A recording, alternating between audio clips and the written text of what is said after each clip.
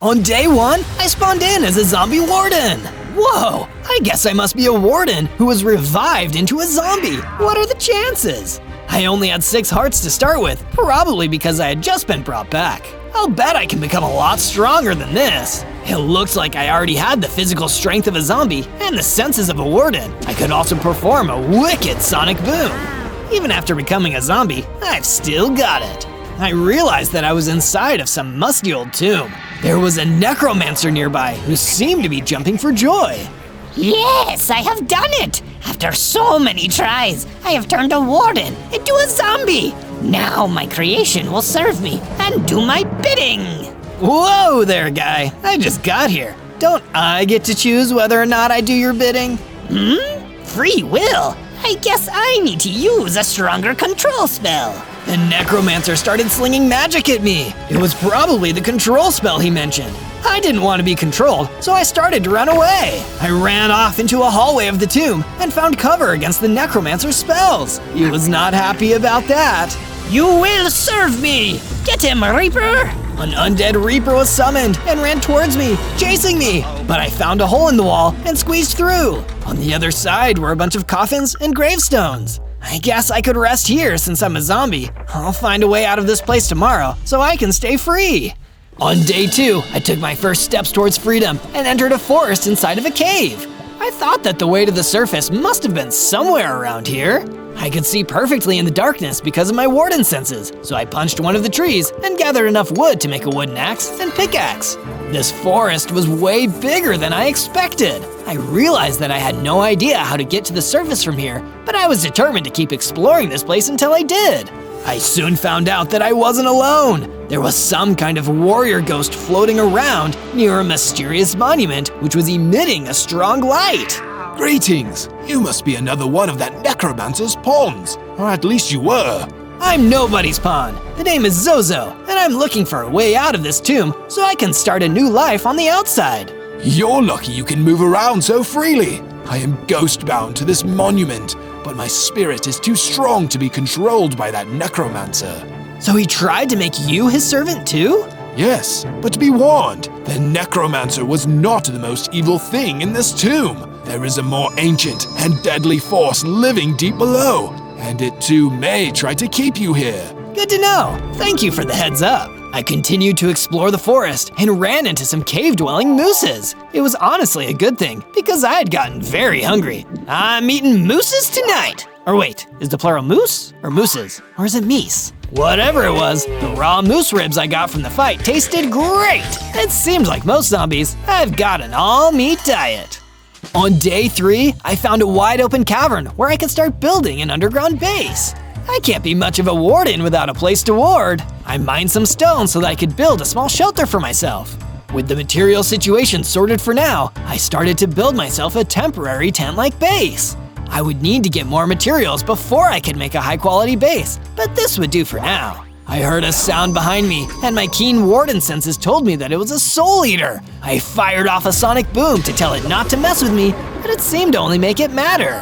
The soul eater ran towards me and attacked. You're not getting my soul today! I fought back with my zombie strength. The soul eater was a tough enemy, but my sonic boom had weakened it before we got into melee range, so I was able to win the fight. I felt the souls that the soul eater had collected enter me and began to feel my power grow. My number of hearts doubled to 12, and I even became slightly larger. Later, with the rest of the wood I gathered, I built a fence around my shelter. On days 4 to 5, I searched the forest cavern for more materials to use for my base and to protect myself. I wonder if the entrance of the tomb has any materials that I might have missed. Even though it was risky, I went back in the direction of the tomb. When I arrived at the entrance, I found that the necromancer was there waiting for me. You again! I already told you that I won't be controlled. I am a free zombie. You have no idea what is coming for you, Zozo. The Demon King promised me great rewards if I could build an undead legion for his army. The Demon King? Who is that? He has waited countless eons to make his return. This tomb was where the ancient heroes of the past sealed him away. But now that he has come back, the world will belong to him. And I will do my part to ensure that. The necromancer cast another confusion spell, but I countered it with a perfectly timed sonic boom that stopped it in midair. Nice try, but I won't work for you, and I won't work for the Demon King. I blocked another confusion spell with my sonic boom and drew my sword. I ran toward the necromancer and struck him down. You foolish zombie! You could have been on the winning side, but now you will pay the price for being a traitor! He crumbled into dust, leaving nothing behind. On days 6 to 8, I began digging into the walls of the cavern so that I could find a way towards the outside. My brand new tunnel quickly turned into a mine, and I was able to gather a ton of stone. I built myself a full set of stone armor. While I was at it, I also upgraded my tools to stone. It was just in time because a pack of kobolds showed up right after to attack my base and try to steal my materials. I fired a sonic boom, which startled them, and then I hacked and slashed with my stone sword until I took down the entire group. I was starting to get the hang of the zombie warden fighting style, but I knew I'd be able to get even stronger. These upgrades are only the beginning. On days 9 to 10, I was in my mine when my stone pickaxe started breaking through netherrack. A few minutes later, I broke out of the wall and onto the surface. But the surface world was not how I imagined it. It was overrun with monsters. The entire landscape was filled with lava. Is this the work of the Demon King? If I was going to survive out here on my own, I was going to need some better materials. I looked around the dark landscape to see if I could find any. That's when I ran into the Demon King himself. It is so good to be free. Or should I say bad to be free? Bad for you, that is. You must be the Demon King. I'm the zombie warden of the tomb. Call me Zozo. So, you're the one who defeated that necromancer and made me lose my undead army. No matter, I never needed them anyway. I will conquer the world without the undead. He swiped his sword at me faster than I could let out a sonic boom. That one blow took out a lot of my health, and I could tell right then and there that the Demon King was too strong for me to defeat. What's the matter, Zozo? Are you scared? Yeah, a little. That's why I'm getting out of here. I turned and ran back towards my underground base. For some reason, the Demon King didn't choose to follow me. Why would I return to the tomb I was sealed in? I have the whole world to destroy now. When I arrived back at the hillside, I was surprised to see a familiar enemy. It was the Reaper that the necromancer had summoned to fight me. Back for more, Reaper? Not at all. I came to thank you for setting me free from that spellcaster's control. Oh, I guess we're cool then. We're more than cool. I saw the way you stood up to the Demon King. Perhaps we can work together and take him down. But I ran away. You ran away a second more than anyone else, which means you're braver than you know. Besides, if we want to keep our freedom, we'll have to face him eventually. He'll send another necromancer to control us before long. Point taken. I guess it's you and me, Reaper. Please, call me Grimsley. On days 11 to 12, I invited Grimsley back to my base and began to build another structure to house him. While I was at it, I popped my tent back up and decided that wasn't enough. So I turned my tent into a watchtower. That way, I could observe what was happening on the surface while I was in my base. I spent some time out in the surface world gathering materials to craft new items. The surface world had a lot of warped stems, and I made sure to get as much as I could. I then proceeded to explore the area some more. I mean, who knows what I might find here? While I was exploring, I spotted a mob. It was headed my way, so I got ready for a fight. I blasted the approaching lava monster with my sonic boom, but it didn't do much damage. My stone weapons also had no effect on the creature at all. Oh no, I'm too weak. I need to get a better weapon and come back. I disappeared into the forest and retreated away from the battlefield. Using some of my leftover stone, I crafted myself a brand new mace for combat. It was a slow weapon, but it had a lot of power, and that suited me just fine. The next time I saw that lava monster, I took him down in one hit. Hooray! Now this is a weapon I can use! I decided not to stop there. The mace was great, but I could use a durable set of armor to match. Some iron tools wouldn't hurt either. I went back to my personal mineshaft and began to dig for iron. It didn't take me too long to find enough to improve my tools and armor level. I smelted the iron down and crafted myself a full set of iron armor and tools. On days 13 to 15, the ghost of the ancient warrior called me to his side and told me the tale of the Demon King. 100 years ago, the world was under attack by a demon king and his army of demons and monsters. The big evil guy had succeeded in uniting the demons, the undead mobs, and the two-headed ogre tribe into an unstoppable fighting force. The villagers and animals tried to stand against the demon king, but they were no match. It seemed that all hope was lost, until one day, the legendary heroes appeared. I was one of them. Together, myself and my companions used our legendary weapons to strike deadly blows on the Demon King, weakening him enough for our cleric to trap him inside of the tomb we now stand inside. It seems as though the seal held for exactly 100 years before being broken. I can only imagine that this is because there were no heroes powerful enough to use that spell in the modern day. So you're saying that even you and the other legendary heroes couldn't defeat the Demon King back then, and then the only way was to seal him, even though it didn't last? It's better than letting him rampage around and do whatever he wants. I don't know. Even if there was somebody who could cast the sealing spell these days, would it even matter? It's like putting a band-aid on a broken sword. I'm sorry, but it doesn't sound like there's anything that can be done. On days 16 to 19, I couldn't find Grimsley anywhere in the base, even in the house I built for him. Grimsley wouldn't just leave without telling me. I better look for him. It was a good thing I was part warden, because wardens are really good at finding things. I wandered out farther than I ever had before, to a hill with dark grass and strange ruins on top of it. I spotted Grimsley, but he wasn't alone. There was another mob there, and it looked like it was wearing a magic robe. Oh no! Another necromancer has tried to capture Grimsley! I got closer, and I saw that I was correct. The cloaked figure had him enclosed in a ritual circle, and Grimsley was trapped. Zozo, is that you? Help me! Don't worry, Grimsley, I'll save you! I fired a sonic boom, which disrupted the necromancer's chanting. He got angry and fired some evil bolts at me.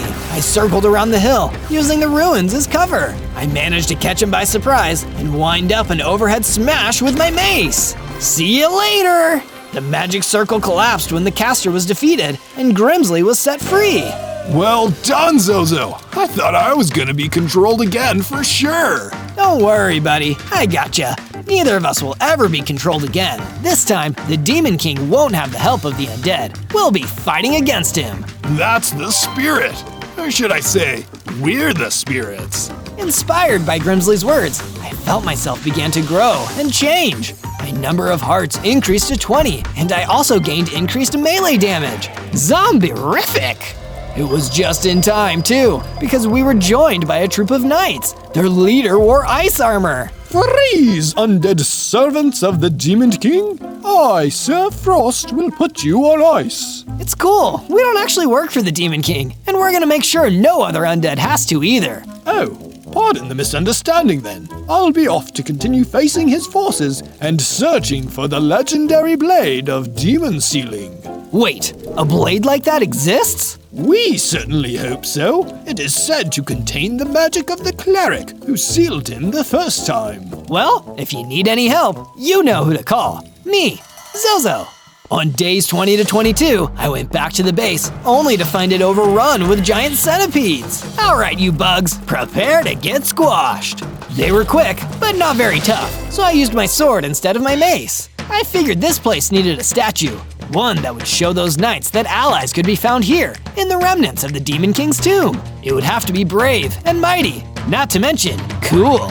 Sir Frost will be so impressed that he'll make me his second in command. Plus, he's probably the modern-day descendant of one of those legendary heroes who beat the Demon King. That's how it usually works.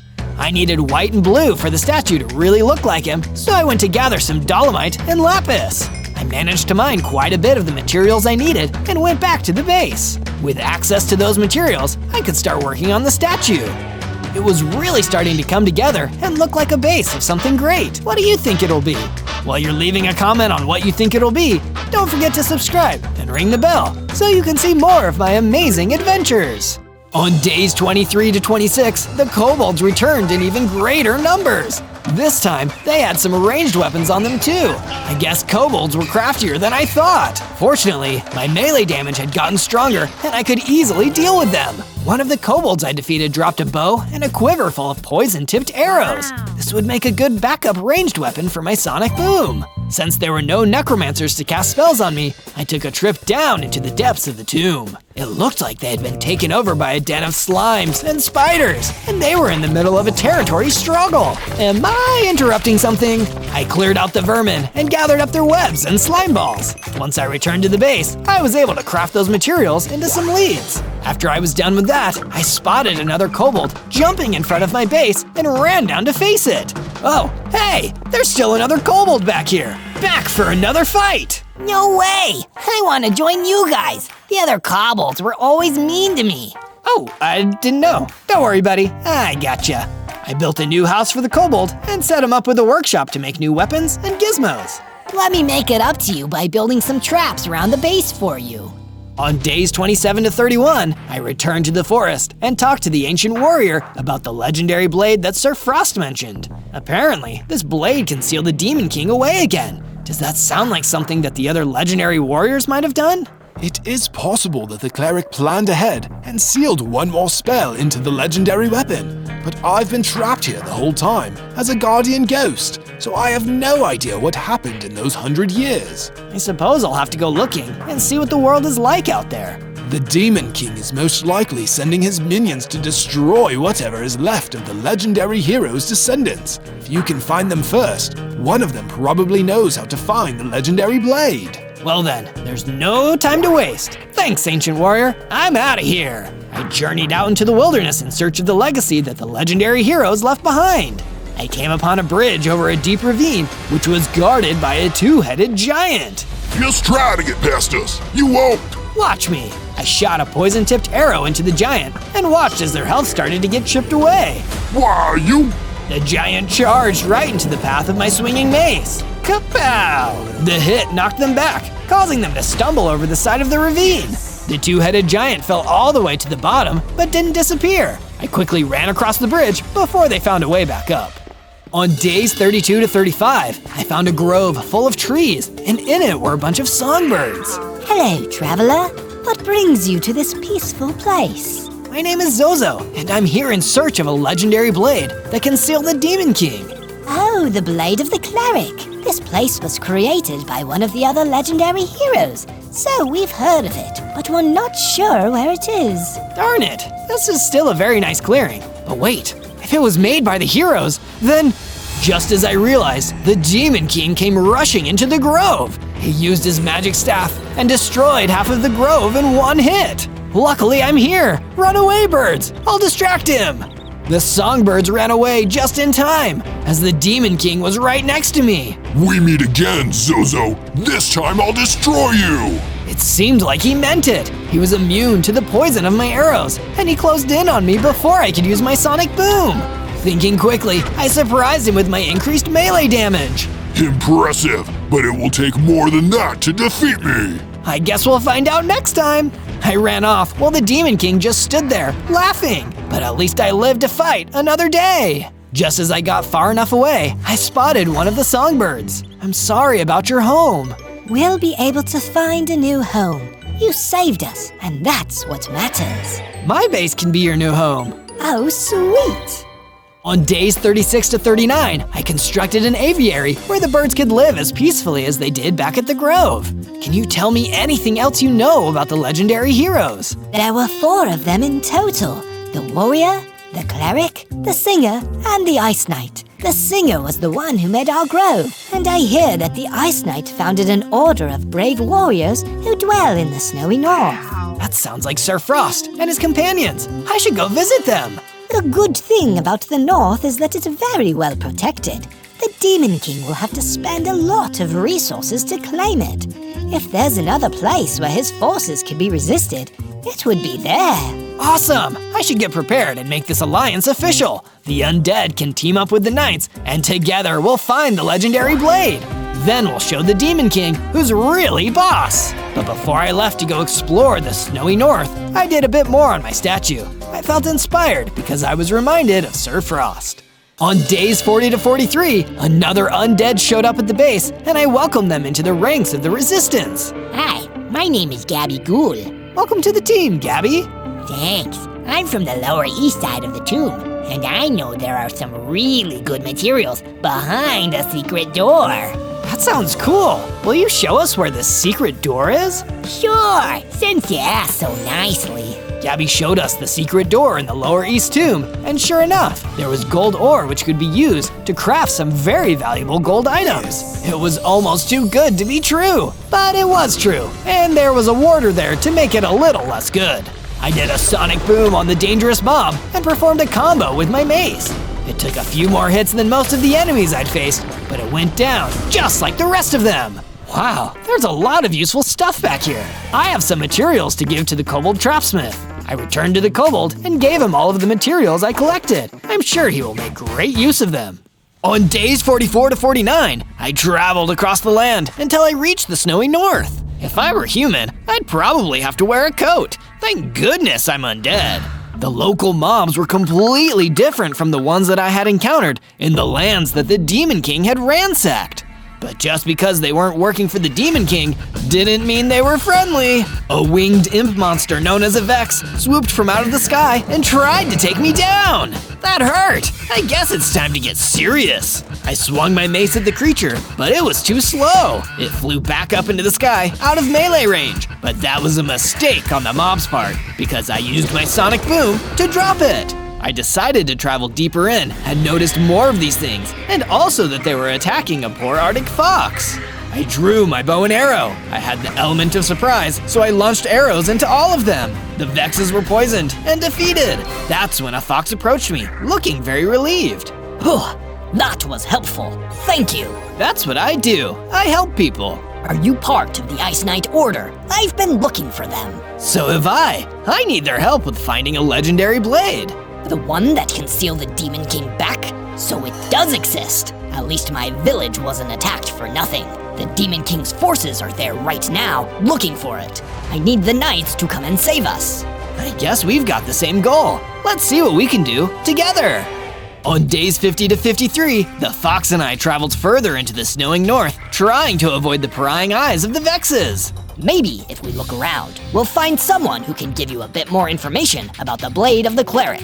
There are a lot of people who hate the Demon King, so they'll probably be willing to help out. But the one person I didn't want to see was the multi-headed giant. He'd finally tracked me down, and he wanted some payback. Is this a friend of yours, Zozo? Yeah, something like that. I rushed in and unleashed my sonic boom, but he dodged the sonic boom and charged at me. I guess two heads are finally looking better than one, but I was stronger than I was all those days ago, and I didn't need only my sonic boom to fight my enemies. As the giant got closer, I pulled out my mace and jumped into the air. One strike of my mace to the giant's multiple heads, and he was defeated. That was amazing. You're a real hero, Zozo. I'm just a zombie warden doing his best. As Fox and I continued to explore, we found a mutant snow golem camping. Hey, Mr. Snow Golem, I'm Zozo, and I'm looking for the Sword of the Cleric. Do you know where I can find it? Sorry to burst your bubble, kid, but it doesn't work that way. You don't just find the Sword of the Cleric. Legends say that when you reveal yourself to be worthy, only then will the sword find its way to you. Oh, so I'm not a real hero yet? You don't have the sword, so probably not. But you seem like a good kid. Take this protection enchantment. It'll help you on your quest. Thanks, Mr. Snow Golem. I appreciate it.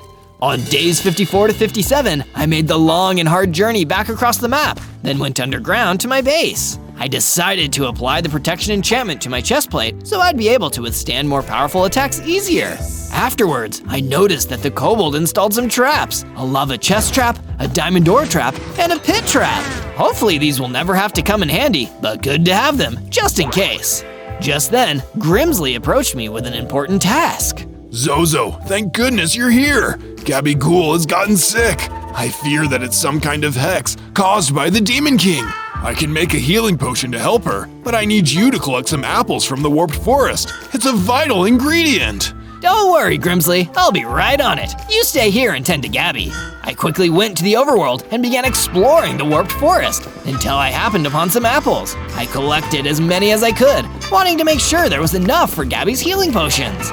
I went back to the underground base and gave Grimsley the apples. This is perfect, Zozo. I have even more than I need. Here, Take a few of these spare health potions. You never know when they might come in handy. On days 58 to 62, I decided to take a load off and work on the statue after a pretty stressful week. Everyone needs a little relaxation time. Can you guess what it is yet? But just as I was about to continue my statue build, I noticed that a gang of demonic reavers working for the Demon King suddenly started attacking my base. Leave it to a guy called the Demon King to never fight fair. But I had an ace in the hole. As the reavers tried to ransack my base, they activated the different traps. A few fell into the lava pit, some more fell for my pit trap, and one of them even fell for my diamond ore trap. And even more were taken out by my sonic booms. I'll take on as many reavers as the Demon King can send at me. But I wasn't prepared for a sneak attack from behind from Grimsley, the Reaper, which knocked me down. Grimsley, how could you? I thought we were friends. I'm so sorry, Zozo. We are friends, but the Demon King somehow reactivated the necromancer's control spell. I'm not in control of my own body. He is. Grimsley, you have to fight it. I promise I'll help free you. I'm worried you're already too late, Zozo. Just promise me you'll stay safe and don't follow me. And with that, the mind-controlled Grimsley ran off. On day 63 to day 66, I took one of the healing potions that Grimsley made for me and chased him out of the base. Looks like he's headed for the warped forest. I need to chase him and snap him out of this funk. I followed him until I caught up with him in the darkness of the forest. It was just me and Grimsley facing off. Zozo, I told you not to follow me. It was a trap from the Demon King all along. That's when even more reavers came out of the forest to battle me. It looked like more than I could even take on. Grimsley, I need you to help me. I can't help you, Zozo. I'm not in control. You have to fight, Grimsley. You're not just a servant of the necromancer or the Demon King. You're your own person. I could see that Grimsley was struggling to regain control, and eventually Grimsley snapped out of it. You're right, Zozo. I am my own person. Now let's show these reavers that we mean business. Grimsley and I fought off the reavers together. Between the two of us, those servants of evil stood no chance. Thank you for never giving up on me, Zozo. I'll never give up on a friend. And as it turns out, when the Demon King invaded my mind, I also invaded his. I got a vision of a cave deep in the basalt deltas. We might be able to find something useful there. On days 67 to 70, Grimsley and I decided we'd make our way to the Basalt Deltas cave together and take the fight to the Demon King. Do you think the blade of the cleric is in there, Grimsley? Only if you're worthy. And look, that might be a good way to prove yourself. Grimsley was gesturing to a huge, scary Wendigo that was patrolling the outside of the cave. He must have been another demonic servant of the Demon King. I'll go in first. Follow my lead. I ran towards the Wendigo and unleashed a sonic boom. It was more formidable than anything I'd ever faced before. Thankfully, I still had my mace. I pulled it out and hit the Wendigo several times as it roared and shrieked, but the attacks only made it angrier. Then, the Wendigo started fighting back. Every time it hit or bit me, it was knocking off heart after heart. It was terrifying. There was nothing I could do to stop it. I saw my life flashing before my eyes when suddenly Grimsley stormed in to save me. Leave my friend alone, Wendigo, or you're gonna learn exactly why you should fear the Reaper. Grimsley attacked. I don't know if he hurt the Wendigo, but he spooked it enough to finally run it off. You really saved me there, Grimsley. Thank you. Just repaying my debt, Zozo. Now let's take a look inside the cave. On day 71 to day 74, we entered the cave, hoping to find the blade of the cleric waiting for me. But no, the cave was empty, and I was devastated. I guess I'm still not worthy. It's okay, Zozo. I'm sure we'll be able to find it. We just need to believe in ourselves. We better start believing harder, because if we don't, then the Demon King is gonna rise to full power, and without the blade of the cleric, there will be nothing we can do to stop him. On day 75 to day 78, I returned to my base and decided it was time to upgrade my mace since it was about to break. So I did just that and crafted a new mace. Then I decided to supercharge it and applied the sharpness enchantment on it to improve its hitting power. Nobody will want to mess with me now. But that was wrong because the Wendigo who'd gotten away in the Badlands suddenly appeared, and he was here for me. Unlike the Reavers, he wasn't tricked by any of the traps. He had my scent, and he was coming straight for me with his teeth and claws ready. But this time though, I had my upgraded mace, and I was ready to fight back. The Wendigo squared up, and I hit him back. And after that hit, he didn't get back up. Because the Wendigo was so powerful, defeating him gave me a lot of XP, causing me to get bigger, stronger, and finally reach 30 hearts. I was one of the most powerful zombie wardens in the world. I was even starting to look more like an actual warden and became pretty buff. This is my coolest upgrade yet. That's when I had a vision. I needed to return to the snowy north. Something would be waiting for me there. Something I needed if I wanted to defeat the Demon King. So of course, there was no time to waste. On day 79 to day 84, I traveled into the snowy north until I found a fortress that looked like something out of my vision. And as it turned out, it was this fortress that was manned by Sir Frost and his knights, just who I wanted to see. I went to Sir Frost's planning room, where we began to discuss the thing on both of our minds, the Demon King. I've spent my entire life preparing to confront the Demon King if he ever rose again. And in all that time, all that responsibility, I feel I've learned so little. All I know is that he'll likely reach his greatest power soon. Then we should probably stick together. He'll want to get rid of all of us as part of his rise to power, but that'll be harder if we're working with each other. Come back to my base. We'll be safe there, Sir Frost. You make a good point, Zozo. I'll prepare my things. We'll head off shortly. On day 85 to day 89, I returned to my base to check on Gabigool, who had started living inside of my statue, and ask her how she was recovering from the hex that the Demon King had put on her. I'm feeling a lot better now, Zozo. Thank you. And there's something I should tell you. I've been having visions lately. The Demon King, I know he's hiding somewhere with blue trees. Does that mean anything to you?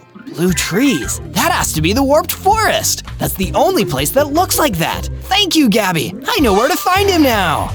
On day 90 to day 94, I went into the mines and managed to get extremely lucky and mine my first set of diamonds. If I'm gonna face the Demon King, I need some extremely tough armor. I forged myself a full set of diamond armor, which would defend me against almost anything.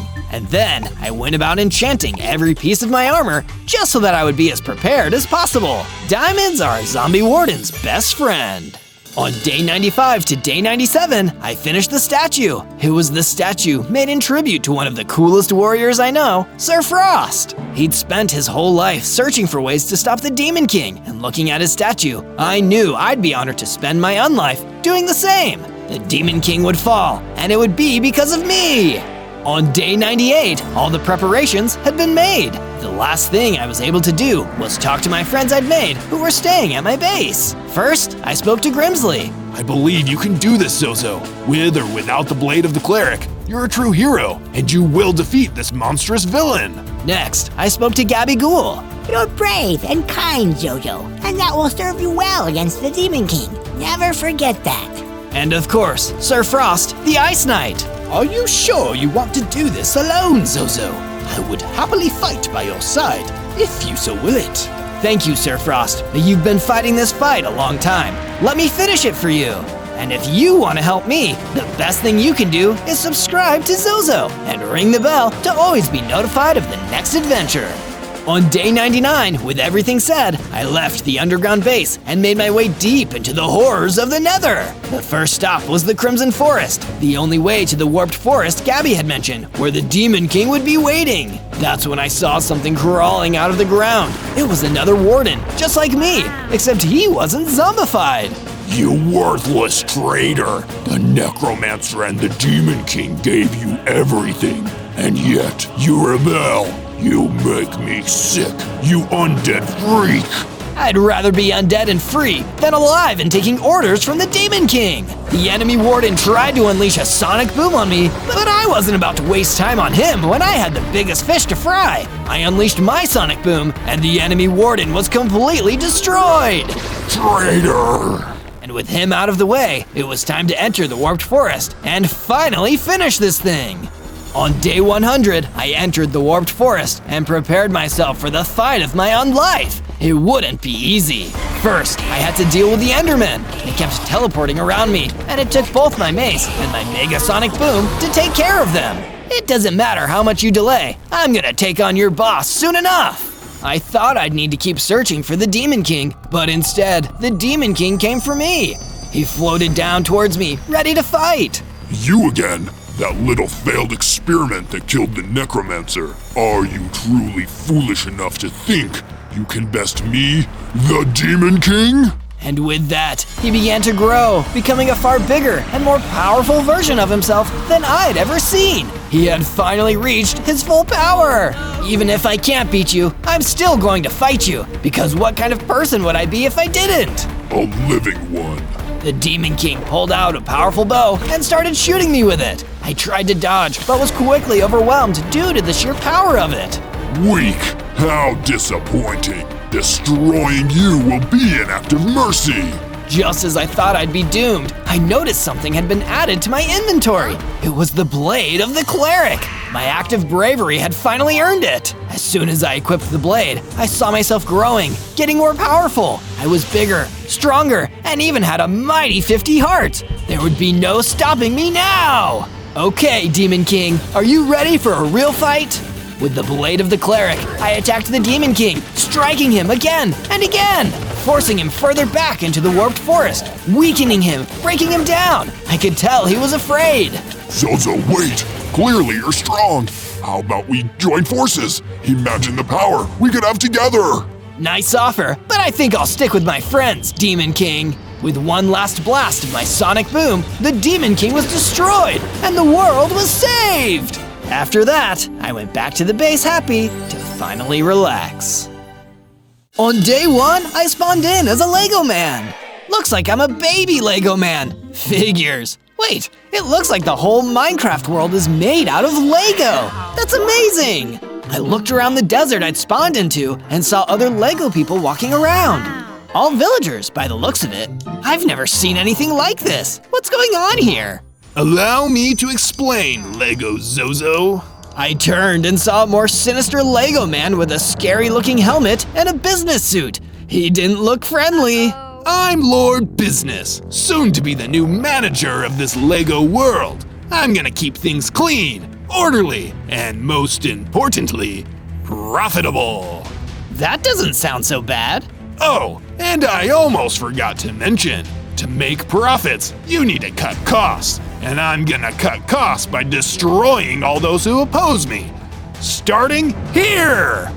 He swung his hammer, and suddenly the desert was filled with explosions, tearing into the ground and blowing up all the Lego villagers around me. Just like that, I was all alone. I'm not gonna let you get away with this, Lord Business. I will defeat you. Lord Business just laughed and stomped over towards me. I've got a tight business plan, Zozo. I'll have control of this entire world in 100 days. And unless you become a master builder, you'd have no hope of stopping me. And it's not like that's gonna happen. I wanted to fight back and defend myself, but I was just a baby and I didn't have any weapons. That's when a swarm of soul vultures appeared and started chasing me. All I could do was run. There's only one way out of this. I need to figure out what exactly a master builder is and become one in 100 days so I can defeat Lord Business and stop him from taking over the world. On day 2, after running for hours and hours, I ended up leaving the desert and entering the savannah. I may not have any weapons yet, but at least I'm tough. 5 Lego hearts? Even my health and hunger bar look like Lego pieces. And I'd need those Lego hearts because I still hadn't lost Lord Business's gang of nasty soul vultures. They were tough and fast, and I still didn't have any gear to fight them off with. Don't you guys have something better to do than hassle a baby Lego man? As the soul vultures got closer, I could feel my energy depleting. It was almost nightfall, and now I was really in trouble. Then, flaming arrows went flying through the sky. Someone was shooting at the soul vultures. The flames scared them, and the flock retreated. Someone had saved my life. That's when I saw a Lego villager hiding behind some cover. Thanks for saving my life, man. No problem. Name's Bruce. I'm part of the resistance against Lord Business and his evil plans. Wait, there's a resistance? Please let me in on it. I want to help defeat Lord Business too. Then you better follow me. It's dangerous to be around here at nightfall.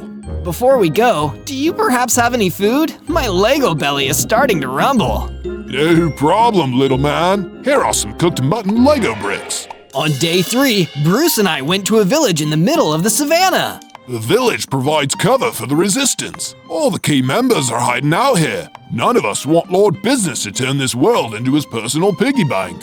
Bruce took me to a secret building in the middle of town where he wanted me to meet the resistance leader, an Egyptian illager named Osiris, sitting in a chair in his private library.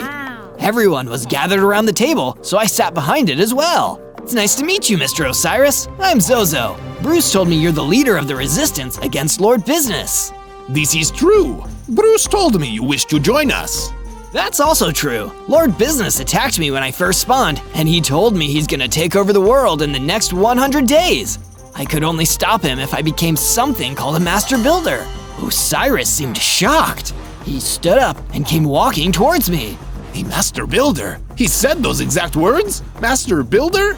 Yeah, but I have no idea what it means. Do you know anything about Master Builders, Osiris? Legends tell of the Master Builders. They're Lego men who have mastered the sacred art of construction. Through training and special techniques, they can build anything. Some say they're so good at building, they don't even need to use weapons to fight. They can use building itself as a weapon. I jumped with excitement. Oh my gosh, that sounds incredible! How can I become one? It won't be easy, but it's possible. It will take training in the art of building, of course, but most importantly of all, you must be taught the secret techniques by the 4 Master Builders hidden across the world. And if we are to have any hope of stopping Lord Business, you'll need to do all of this in less than 100 days. I waved goodbye and exited the secret building. On days 4 to 5, I began my first pieces of work and training. After all, I couldn't even think about seeking the other Master Builders until I'd completed some basic training. Tools! First, I gotta make myself some tools. So I went over to the nearby trees and started gathering up some wood. It wasn't easy to punch through the trees, but soon enough, I had enough wood to make a crafting bench, and then my first set of wooden tools. These look pretty cool, but a Master Builder needs better than wooden tools. Using my wooden shovel and pickaxe, I started digging into the ground until I hit stone and collected enough blocks to build myself a full set of stone gear, including tools and a sword. Because I was now an official part of the resistance, Osiris said I was allowed to build my base on the edge of the village, so I started using my spare wood and stone blocks to build the foundations of my base. The first step was building rooms for myself and Bruce, the Lego villager who had saved my life in the desert. It's always nice to have a friend living with you. Bruce hurried towards me, looking frantic. Zozo, the building is gonna have to wait. I can see a bunch of zombies creeping towards us out of the savannah. We need to stop them. Luckily, I had my new stone sword, so I pulled it out and ran in, ready to kick some moldy zombie booty. You're messing with a future Master Builder here. You're gonna regret this. And they did, because it didn't take me long to defeat the zombies and return to my base, glowing with victory. That's when I started to change. I upgraded, getting bigger and gaining 2 hearts. 7 hearts? This is awesome! On days 6 through 8, I was wandering through the savannah until I reached a forest. I was collecting more wood for my base when I saw a wooden villager being attacked by this big and ugly looking bug called a sectoid.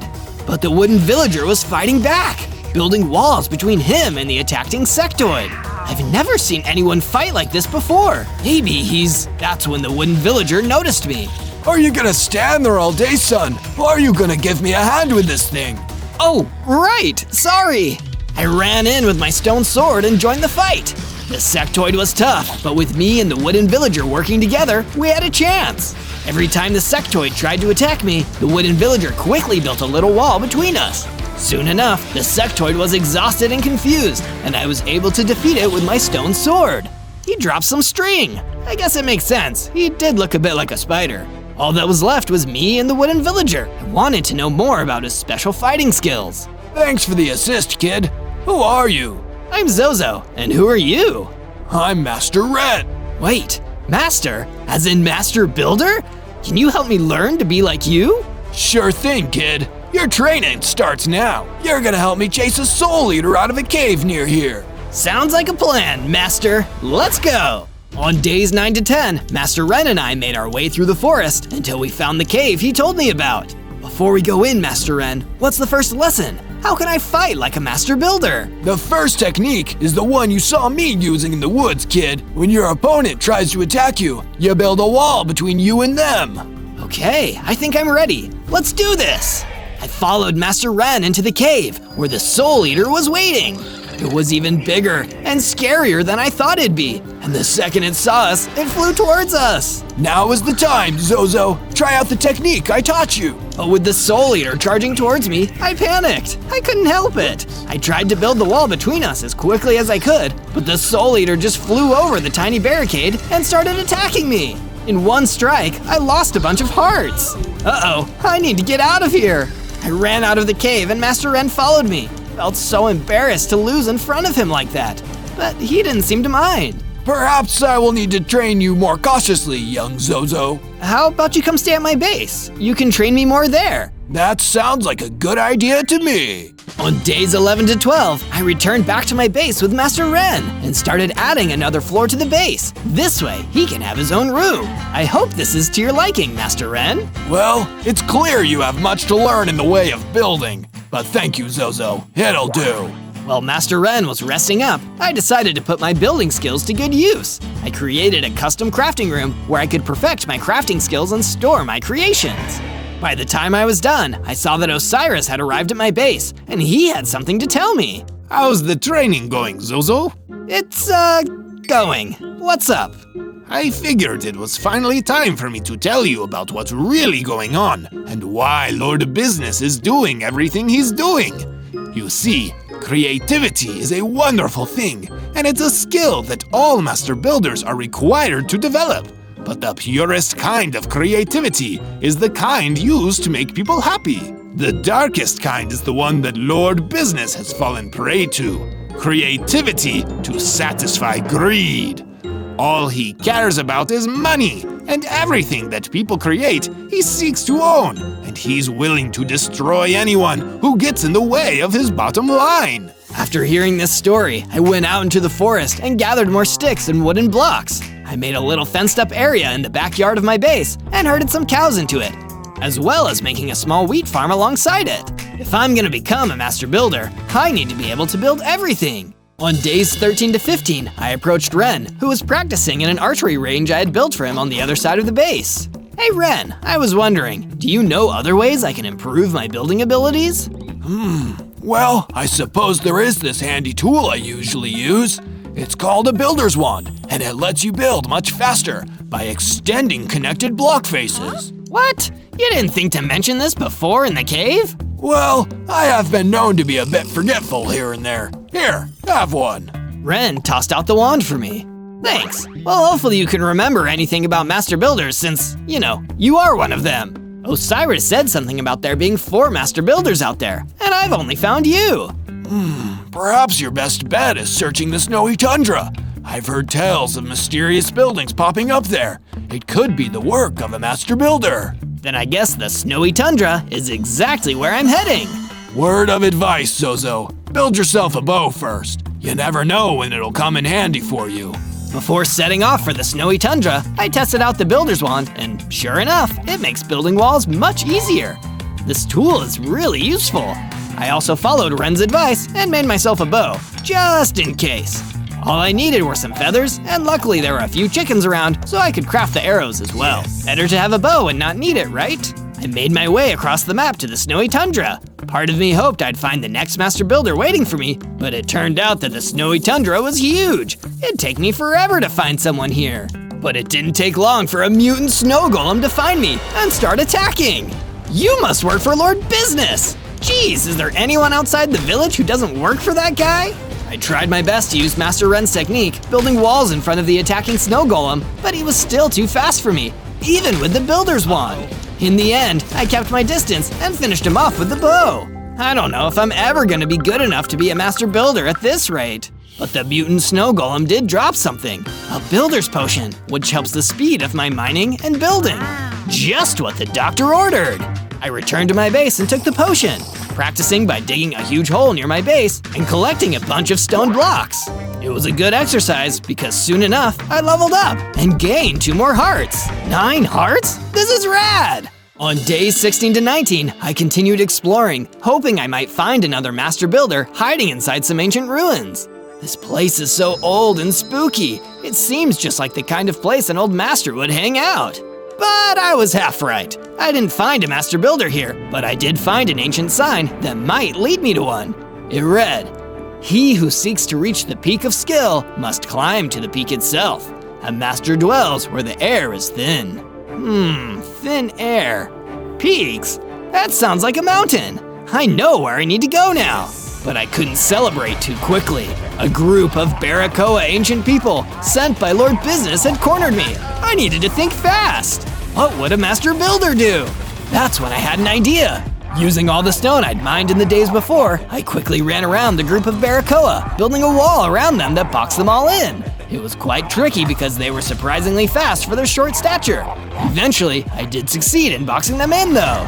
Before any of them had a chance to escape, I fled the ancient ruins, safe to fight another day. Master Ren is gonna be so proud of me. On days 20 through 22, I was making my way through the forest, gathering up materials to prepare for my journey into the mountains. These mountains are treacherous. I should really upgrade my gear before I go. While I was in the forest, some spiders attacked me.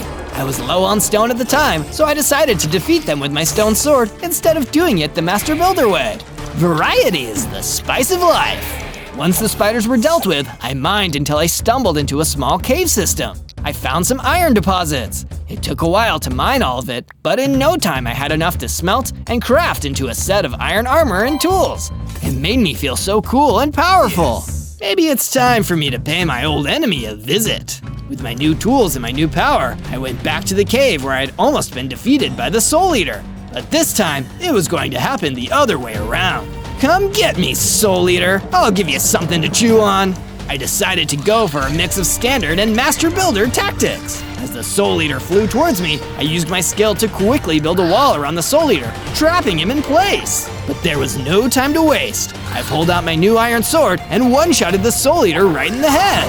How do you like me now, you cave-dwelling meanie? Having fun, Zozo? I turned and saw Lord Business standing at the cave entrance and staring at me. Lord Business, what are you doing here? Watching your pathetic attempt to become a master builder. You really think you can make a difference?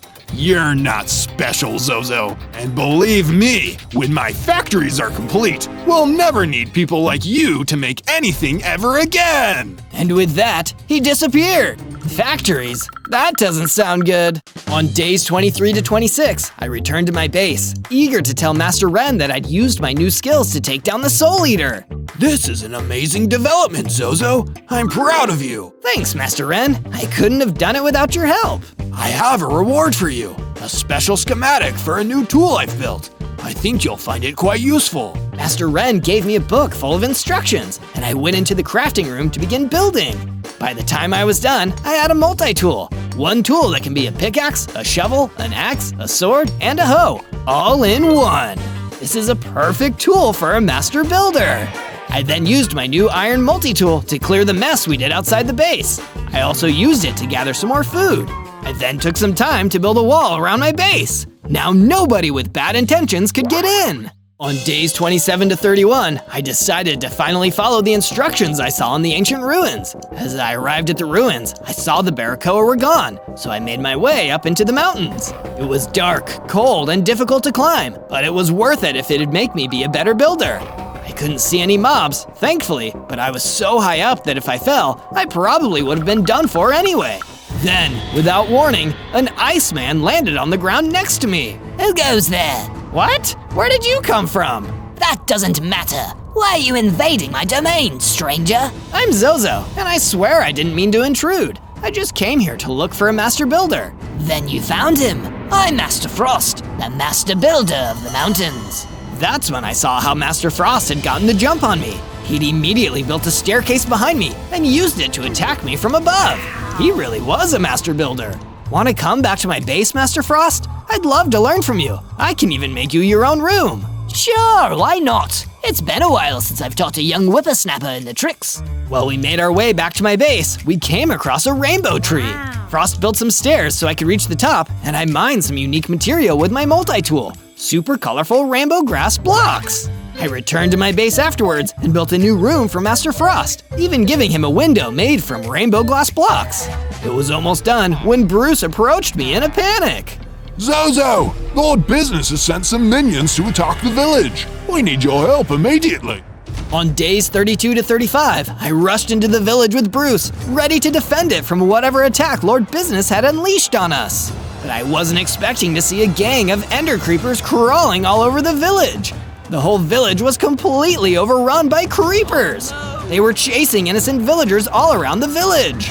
Oh no! Looks like Lord Business really took his evil up a notch. Knowing it was dangerous to take on the ender creepers up close, Bruce and I pulled out our bows and started shooting the ender creepers, trying to take them out before they exploded. We had to be extra careful, but with the help of Bruce, we managed to get a lot of them. A few unfortunately slipped through the net, with awful consequences. Bruce suddenly looked towards Osiris's secret base. Zozo, look! They're cornering Osiris! Bruce was right! Osiris was being cornered by an ender creeper, slowly creeping towards him. We heard him beg for mercy. No, please don't do this. Before we could get close enough to save the Resistance beloved leader, we heard it, a Lego boom! The ender creeper exploded, setting off a chain reaction that blew up a bunch of the other houses. The whole village was in ruins. We rushed to check out Osiris's secret base, but all we saw was smoke rolling out. He was gone! Osiris, no! There was so much left unsaid between us! Come on, Zozo, we can mourn later. We need to stop these heavy creepers before they can do any more damage. It didn't take us long to defeat the rest of the ender creepers, but with Osiris gone, our morale had taken a serious hit. On days 36 to 39, I decided I needed to search further if I wanted to find the 3rd and 4th Master Builder. That's why I traveled all the way to the Ice Spikes, a scary and desolate land even further away than the snowy tundra. Master Builder! Is there a Master Builder anywhere? I soon came across a Viking villager named Olaf. He was camping in one of the Ice Spikes, eating a Lego apple. He looked exhausted. You okay there, buddy? Oh yes, just taking a breather. You wouldn't happen to be a Master Builder, would you? No, afraid not. I'm just a Viking. But I can tell you where to find a Master Builder if you help me deal with a little problem I'm having. That sounds awesome. What do you need? There's a bad snowman around here I've been trying to destroy, but I'm having an off day. If you can take care of him for me, I'll give you the information you need. Deal. I wandered around the ice spikes until I found the bad snowman that Olaf had warned me about. Thankfully, I still had plenty of energy, so I pulled out my multi-tool sword and took him by surprise. Don't mess with this, Lego man. That's no joke. He even left a few carrots and snowballs in his chest. Maybe the Viking will want to play a snowball fight with me. I returned to the Viking and told him the good news. The bad snowman had been defeated. Finally! I thought I'd never get to leave this stinking place. Yeah, the snowman even left a few snowballs behind. Wanna play a snowball fight? No thanks. I'm too old and tired for such games. Oh, okay. So how about the Master Builder? Where can I find the next one? I heard there's one of them hiding out in the swamp, but he likes his privacy. No offense, but you should probably get better before you go see him. If you're not experienced enough, he'll think you're just wasting his time. On days 40 through 43, I returned to the base. Walking through the rubble the creepers left behind reminded me of the loss of our great Osiris leader. This is no time for sadness. I'm ready to practice and improve my building skills, so one day I can have my vengeance. I added some new furniture to the base, along with some bookcases that helped me study the craft of master building. Master Ren approached me midway through my renovations with a new request. Zozo, my student, Lord Business's latest creeper attack on the village has destroyed many homes and left many Lego villagers homeless. You should do them a kindness and make room in your base for them to live in the meantime. Master Ren made a good point. I invited in the homeless Lego villagers and started building another level to my base, complete with beds for them all to sleep in. Just as I finished, Master Frost came to me with an urgent message. I'm sorry to interrupt you, Zozo, but I've received some vital information. Some of my allies have followed up on the lead for one of Lord Business's factories. I need you to investigate and find out what's going on. It's also the perfect time for you to test out my attack from above technique. Of course, Master Frost, I won't let you down. On days 44 to 49, I followed Master Frost's instructions until I reached the factory. It was a spooky looking building, so harsh and out of place in this fun LEGO world. I need to stop this madness as soon as possible before it ruins the whole world. I crept inside, trying to stay hidden. But while I may have gotten really good at building, I was kind of terrible at creeping because Lord Business noticed me immediately.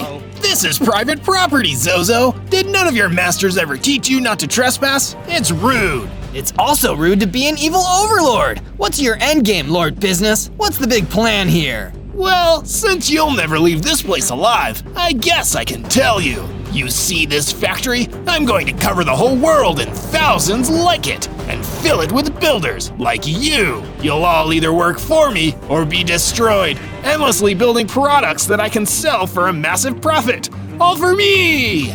You'll never get away with this! I won't let you! You don't have a choice. Remember the golden rule. He who has the gold makes the rules. Speaking of which, meet a friend of mine, the Gold Warrior. A gold warrior stepped out from the darkness, ready to fight. Get rid of him. I'm a little too busy to stick around and watch. Lord Business disappeared again, and the gold warrior charged at me. On days 50 through 53, I tried to use my skills to fend off the Gold Warrior. He was the strongest enemy I'd ever faced, and he wasn't giving up easy. No matter how fast I tried to run away from him, he caught up to me. Can't we just talk this out, Mr. Gold Warrior? He didn't seem to think so. Instead, he kept trying to jab me with his lethal spiky club. I kept building walls between us, but every time, he'd effortlessly get around them. I was in real trouble. I tried taking him down with a bow, but he used his shield to stop the arrows. I got one shot in, but that was about it. This is not effective. I need to change tactics. I pulled out my multi-tool and activated the sword. I couldn't stop him with my master builder techniques or my bow, so I was going to have to fight him directly instead. It was a tough battle, and I lost quite a few hearts along the way. I even got down to half a heart. Luckily, I was able to build my way to safety and eat to regain my health. Phew, this is getting intense. But alright, here goes round 2. After a lot of fighting, I was finally able to defeat him. When he went down, he dropped his gold shield and a golden key. Oh, I wonder what this unlocks. I better keep it in my inventory. You never know when you need a key. On days 54 to 57, I left Lord Business's spooky factory and made my way outside onto the plains. But something was already out there waiting for me. A powerful earth elemental, ready to battle. The earth elemental started walking towards me, but out here in the open, I could use my master building skills. I quickly started using the Master Frost technique, building stairs so I could run up them and attack from above. It's over, I have the high ground. I leaped down onto the earth elemental and destroyed him in one direct strike to the head. He dropped a powerful Protection 3 enchantment book too. This will make me a lot more resistant to damage when I apply it to my armor. But I should probably wait until I get better armor and apply it then. With my mission complete, I returned to my base to tell Master Frost. I found him sitting on a bench by the lake as he made ice around him freeze up. I told him about Lord Business's evil plan and about my mastery of his technique. Excellent work, Zozo, despite the frightening news. Go see Bruce in a few days. He'll have something valuable for you to do then. Will do. Just make sure that all the fish don't freeze. On days 58 to 62, I decided that my base needed a little tender love and care, so I decided to expand the farm to also include chickens. Anyone else want a fried egg? But my base was only one half of my defenses. I needed to get myself better armor and tools too. That's why I used my multi-tool to dig into a mine behind my base, going deeper and deeper until I finally found some diamonds. Even though they look like Lego pieces, diamonds are still a master builder's best friend. I took the diamonds back into my crafting room and built myself a full set of diamond gear, weapons, tools, and armor. Then I crafted myself an anvil and applied the Protection 3 book to my diamond chestplate. Now I finally have some proper protection. Wait. What is this? I don't have a full armor bar. I guess Lego diamonds aren't quite as tough as real diamonds. After all that hard work, I built and added a new floor with a lounge and a small terrace to my base, so I could finally put my feet up and relax. I just knew it wouldn't last for long. On days 63 to 66, I approached Bruce the Lego villager and asked him what he had for me. I've been closely observing your progress, Zozo, and I believe you finally have what it takes to meet the next master builder. I've marked out the swamp where he lives on your map. seek him out and learn his teachings. Thank you, Bruce. Wish me luck. Over the next couple days, I made the long journey to the swamp. It was a dark and humid place with a strong, musty smell. I really didn't want to spend too long here. Even less so when I saw a huge polypham running towards me, ready to fight. Get out of my swamp, intruder! The polypham was twice the size of me. I'd never stand a chance against him in a fight. I tried to run away, but he was way ahead of me. The polypham mined into the ground and rapidly tunneled below me before popping back up out of the ground right in front of me. Please, I don't want any trouble. I'm just looking for the master builder. The polypham immediately stopped. Oh, why didn't you say so? Nice to meet you. I'm Master Tony, the master builder of the swamp. Master Tony, I'm so pleased to see you. I was told you didn't like visitors. Normally I don't, but today I need a hand. I've got a monstrous swamp leech infestation. If you help me with that, I'll teach you a thing or two. On day 67 to 70, I followed Master Tony deeper into the swamp to help him take on his monstrous swamp leech problem. Being a master builder, I'm pretty strong, but leeches have always squicked me out, so I appreciate your help on this. It didn't take us long to find the leech infestation.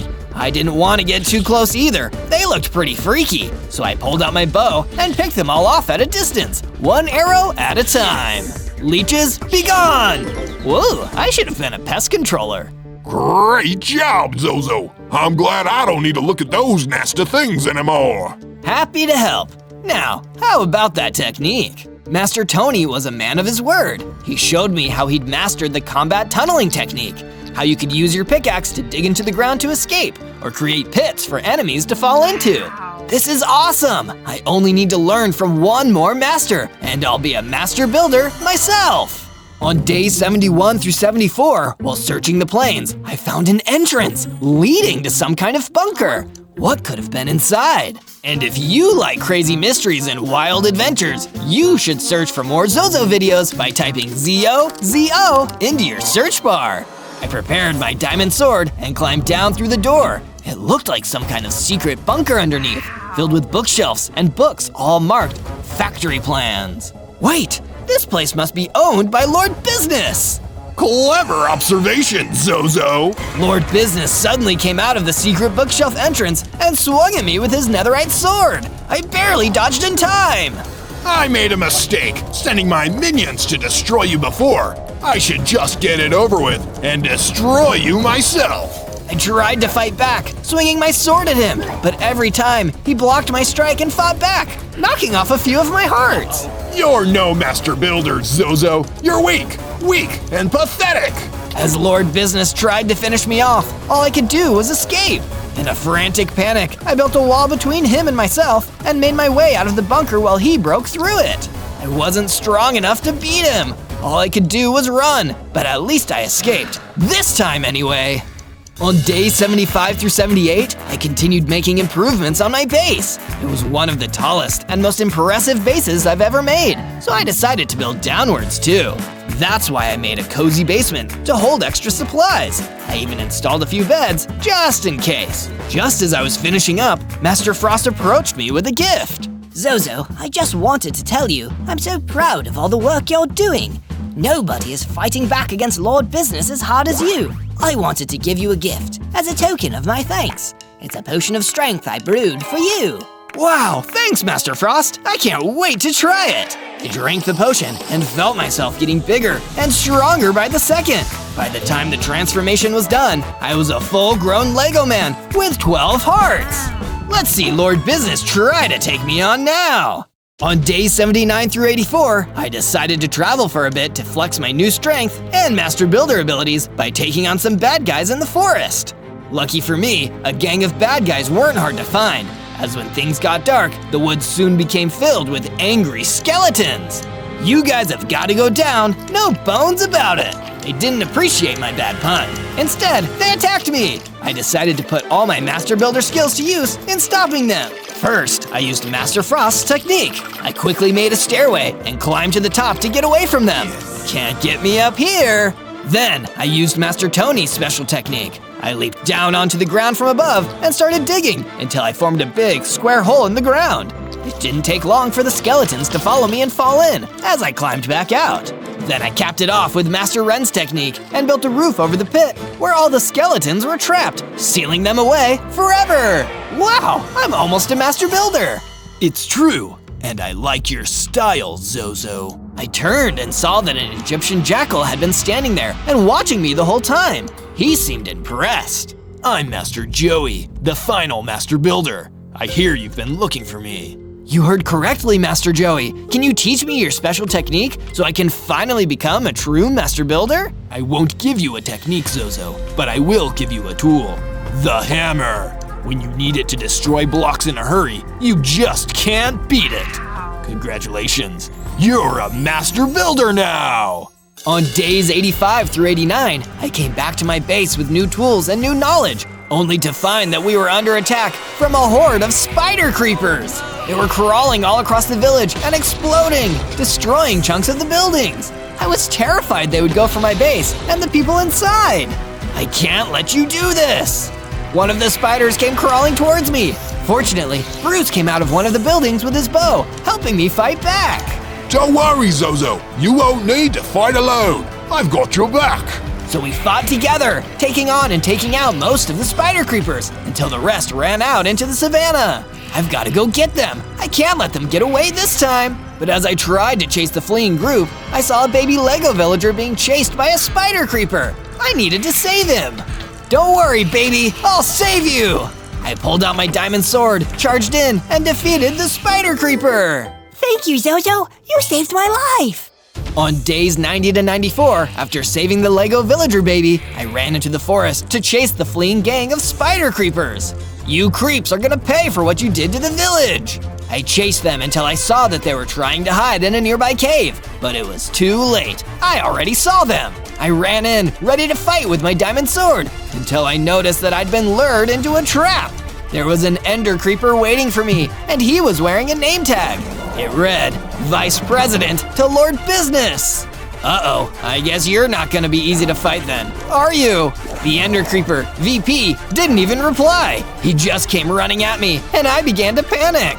Better use my master builder skills. I couldn't make a staircase in the cave, but I could still use Master Ren's technique and make a wall. I quickly built one up between us, but VP teleported right through it and hit me, knocking off a few hearts. Looks like this is gonna be my hardest battle yet.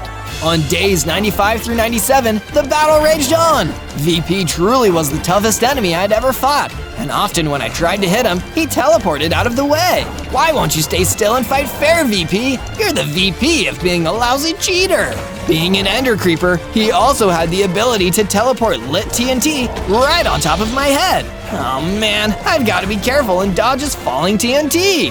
That's when I figured out the perfect method of stopping him. I used Master Tony's technique and created a hole, tricking the ender creeper into falling into it.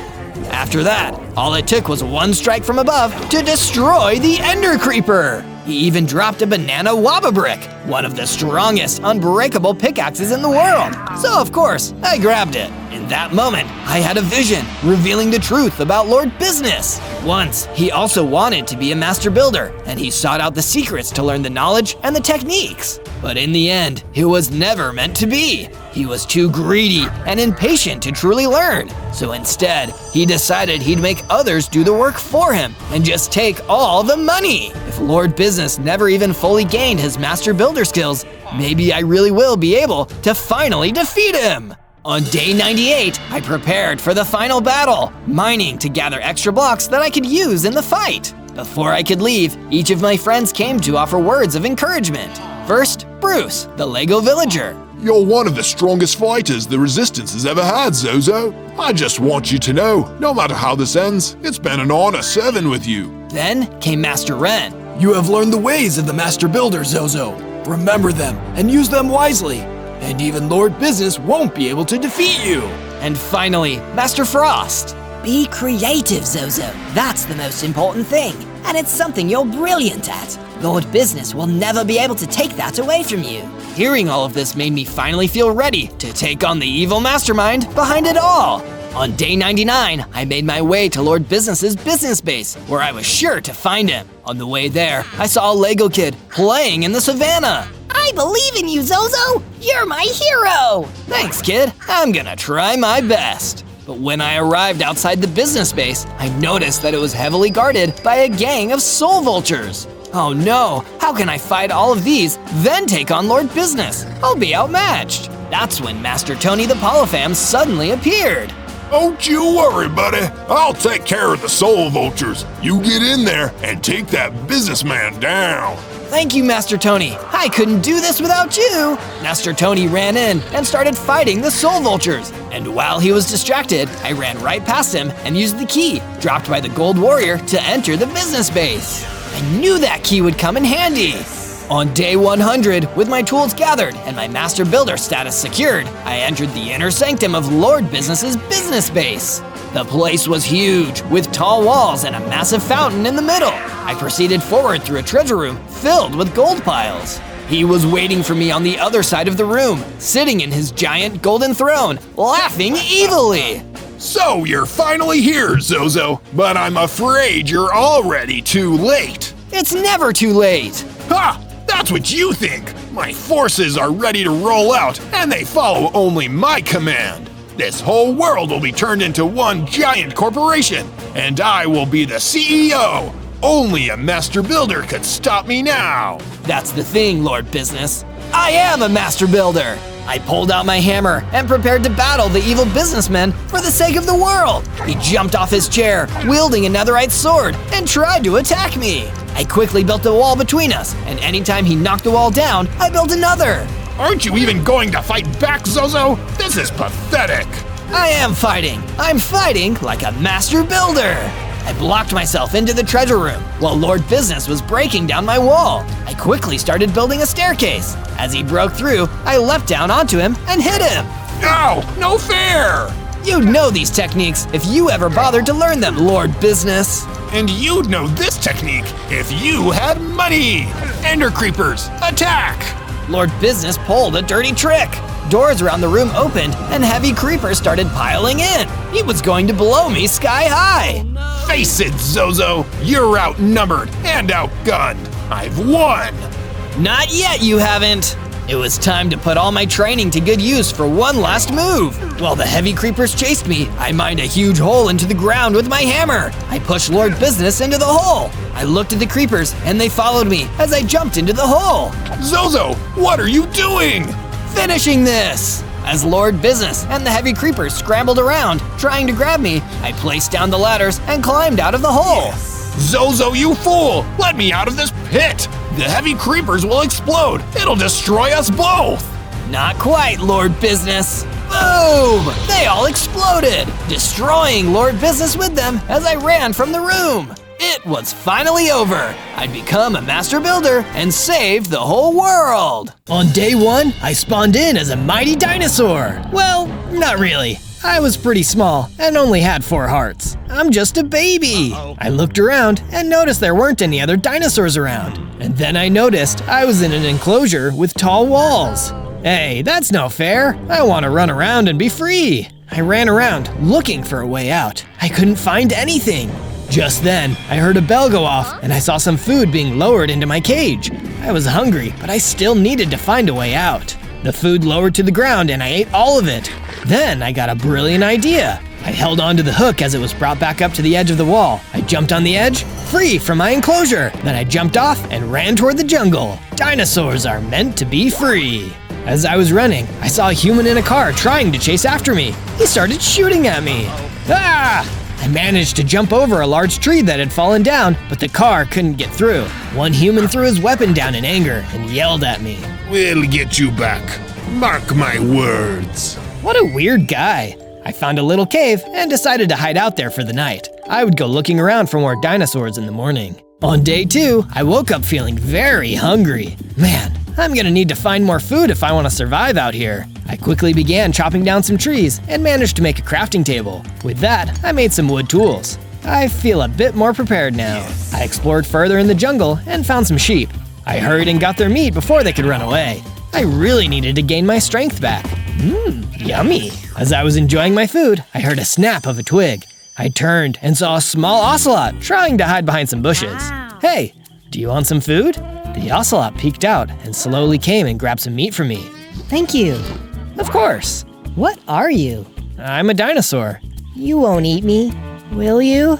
No, I won't. Have you never seen a dinosaur before? The ocelot shook his head. I know that park over there has dinosaurs, but I've never seen one until today. Interesting. I wondered what that park was all about and why there weren't any other dinosaurs on the island. Thanks again for the food. You take care of yourself. You too.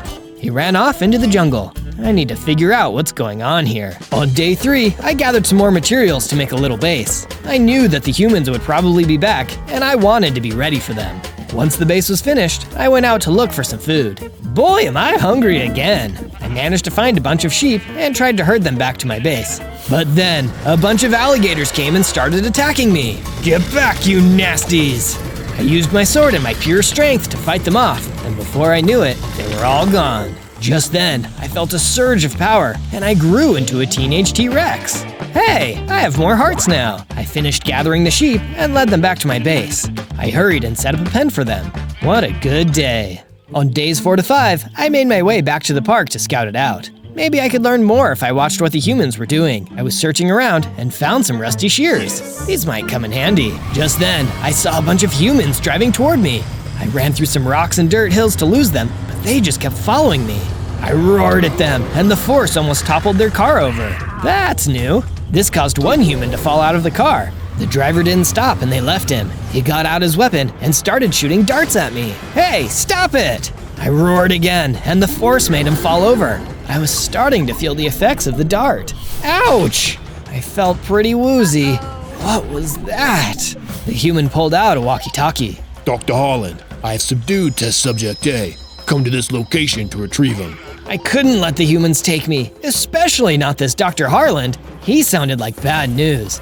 I mustered up my strength and smacked the human with my tail, sending him flying over a cliffside. I gotta get out of here! The sleeping dart definitely was doing its job, but I managed to get back home before completely passing out. I'll have to find that doctor tomorrow. On day 6 to 8, I woke up, still feeling a little groggy. That wasn't super fun. I need to be sure not to get shot again. I went out and grabbed some food before heading out to gather more supplies. I needed some better weapons to defend myself. I went further into the jungle and spotted a small mountain. I started to mine out some of the materials and set up a crafting table to make myself a new stone sword, pickaxe, and shovel. Nice! I was about to make my way further up the mountain when I saw some little jaguars hanging out. They're kinda cute. But that was short-lived because they started to jump and bite at me. Come on, guys, I'm not food. They didn't back down, so I used my new sword to fight them off. It only took a minute before I defeated them all. Thank goodness for that. Otherwise, I would look like Swiss cheese. I ate some food to heal, and I headed further into the jungle. On days 9 to 10, I journeyed past the trees to the edge of the island. It was beautiful. Too bad there were humans trying to hunt me down. Just then, I heard a screeching of tires and saw a car coming towards me. Wow, I was just thinking about the humans, and then they show up. Maybe I have superpowers. I started to think of it raining sheep and nothing. Well, it was worth a shot. I started to run away from the car, but they caught up to me pretty quick. The guy I had seen earlier who had thrown down his weapon was inside. He must have been Dr. Harland. You can't run away from me now. You're mine. Go away! The car soon caught up to me, and the humans had me cornered. Ah! A heavy iron cage made out of chains pinned me down. Thank goodness for that tracker. We didn't realize it was attached to you until later because Jones never came back. But at least he did his job right. Dr. Harlan plucked something off my leg. It looked like a dart, but then I noticed a little blinking beacon. That human, Jones, must have shot me with a tracker a few days ago. I felt so silly. I don't belong with you. I belong out in the wild. Dr. Harlan just laughed. I was confused and desperate. I needed to get out. Just then, I felt a whoosh of air, and part of the cage was broken. I saw a blur of pink whizzing past me. Run, Zozo! I ran, following the pink blur back toward my base. When we finally stopped, I realized the pink blur wasn't just a blur. It was another T-Rex. The dinosaur jumped down from behind cover and scared me. I knew there were other dinosaurs on the island. I'm Zozo. The dinosaur smiled at me. I'm Zoe. I'm your sister. Sister? Wait, back up. What? We're twins. I was put in a different enclosure though. I heard that you escaped, and everyone was freaking out, so I took my chance when they went looking for you and climbed out as well. They really need to work on their security system. But hey, good for us though, right? Right. So, you're super fast?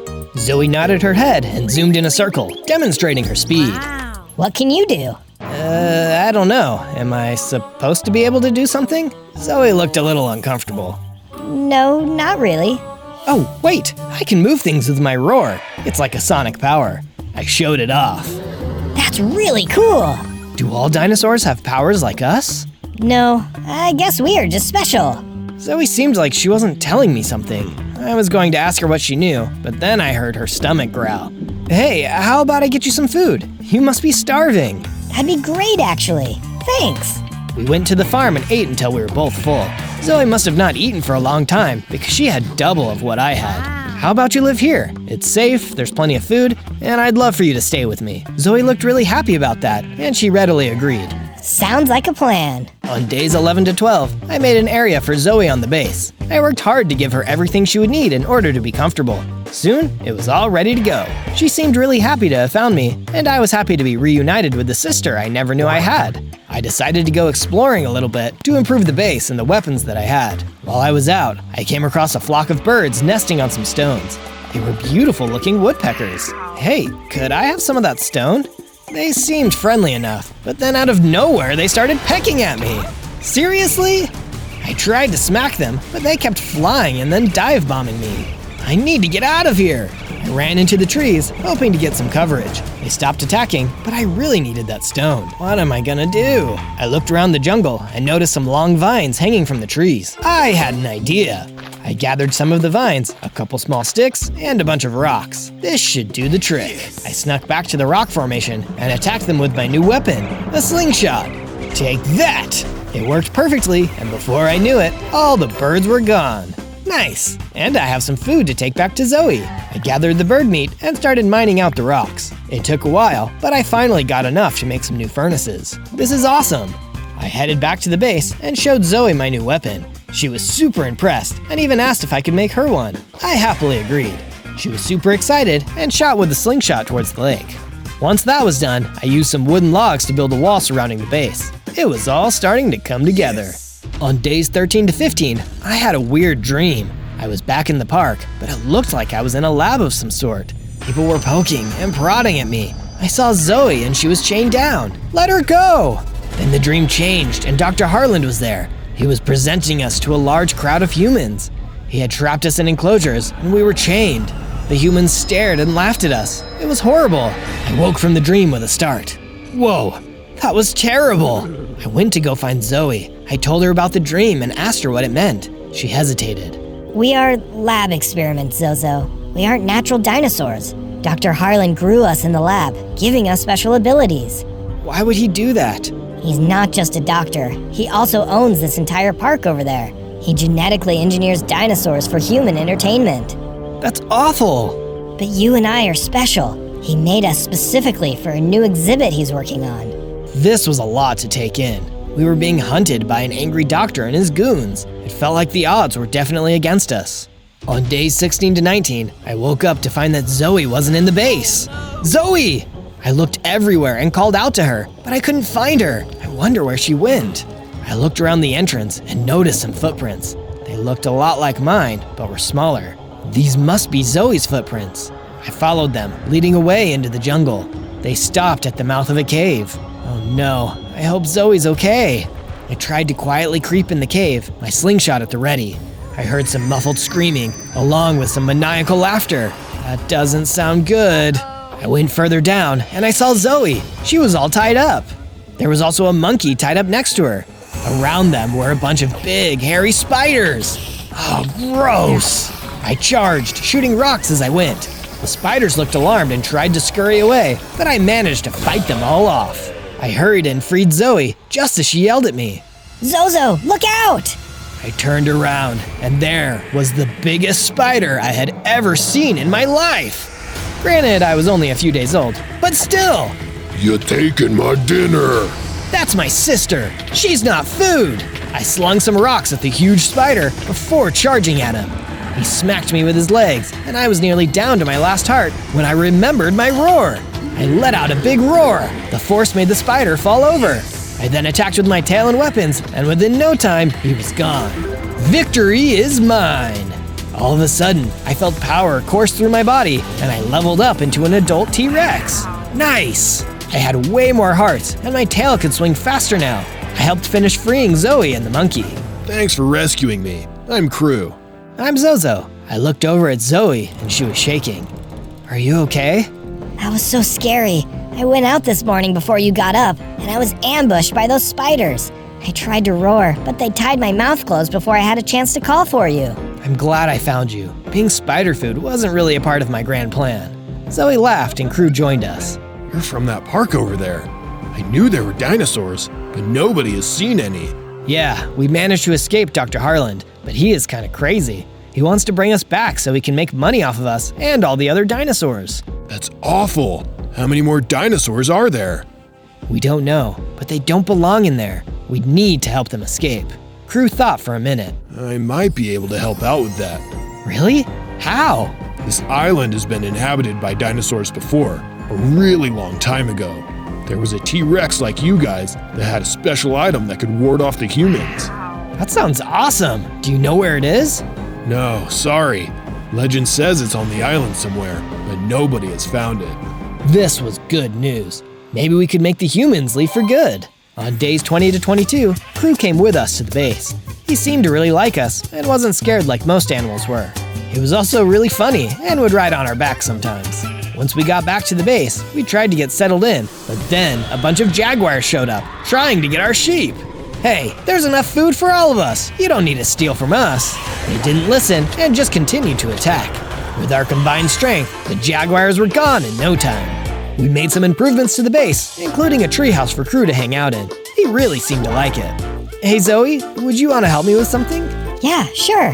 What is it? I want to make a statue. I want the humans to know that they can't mess with us, and I want all the dinosaurs to know that there is hope to be free. That sounds awesome, Zozo. We chatted about the design and started on the base of the statue. Can you tell what it's going to be? Also, if you like what you've seen so far, don't forget to subscribe. We love having you here on our adventures. On days 23 to 26, I woke up to the base being attacked again. They broke through the wall. I guess the jaguars had some reinforcements and didn't like that they couldn't get to our sheep. Come on, guys, really? Zoe and Crew joined me, and with their help, we defeated the jaguars in no time. I noticed that one of them had dropped something, so I picked it up. It was an iron sword. Whoa, neat! I swung it around and nearly jabbed Zoe with it. Hey, watch it! Sorry! I looked around the base for a minute. Maybe we need to make some changes to the base so that it's safer. Zoe agreed and we went to work. We worked on expanding the walls and making our own areas larger. We ran out of supplies pretty quickly, so I headed out to gather some more materials. I also would really like some more iron so that I can have some better weapons. I explored for a minute before finding a large cave. I delved deeper and deeper until I found some iron ore. Perfect! Just then, a bunch of bats came out of nowhere and tried to swarm me. Ah! I hurried and started smacking them with my new sword. The last few that evaded me, I shot with my slingshot. Nice! I really like having a sword. I mined the rest of the iron and hurried to craft myself an iron pickaxe, axe, and an iron helmet. This will be perfect. I left, still feeling accomplished. I had a new weapon and a new tool. I felt like I was on top of the world. On days 27 to 31, I went to Crew to chat with him about the special item that would help me defeat the humans. He was chilling in his treehouse. I was too big to fit, so we just talked from a distance. Well, the legend says that thousands of years ago, many dinosaurs lived on the island in peace. Then one day, the dinosaurs saw a boat approaching. They had no idea what it was, so they didn't fear it. But then the humans landed, and they began to immediately attack the dinosaurs. They took over the island and started to chop down all the trees and pollute the land. One T-Rex, his name was Ignatius the Great. He sacrificed his most prized possession to the volcano gods in order to gain the legendary item to ward off the humans. What was the item exactly? It was an amulet that granted him awesome power to grow to 10 times his size. Whoa, that is awesome! Right? So he used the amulet to defeat the humans and protect the dinosaurs. So what happened to him and the amulet? I'm not sure exactly. That's all I know. What an interesting story. I hoped that it was true. It could be the answer to all my problems. On days 32 to 35, I thought some more about what Crew said. I really need to find that amulet. And if it's on the island, how hard can it be to find it? I decided to look around for something significant that could possibly help me. While I was venturing further into the island, I came upon a group of ocelots. One of them recognized me. Hey, it's that dinosaur that helped me get food. He ran up to me and started talking to me. His family seemed a little reluctant, so they stayed further back. What are you doing? I'm looking for the amulet that was lost on the island. Do you know anything about it? My little ocelot friend shook his head, but his dad piped up. That amulet corrupts all who hold it. You don't want it. Why do you say that? The dinosaur that held it, Ignatius the Great, began to use the power to unfairly rule all of the dinosaurs. The volcano gods were angry, so they willed the volcano to erupt, taking out all the dinosaurs. That's awful. Well, that's what happens when you mess with power you shouldn't have. I couldn't agree more. I flipped around to see Dr. Harland. How did you find me? It's not that big of an island. I knew I would find you eventually. I tried to run away, but Dr. Harland shot a dart at me. It got me right in the leg, and I immediately felt woozy again. Oh no, I can't pass out again. Everything was starting to get fuzzy. It's okay. We'll take care of you. Then everything went dark. On days 36 to 39, I woke up back in my house. Hey, how did I get back here? I went outside and saw the ocelot family hanging out with Zoe. Look who's awake. My little ocelot friend ran up to me. Zozo, you're okay. What happened? Dr. Harlan shot you and then you passed out. We worked together to move you. We met your sister outside. She had been looking for you and was worried. She helped us to carry you in. Wow, you guys are the best. Thanks. No problem. I don't even know all of your names. The ocelot officially introduced himself as Marty. The rest of his family had M names as well. Melissa, Mo, Miley, you get it. Now that you're feeling better, how about we make some room for our new friends? Sounds like a plan. Zoe and I worked on making an enclosure for the ocelots. I could tell they were scared to be living out on their own. By the time we finished, I could tell they were really happy about it. I decided to talk more with Marty's dad, Marvin, about the legendary amulet. I asked him where it might be, and he shook his head. All I know is that the legend says it was buried with Ignatius somewhere on the north side of the island. That's where his home was. Everyone claims that he was wearing the amulet when the volcano erupted. Interesting. I would have to travel a long way to go looking for it. But before I went back out, I got to work on the statue. It was coming along pretty great. I was excited to finish it. So, was your guess right? On days 40 to 43, I went out to go looking for more iron since I hadn't found that many deposits nearby. I went north and found a pretty big cave. As I entered, I saw a bunch of snakes slithering around. Not today! I quickly shot them with my slingshot, hit them with my sword, and also used my roar to send them flying into the lava. I was starting to feel really powerful. I journeyed deeper, and sure enough, I found a huge deposit of iron as well as coal. I made myself a little crafting table and set up a camp for myself in the cave. With the iron I had collected, I made myself all new tools and weapons. I am the mightiest of T-Rexes! Nobody can stop me now! On days 44 to 49, I journeyed to the north side of the island in search of the amulet. I was tromping through the jungle when I heard a scream. I snuck forward to see a bunch of alligators who had trapped a toucan. It looked like they were about to eat her. Hey, stay away from her! I tromped out from my hiding place and the alligators snapped at me. I guess they didn't like me intruding on their dinner plans. They started to attack me, but with my sonic roar and powerful tail, they were gone in an instant. Thank you, mister. I'm Zozo. I'm Greta. I thought for sure I was going to be alligator food. Well, I'm glad I was around. I've been hearing about the dinosaurs on the island. What brings you over here? I'm looking for the lost amulet of Ignatius the Great. Oh, that's a tricky one, that is. It's supposedly here on the north side of the island, but... What? Well, it's kind of complicated to explain.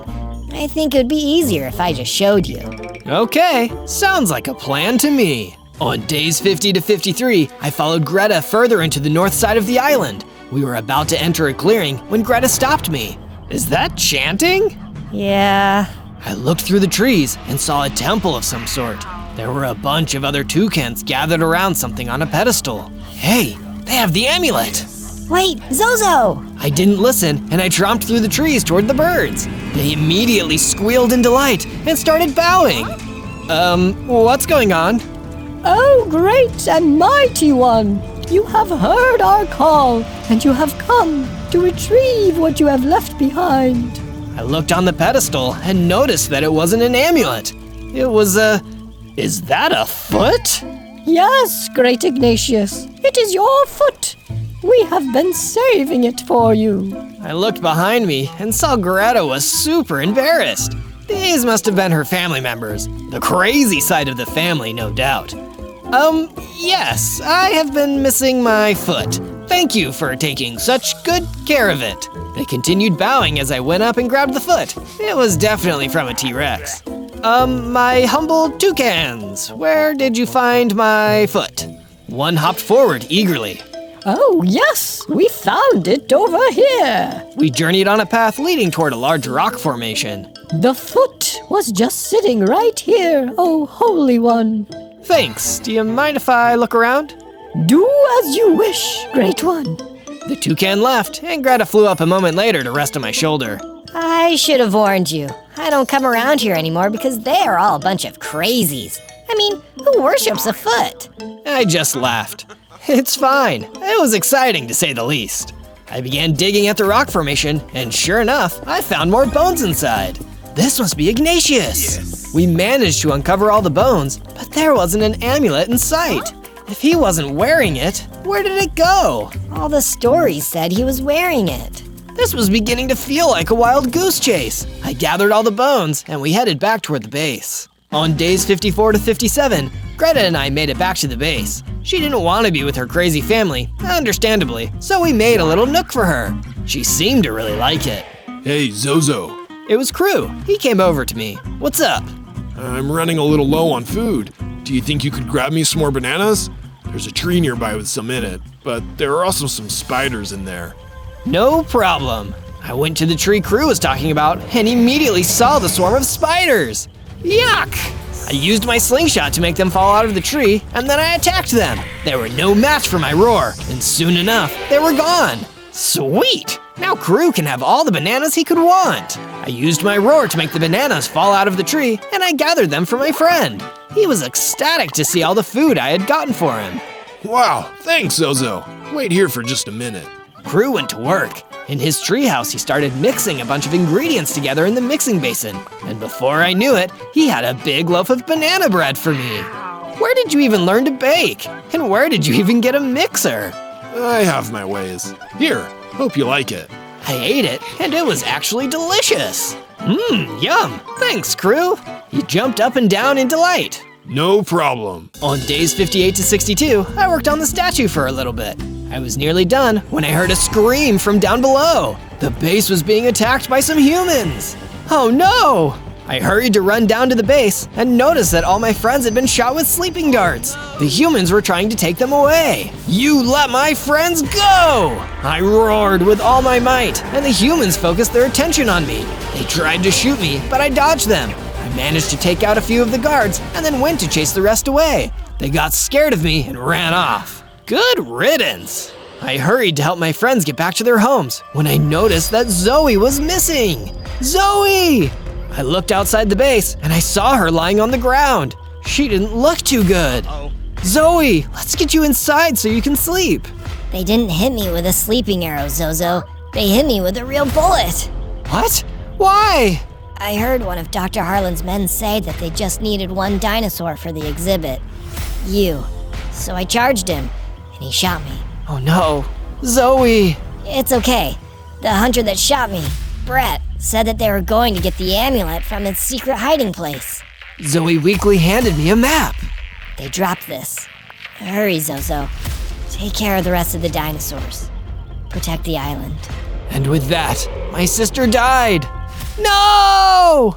On days 63 to 66, I used the map that Zoe gave me to track down Brett. They won't get away with this. I traveled to the north side of the island again, past the temple and down into a large cave. There didn't seem to be anybody around, but then I saw a pool of water with a large glowing squid in it.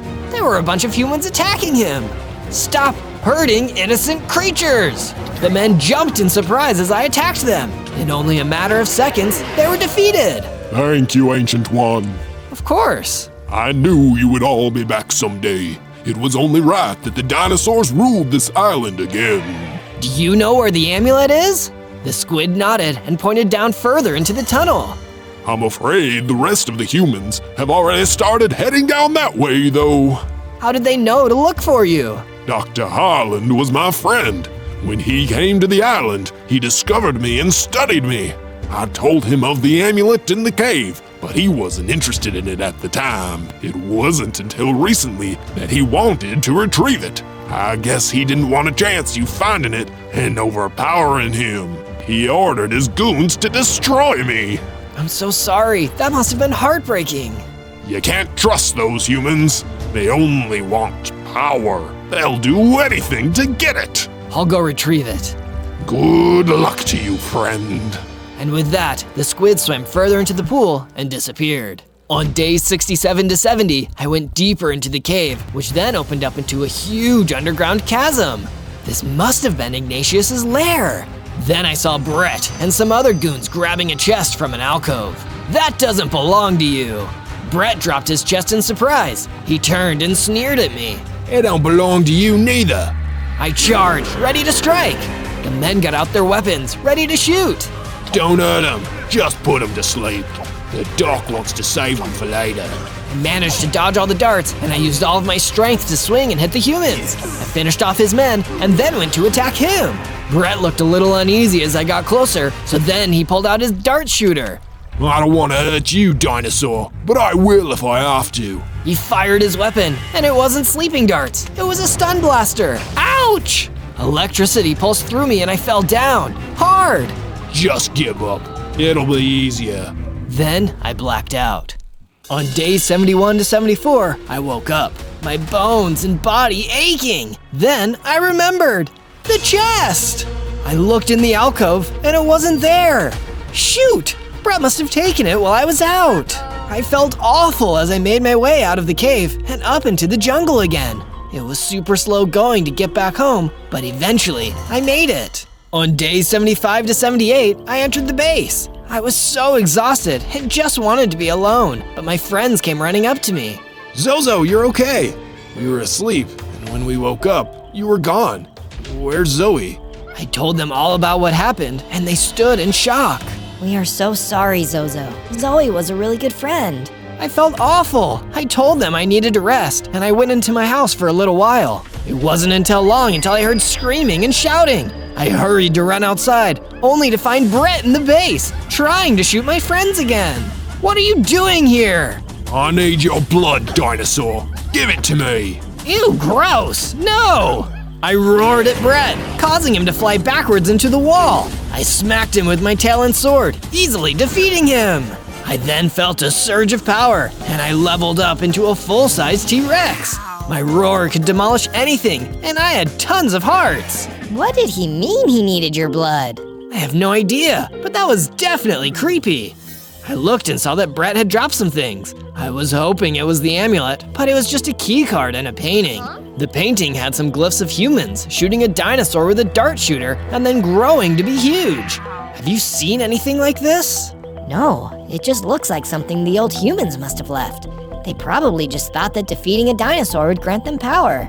I guess Brett thought so too. Probably why he came back to hurt me. Creepy. I looked at the key card a little bit more closely. It had the park symbol on it and a label saying Site B. What is Site B? The park is Site B. Site A is the abandoned site down the hill. There's two? Yeah, Site A was abandoned because it was too small. Now it's just storage. There must be something important in there if Brett has a key card to it. Must be. On day 79 to 84, I traveled to Site A to go exploring. I was hoping the key card for Site B would work here too. As I approached the front gate, I took out the key card, put it in the key card scanner, and the gate clicked open. Nice! I followed the path and arrived at the main building that rose through the jungle, high into the sky. I slowly went inside the building and saw lots of boxes and cobwebs. The place looked like a mess. This place has been completely abandoned. I explored the building and saw an interesting roller coaster through the window. It goes straight through a dinosaur skeleton exhibit. What in the world was happening in this place? All of a sudden, I heard a noise from a back room. I approached and looked through the window, only to see an alligator looking through the cabinets. I wonder what she's doing. Then she saw me and charged at the glass. She then opened the door and ran towards me. I quickly backed up and she snapped her teeth at me. What are you doing here? I'm looking to see if there was anything that could help me defeat Dr. Harland here. What are you doing here? The alligator looked at me. She paused for a moment and started speaking slowly. I'm also trying to get to Dr. Harland. He's been running tests on my family in order to make new dinosaurs. I need to rescue him. We can work together. Have you found anything useful here? Yeah, there's some sort of weapon downstairs, but it's too heavy for me to carry. Maybe you can carry it. I started to go down the stairs toward the control room. As I was about to enter, I felt something push me down the stairs. It was the alligator. Hey, what was that for? You aren't supposed to be here, dinosaur. You've been extinct for years, and now you just expect to rule the whole island? The alligators are the real predators here.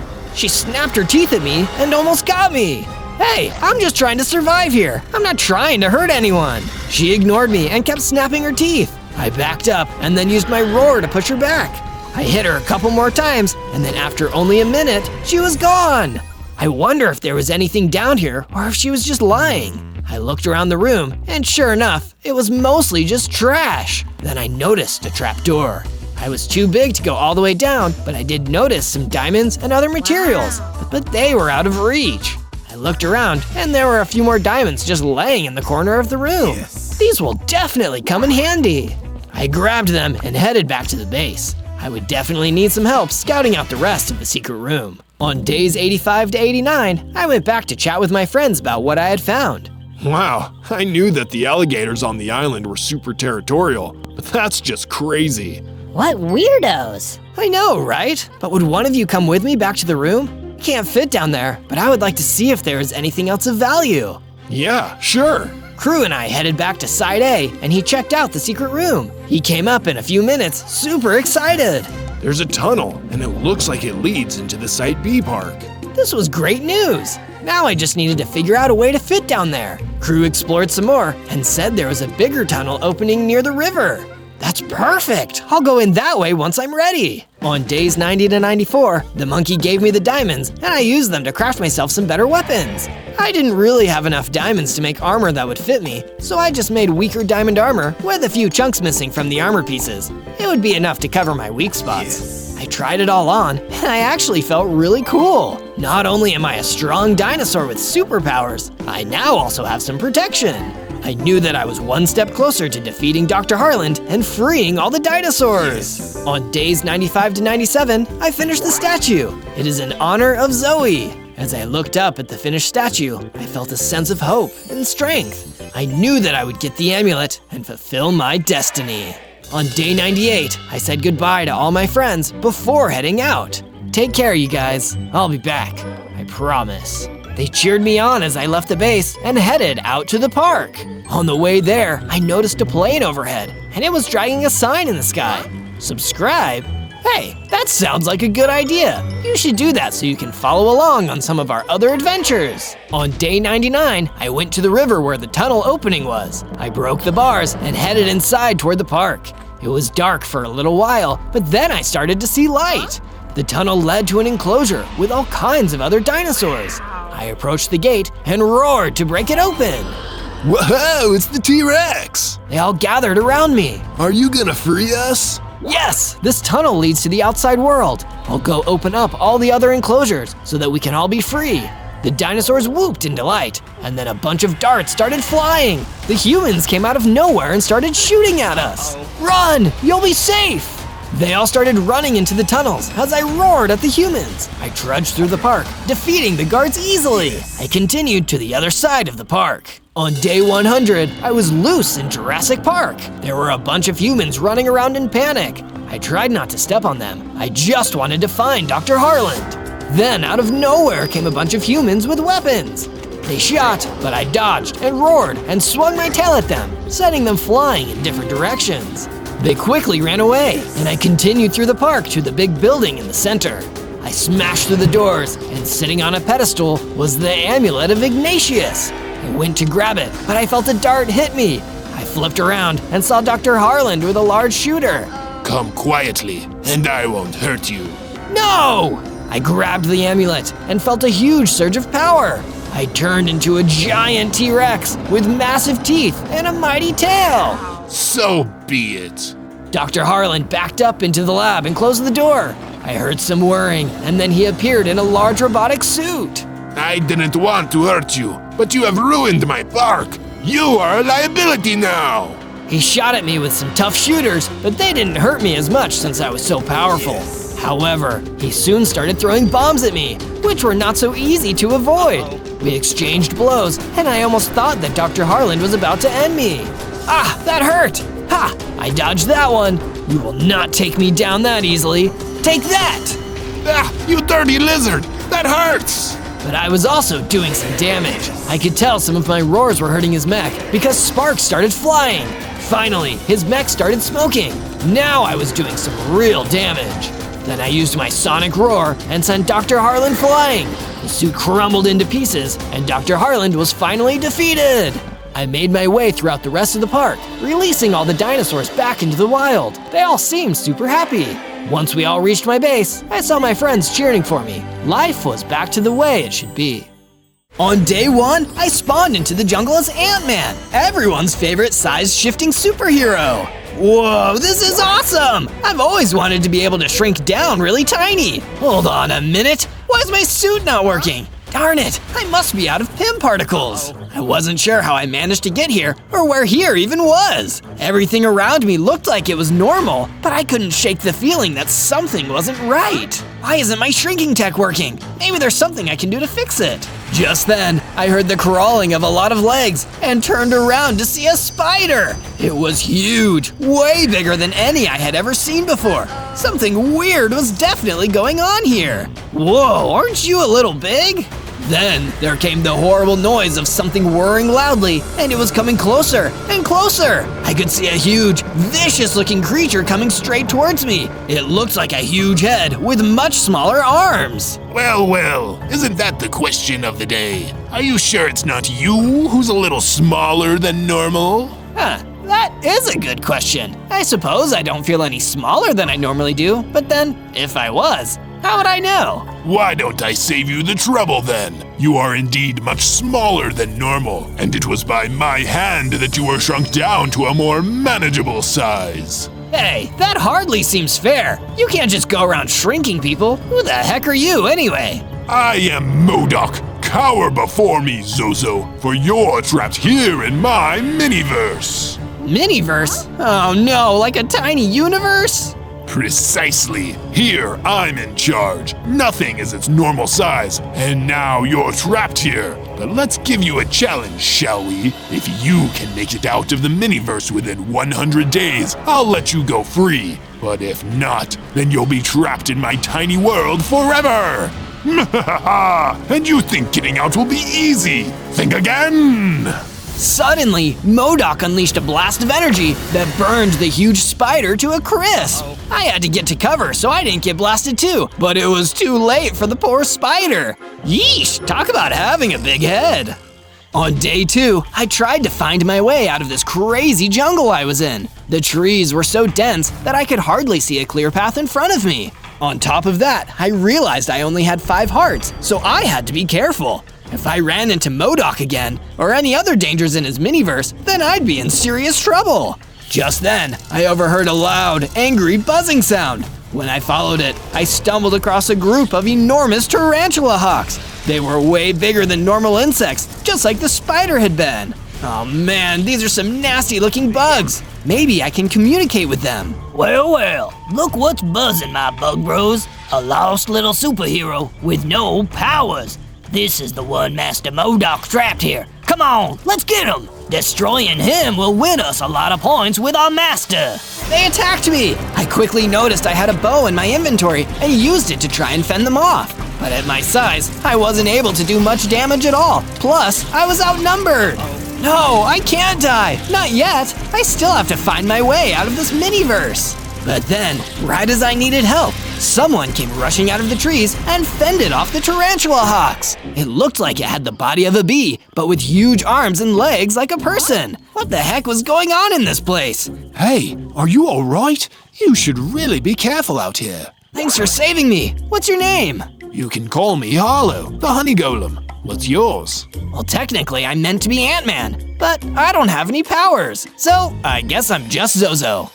On day 3, Harlow brought me to his hive, where there were even more honey golems just like him. They were living in a cave and had built themselves an entire community underground. Wow, I've never met any honey golems before. We were created in one of MODOK's experiments. That big head of his houses a pretty big brain. He's been using this miniverse to perform all kinds of crazy experiments on the innocent insects and creatures here. We started out like normal bumblebees, but now we're monsters. Hey, I don't think you're monsters. You saved me from those mean tarantula hawks. Harlow explained that MODOK had been causing havoc all over the miniverse with his mad scientist experiments. I told him that I needed to find my way out of there before my 100 days were over. You need to get out of here, I understand, but you're going to need some help if you have any chance of escaping the miniverse.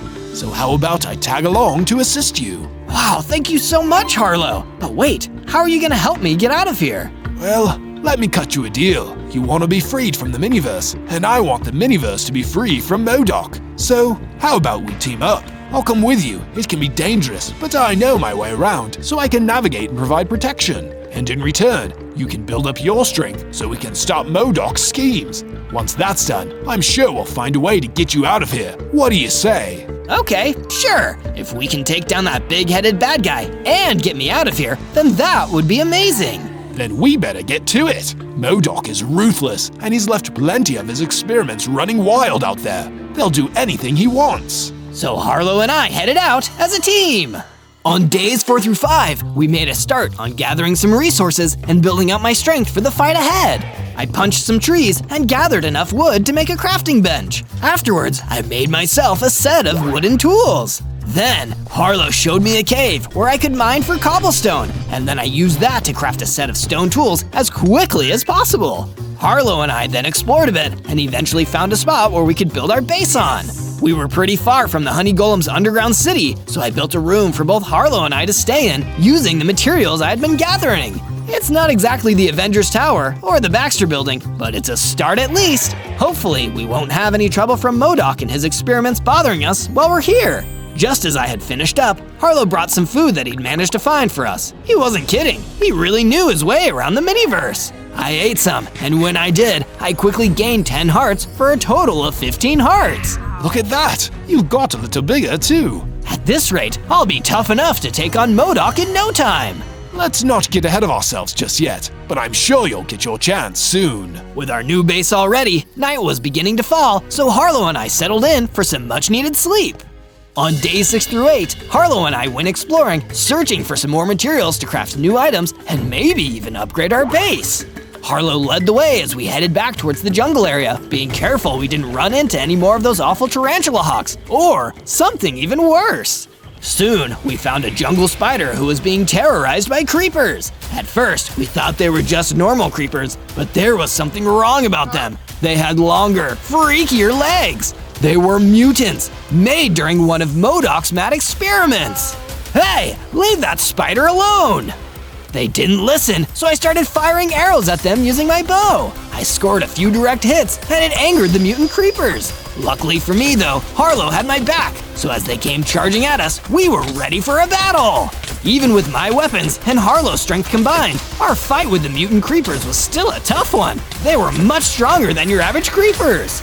But with a few well-placed shots, and with Harlow's strength, we were eventually able to overpower them before they managed to explode. We went to check that the spider was okay. Thank you both for your help. My name is Jupe, the jungle spider. Whoa, spiders can talk here. What do you mean? Harlow, you mean you can't hear Jupe? Oh, of course, my Ant-Man helmet. It must be allowing me to talk with bugs. I hate to ask, but there's another of MODOK's experiments nearby. I'm far too weak to fight it, but maybe you could beat the beastly thing? Leave it to me. Zozo, you guys go on ahead. I'm going to go back to the base to collect some more supplies. On days 9 to 10, I followed Jupe back to where she had last seen the Mad Modoc's evil experiment. After a fair bit of searching, we found ourselves at what was left of Jupe's spider nest, with a massive mutant earth elemental roaming nearby. That's the monster. It destroyed my home. Jupe was understandably upset, but unfortunately had caught the elemental's attention by accident. The creature spotted us almost immediately and instantly started making its way towards us, ready to attack. Oh no, I really wish we hadn't left Harlow back at the base. While Jupe scurried off to hide, I pulled out my sword and took a swing at the earth elemental. I could barely leave as much as a scratch. It was way too powerful, and I was still too weak to fight it. Before I could get overwhelmed, I ran as fast as I could, only stopping when I met up with Jupe. We'll have to come back when I'm stronger. Maybe if I can fix this suit, I can grow to a giant size and stomp him. I'm sure you will, but in the meantime, what should I do? I have nowhere to go now that this monster has ruined my home. Well, for the time being, you're welcome to stay at my base with me and Harlow. On days 11 to 12, I made my way back to my base with Jupe beside me. I quickly built her a room where she could spin some new webs to make herself nice and comfy. Thank you for coming to help me and for taking me in, Ant-Man. Most people would see a spider my size and be terrified. That's okay. I'm glad I can understand you through this helmet. How did you get to that size? Did it have anything to do with MODOK? Oh, MODOK, that horrible madman. He's been toying with everything here in this miniverse. He alters sizes, creates new creatures whenever he feels like it, then abandons them if they won't fight for him. We'll never be at peace until someone puts an end to his schemes. Sounds like a job for me. After I had talked with Jupe, I went out and mined for some more materials. I hadn't had a chance to gather anything since fighting the elemental. I managed to come across iron and coal, so I made a furnace to smelt the iron and crafted some iron tools and boots. After all that work, nighttime was approaching, so I had to move quickly if I wanted to take advantage of the last moments of daylight. Walking a short way from my base, I found gravel and began to dig for flint, then kept that in my inventory. On days 13 to 15, I was feeling eager to get stronger and to see if I could get my powers back, so I spoke to Harlow for his advice. Well, I only became this strong because of MODOK's experiments. But you should probably try training. I hear that's what a lot of superheroes do. Practice does make perfect, after all. I guess that's worth a shot. I then went out in search of some of MODOK's lower-level cronies to fight. After a bit of traveling, I ended up finding myself in a forest. There were strange creatures flying about in the air, and they were a lot smaller than most other mobs I had seen. But what these dark leeches lacked in size, they made up for in numbers. Okay then, let's take you on. I launched into an attack, wielding an iron sword I had crafted. The dark leeches swarmed me, but I knew that the best way to attack them was up close. They were too small for me to pick off from a distance with my bow and arrows. They were fast, but each one could be slashed down with ease. I just had to be careful not to get bitten by any of them. After a lot of swinging my sword about, I managed to defeat the swarm of dark leeches and come away victorious. The dead leeches dropped some healing potions. Whoa, now this should definitely come in handy. I used the healing potions, and to my surprise, it caused me to gain a few more hearts. Well, I guess that just happened. On days 16 to 19, after beating those dark leeches, I decided to go off exploring a bit more to keep building my strength up. During my travels, I stumbled upon a village, but when I went to take a closer look, there was nobody around to be seen. I searched all the buildings. However, none of the villagers were in their homes. I wonder what happened here. Where did everybody go? You should not have come here. Ah, you scared me. It was the ghost of an ordinary villager. No wonder I couldn't find anyone here. Something bad must have happened to them. It is not safe here. You must leave while you still can. What do you mean? What happened to you? We were living peacefully here until MODOK came into this miniverse. He took the people of this village to use in his experiments. He's a monster! In his madness, he tried to create a creature that was powered by anger that would get stronger the more enraged it became. But the experiment went wrong, and the creature ransacked our town. This is why you must leave. It's still here. Wait, a creature powered by anger? That sounds a lot like the Hulk. Suddenly, a villager beast came bursting through the roof to ambush me. The ghost vanished in fear while I rushed outside and took out my weapons, ready for a fight. The beast wasn't as strong as I was expecting, but we were still pretty evenly matched. It was looking like I might need to run away again. That is, until the ghost appeared again and helped distract the beast. Quick, while his back is turned. Zozo smash! With a big swing of my sword, I put an end to the villager beast, and the battle was done! Whew, thanks for the help! On days 20 through 22, I was heading back to my base. On the way, I kept my superhero training going by fighting a few zombies that I came across. I took them out with ease, like they were nothing. Harlow was right. Practice does make perfect, and I'm definitely improving. As I got closer to the base, I gathered some extra iron, which I held onto. I'd be able to improve my gear with it once I made it home. I finally arrived and smelted the ore I found into ingots. I then crafted some iron armor and an iron shield to defend myself in future battles, alongside with a new sword since mine was about to break. Well, if a shield works for Captain America, then it'll work for me. Starting to feel a lot more confident with my superhero skills, as well as my newly crafted tools and weapons, I decided to pay a visit to an old enemy. Jupe, I'm gonna go and teach that earth elemental a thing or two about what happens when you mess with innocent spiders' nests. I made my way back to the ruins of Jupe's old nest, and that's where I found the elemental waiting for me. It immediately charged directly at me, swinging his huge rocky fist as he tried to hit me. I blocked with my new shield, but his attack stunned me, making it difficult to keep my health up or move out of the way. Luckily, Harlow had given me plenty of food to bring with me, and my armor protected me from each of the elemental's blows too. He continued to swing at me, but I had already taken down the villager beast. This was just another of MODOK's experiments.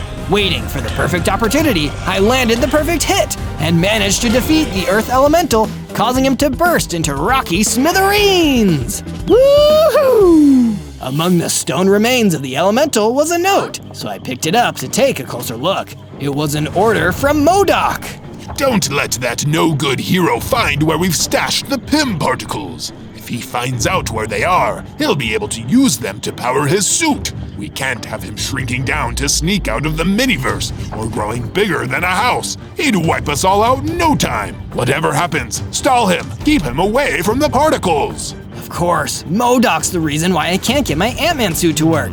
I can keep getting stronger, but without PIM particles, I can't use my powers. So I guess the question is, where do I start looking?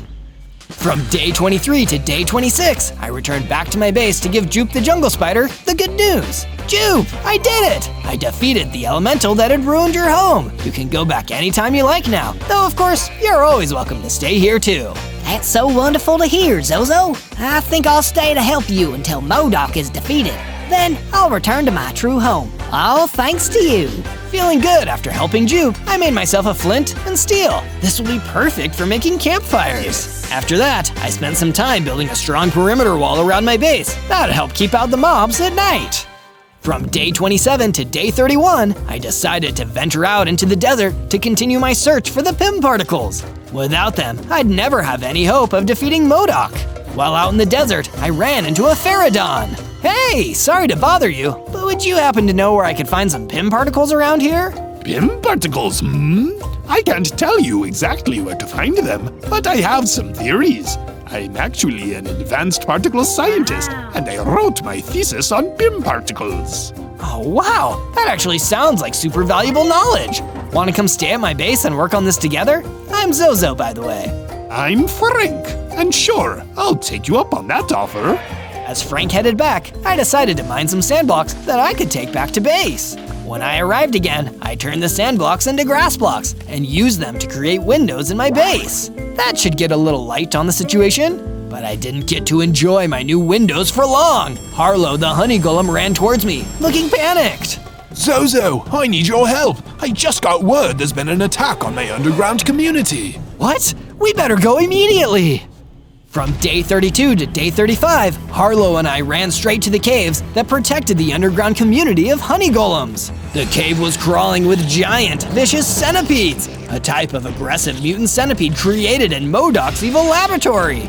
Don't worry, everyone, we're here to help. Keep away from the centipedes. But we had arrived a little too late. There were so many centipedes, and even though we tried our best to fight them all off, sadly we spotted no honey golems inside. Hopefully some escaped. Harlow and I worked together to defeat the rest of the centipedes, but the damage was already done. I'm so sorry, Harlow. I wish we could have done more. We must defeat MODOK, Zozo. We can't let him get away with this. From day 36 to day 39, I needed to get away from my base. After the incident in the caves, I had trouble even looking Harlow in the eye. Instead, I went out to the swamp, seeing if I could find any interesting materials out there. While searching, I met a joust who needed a favor.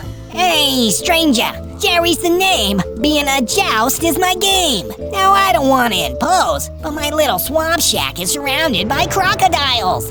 If you were to help scare those chompy critters away, I'd give you something in return.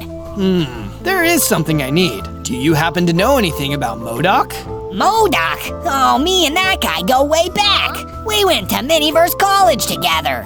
He's always been a huge meanie. If you scare off those crocodiles, I'll tell you what I know. Deal. I went further into the swamp until I found Jerry the Joust's shack, which was surrounded by vicious crocodiles.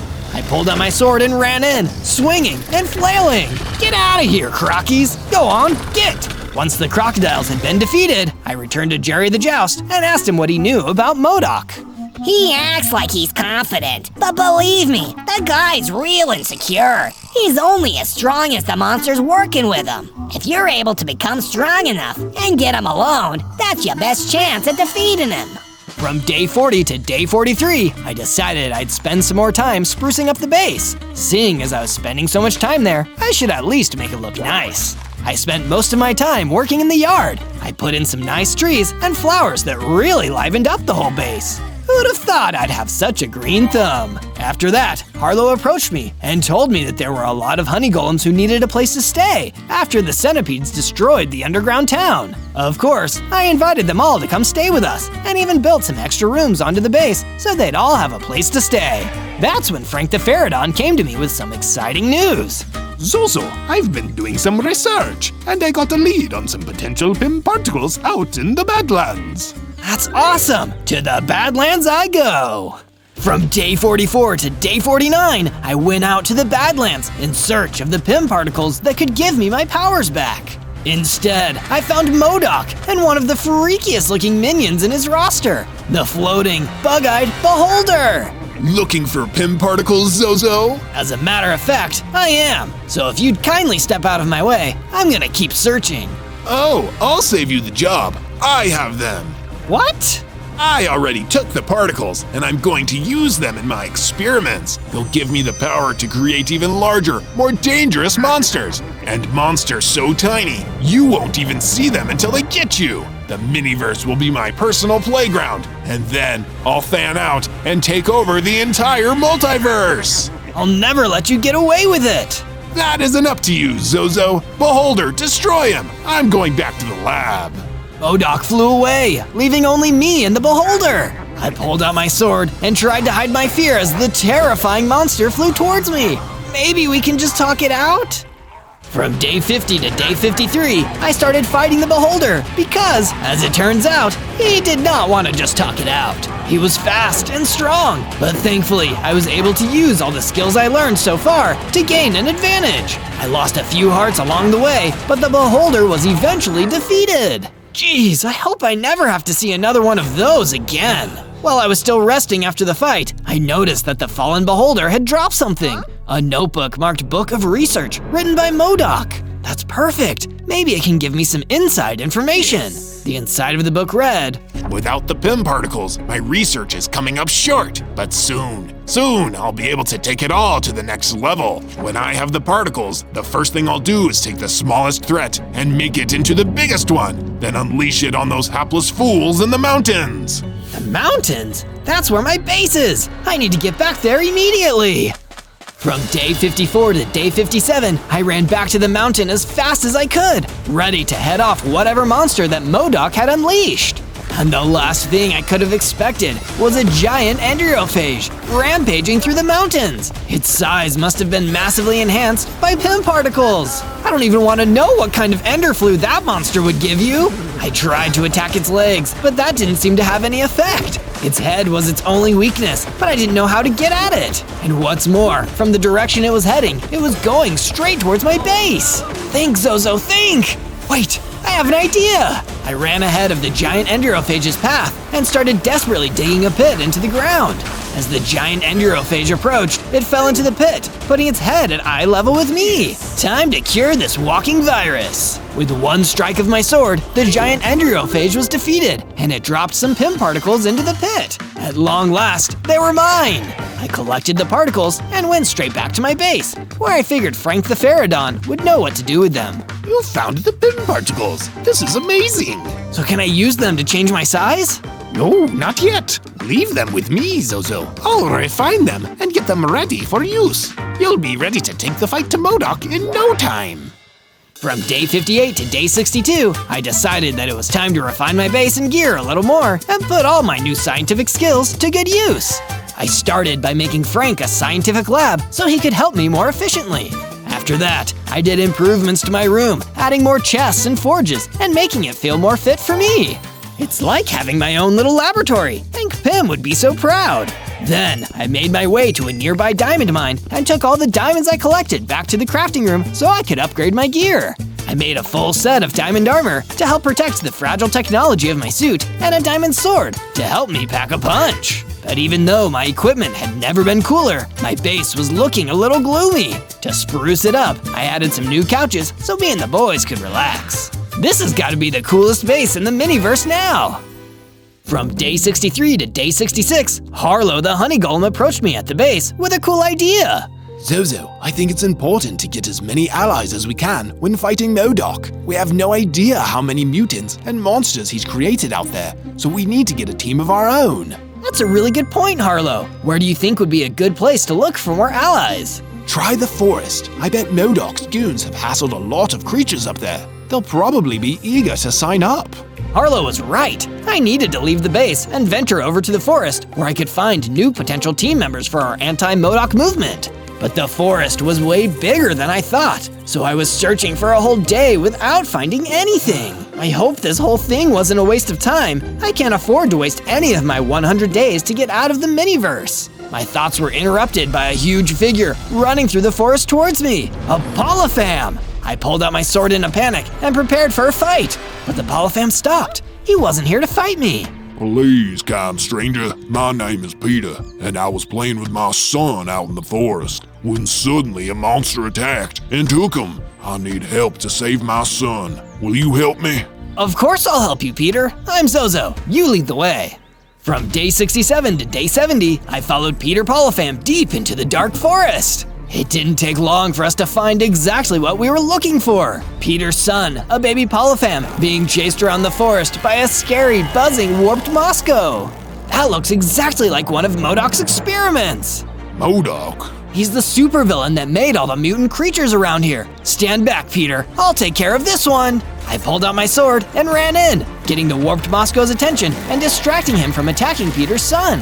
The nasty mutant attacked me and we started to fight. Didn't anyone ever teach you not to pick on kids, Mosco? Every time he hit me with his powerful Mosco arms, I could feel my health going down, but I needed to keep fighting for Peter and his son's sake. It was a hard battle, but in the end, the warped Mosco was defeated, and father and son were together again. You did me and my son a great service, Zozo. One day, in your hour of need, I will repay you for this. No problem, man. It's just what heroes do. From day 71 to day 74, still feeling good about helping Peter and his son, I continued my search through the forest. I really do love going on adventures, and if you love going on adventures, like, subscribe, and search ZOZO for more videos from me. Ooh, is that an abandoned mine? I approached an abandoned mine deep in the forest. I didn't expect to make any friends down there, but I figured I would at least be able to mine for some useful materials. I'm always making the best out of a weird situation. But in that abandoned mine, I didn't find any decent materials. I found MODOK himself, waiting for me. You've fallen into my trap, you pathetic, teeny-tiny Ant-Man. The only thing tinier than you is your brain. Well, my brain would have to be tinier than me, or it wouldn't fit in my body. Silence, fool! MODOK was angry that I made him look dumb, so he fired an energy blast at me. He missed, and I ran back at him with my diamond sword. But when I hit him, nothing happened. What? Force field technology, son. It protects me in response to trauma. You'd need to be a lot bigger and stronger than that to even put a scratch on me. And with that, MODOK laughed and teleported away. I still wasn't nearly big or strong enough to defeat him. From day 75 to day 78, I returned to my base, feeling glum after not being able to defeat MODOK yet again. Maybe if I make some defenses, that'll make me feel better. I decided to create a few guardhouses so that I would feel more at ease and my friends would be able to seek refuge on whatever side of the base they happen to be at. Building is so cool! As if on cue, Frank the Pterodon approached me. I agree, Zozo, and it's thanks to some good, old-fashioned science that I've finally been able to refine these PIM particles and upgrade your suit so that it can do what it always should have done. You mean I'll be able to change size now? I won't just be a mini Ant-Man? Exactly, Zozo. Give it a whirl. I activated my refined PIM particles and felt myself growing to my proper height, at long last, complete with double the hearts. It feels good to be back, Frank. From day 79 to day 84, seeing as I was back to my full strength, I wanted to go and settle some old scores. First, I went deep into the jungle and encountered some old enemies, some of the tarantula hawks that were bothering me and my friends when I was tiny. Hey, look, it's the Pipsqueak. Oh, wait, he doesn't seem like such a Pipsqueak anymore. Thank you for noticing. I fought the tarantula hawks who had once been such a challenge with my new strength and my diamond sword. Within a few minutes, they were all defeated. I went on the rest of my journey with my head still high. On my travels, I ran into a mad scientist doing some research deep in the jungle. Hello there, I'm Mike, the local mad scientist. I'm conducting a wildlife survey. What are you doing here? Oh, I'm Zozo. Nice to meet you, Mike. I've just been testing out my new PIM particles. They help me change my size at will. I can get bigger or smaller. That sounds fascinating. Would you mind telling me more about this for my research? Not at all. I spoke to Mike the mad scientist for a while, explaining to him exactly how the particles worked and how my suit used them. All the while, he looked super interested and made notes. In the end, he was so thankful, he gave me an enchantment he'd crafted that would increase the damage of my sword. My luck looked like it was finally turning around. From day 85 to day 89, my luck turned around again, for the worst. I returned to my base, only to find it being attacked by a gang of water elementals working for MODOK. I just can't catch a break around here. I pulled out my diamond sword and ran in to fight. I didn't want to use the full power of my PIM particles just yet, because I knew I'd need them to take on MODOK himself. So I fought the water elementals the old-fashioned way. And I'm gonna make you regret trying to destroy my base. I defeated most of them, but a bunch of water elementals started to make a run for it, and I chased after them. I didn't want any of them to get away after this. But while I was running, I saw a distressed-looking Catoblopas standing in the distance, trying to get my attention. Stranger, please, I need your help. My friend, Little Kato, is stuck in that really tall tree. I'm worried he's gonna fall and hurt himself. Don't worry, I can help. I used my PIM particles to get a lot bigger. Due to my size, the little Kato was confident enough to jump towards me and landed safely. Thank you, Zozo. No problem. And with that, I continued the chase.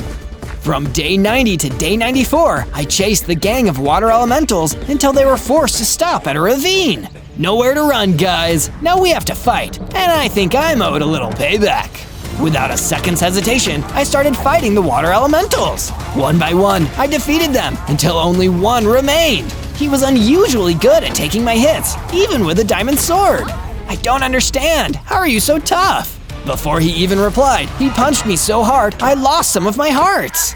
Naive little Ant-Man. I'm not just any water elemental. I'm one of MODOK's greatest experiments. The angrier I get, the stronger and faster I become. And believe me, you got me pretty angry, Ant-Boy. And just like that, I knew I was in for the biggest fight of my life so far. From day 95 to day 97, my battle with the water elementals continued. He was the strongest and fastest enemy I'd ever faced, and as he got angrier, his skills increased.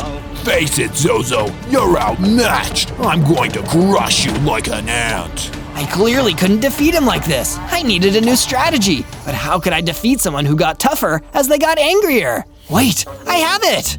I needed to calm down. That way, he'd be weak enough to lose. I just needed to calm him down. Water elemental, imagine rainbows and puppies. I don't know what they're trying to do, Ant-Boy, but it won't work. Think about calming waterfalls and the smell of fresh-cut grass. Think about relaxing at the end of the day and watching your favorite TV show. No, how dare you? You can't do this to me. I'm getting calmer. Think about getting to sleep in late on a Saturday. Think about getting a massage and drinking some herbal tea. Think about meditating in the middle of a meadow filled with dandelions. Blast it! I've never felt so calm. I finally used my Pim particles in combat, becoming tiny and attacking the water elemental with great speed, making me even stronger. It only took one hit like that, and the water elemental was pushed into a corner. He dropped something. It looked like a map. Wait, is this a map directly to MODOK's secret laboratory? Why would you even have this on you? You work for the guy.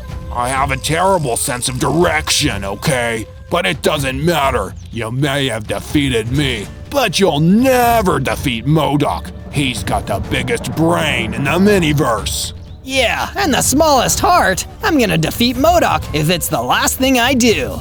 And with that, the water elemental vanished. On day 98, after defeating all the water elementals and finding out the location of MODOK's secret laboratory, I returned to my base to speak with my friends, Harlow the honey golem, Jupe the jungle spider, and Frank the Pterodon. Friends, it's time! I need to defeat MODOK once and for all! I want to thank you for all the help you've given me, but even if I win, this might be goodbye, because I'll need to leave the miniverse. Harlow spoke up first. Zozo, you've helped me through some tough times. When my people's homes were destroyed by MODOK, you were there for me. So after you've taken him down, I wish you luck in whatever comes next. Then, Jupe the jungle spider. You're one of the most heroic people I've ever met, Zozo. You may be an Ant-Man, but you've got the heart of a jungle spider, and I mean that as the highest compliment I can give. And of course, Frank the Pterodon. You're not just a hero, Zozo, but a brilliant scientist. I believe you've gained all the knowledge and skills you need to defeat that big-headed monster. All you need to do now is believe in yourself.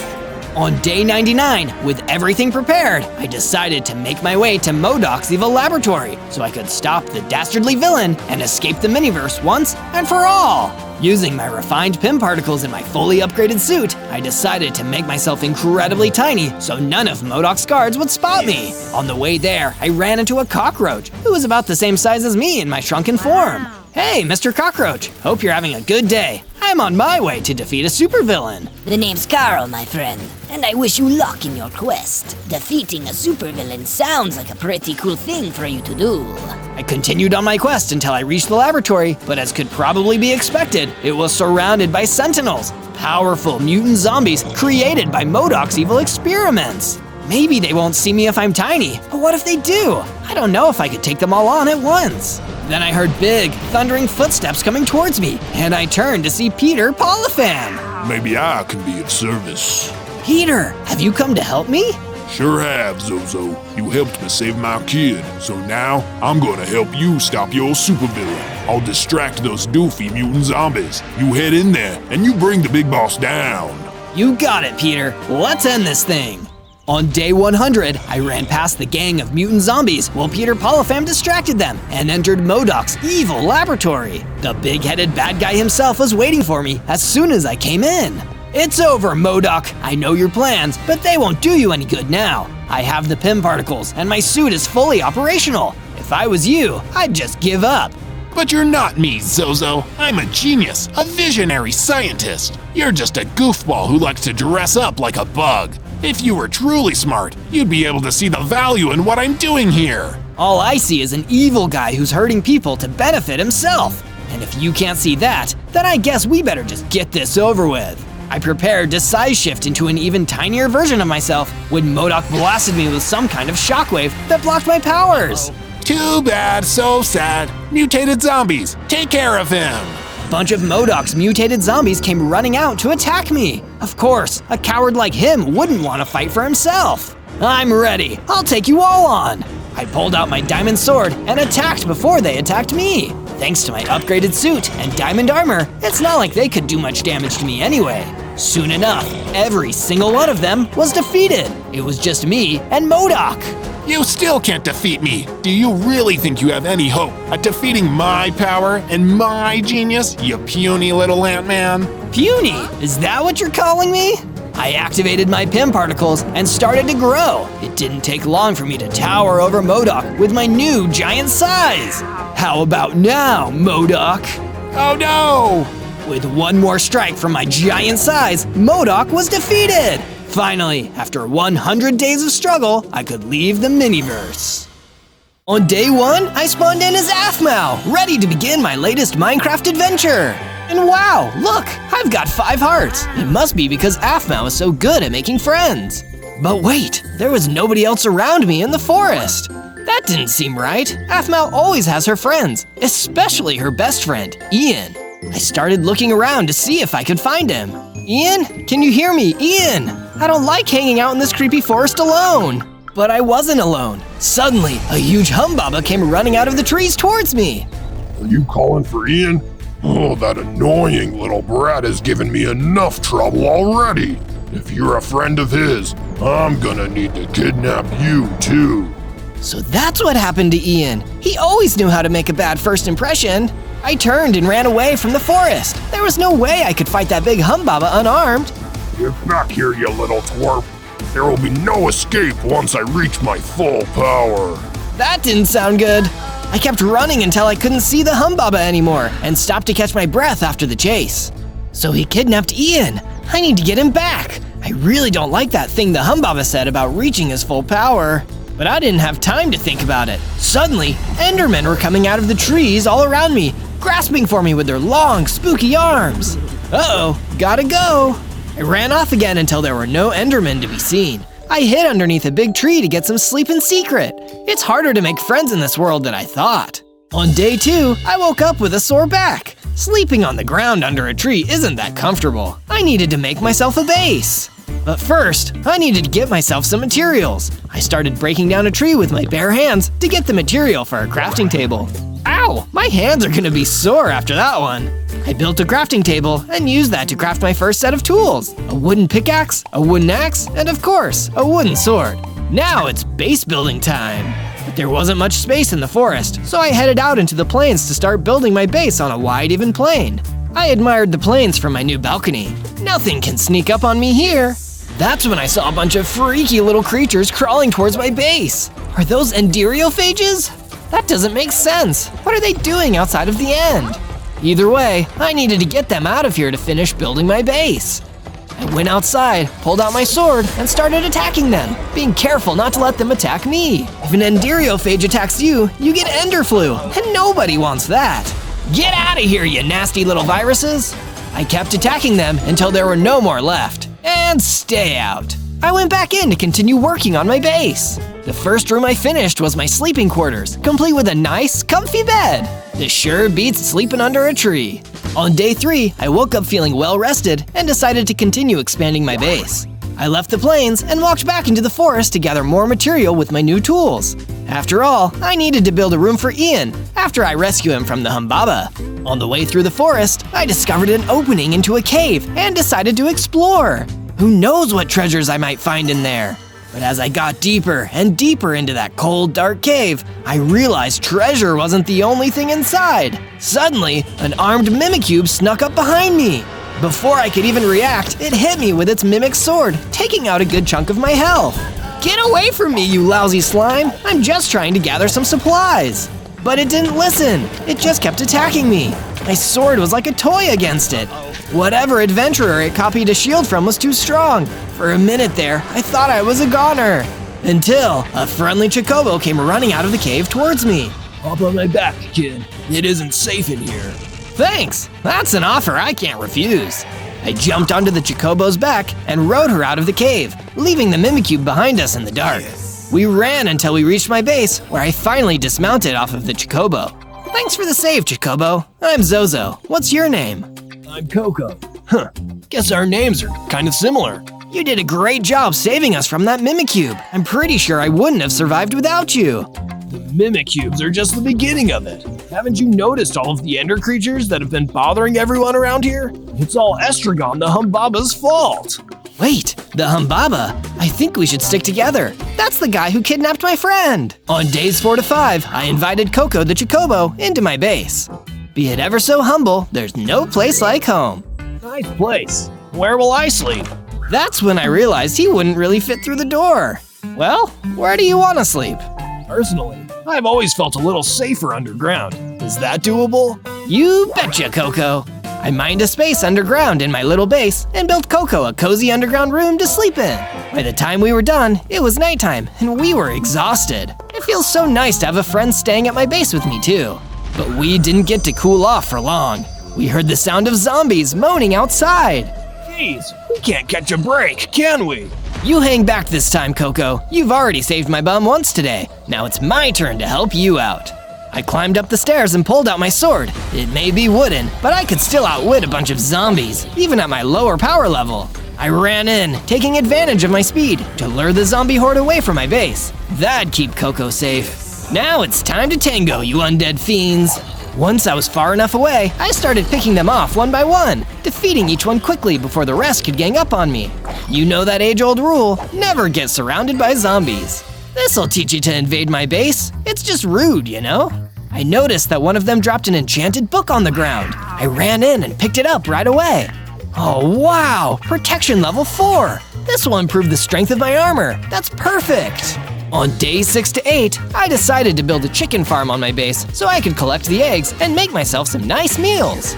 Once the new section of the base was built, I went out into the jungle to find some wild chickens roaming free.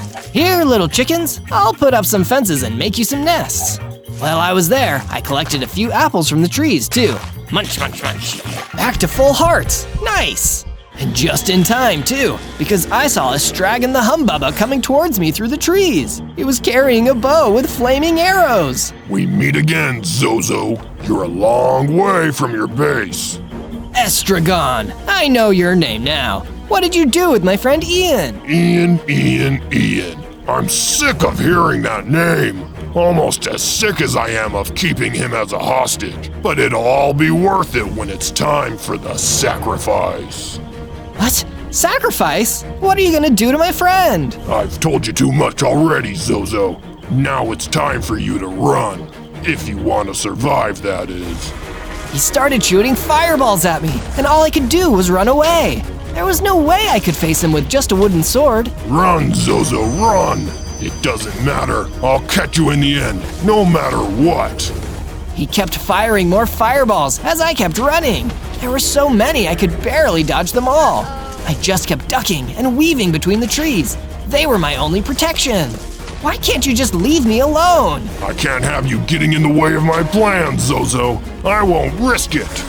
Luckily, I was still faster than he was. I was able to keep running until I passed through a gap too small for him. By the time he could make it around, I had hidden behind a tree. You can't hide forever, Zozo. Then he angrily spat fire all over. I didn't feel safe until I saw him fade into the distance, looking for me. I'm gonna need to get so much stronger before I can beat that guy. I hope you're safe out there, Ian. On days 9 to 10, I was hanging out with Coco, thinking about how to pass the time while I searched for Ian and figured out Humbaba's evil plan. Coco had a pretty bright idea about that. How about you build a statue, Zozo? That's a great way to pass the time, and it'll help inspire you to complete your mission. Great idea, Coco. I'm so glad I have you around to help me out. But what would the statue be? It has to be something Ian would love. I was sitting on the balcony, thinking of what exactly to build.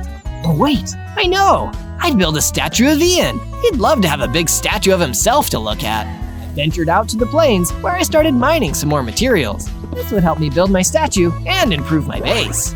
I went back to the base and started building the statue's foundation. Heck yeah, that's a good start. I also decided it was time to furnish my home a bit more. I needed somewhere to chill out and maybe read. Oh, I know, I'll build myself a library.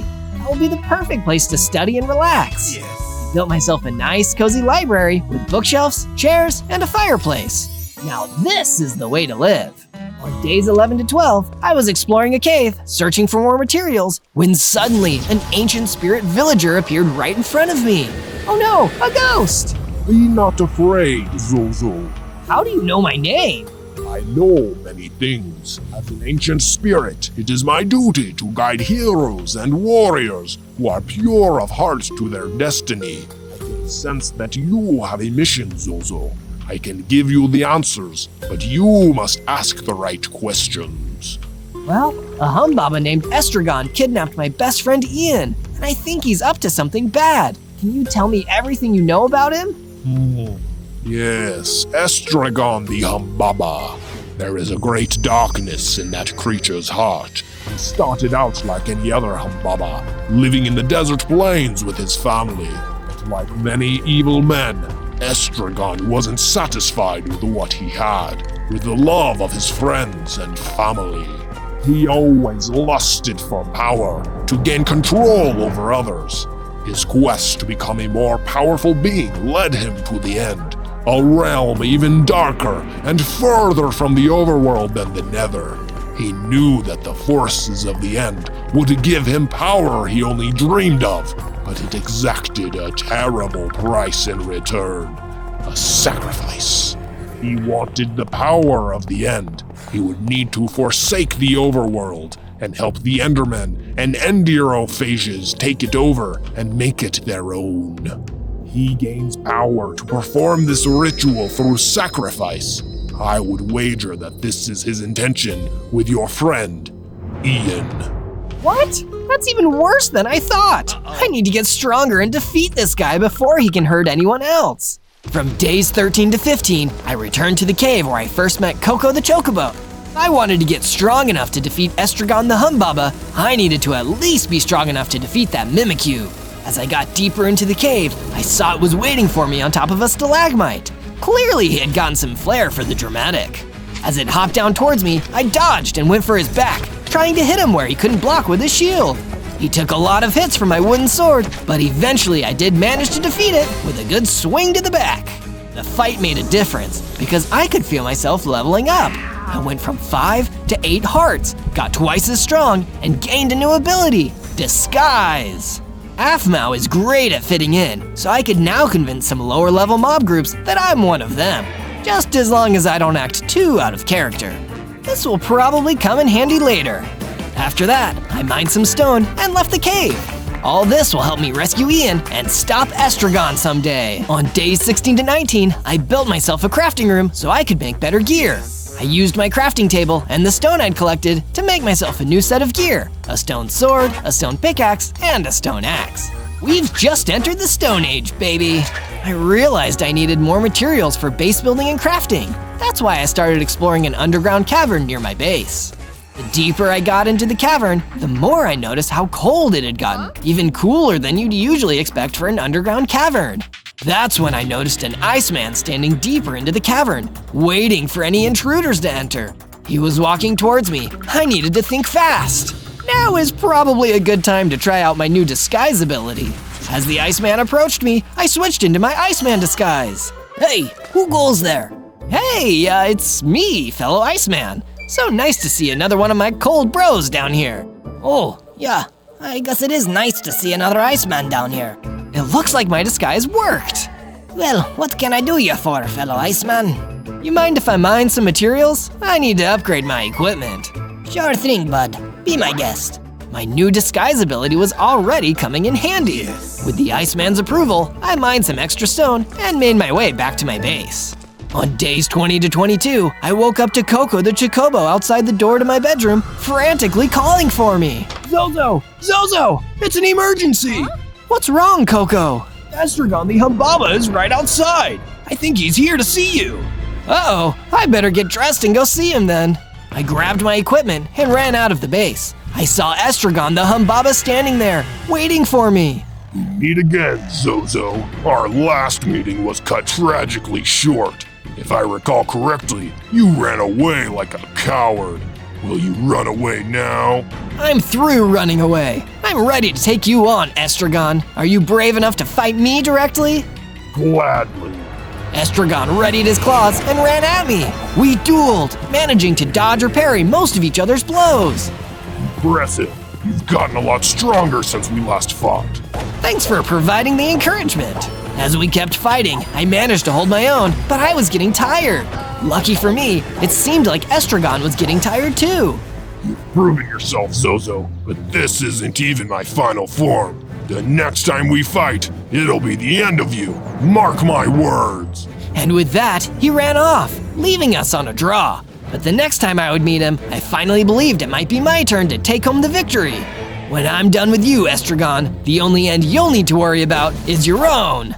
On days 23 to 26, I explored an underground cavern, hoping to find some interesting loot.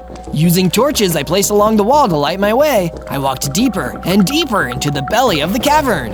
Along the way, I saw a family of spiders skittering along the stone. I really didn't feel like fighting these guys, so I hid in the shadows and watched them pass. Ugh, spiders always give me the creeps. Once the spiders were gone, I kept creeping into the cavern. I could just feel I was getting closer to something worthwhile. Hey, what's that? That's when I discovered an old chest hidden among the rocks. I opened it and found a potion of healing inside. This will help me regain 2 hearts. I better keep this for when I really need it. And if you want more Zozo videos when you really need them, search ZOZO in your search bar and you'll be able to find all my Minecraft adventures. On days 27 to 31, Coco brought me some materials to get started on the statue, and I quickly got to work on it, knowing that it would help to motivate me to take on Estragon and rescue Ian.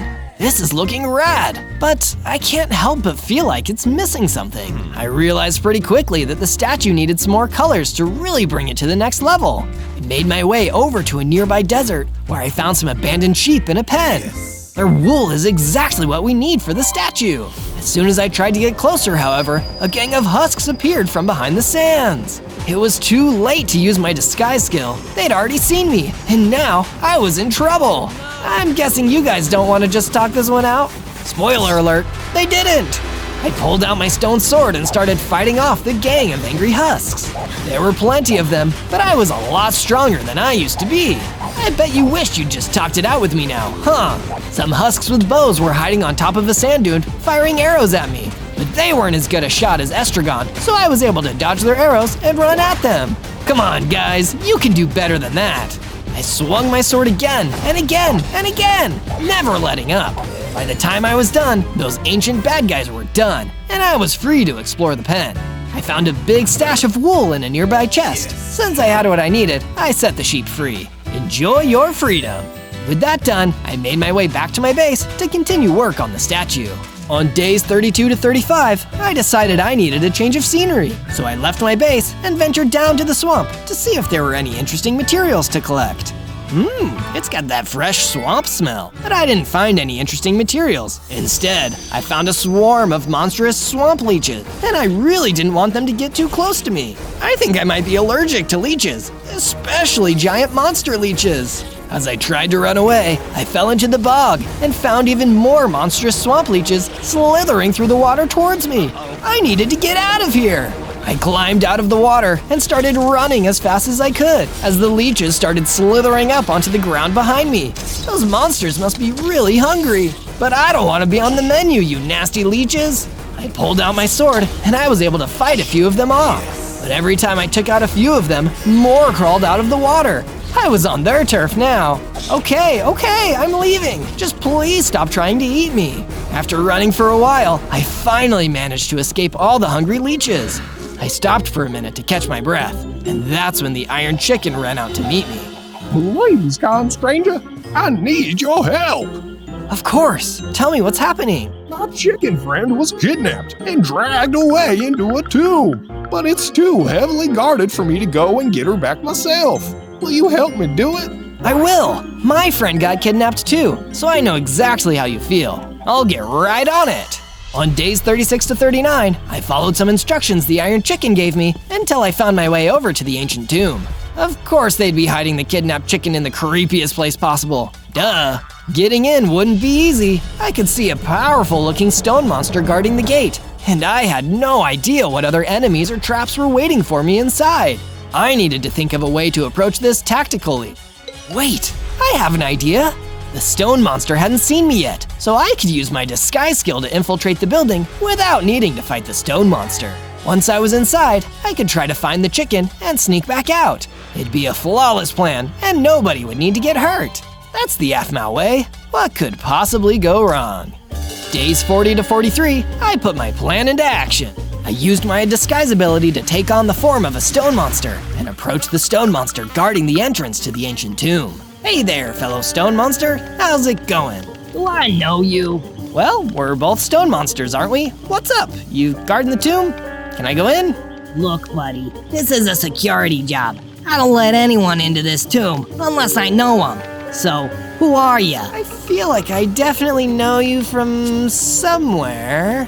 Are you a friend of my brother, Michael? Yes, that's it. Some would say I'm his best friend. Me and Mikey go way back. So, you mind if I enter the tomb?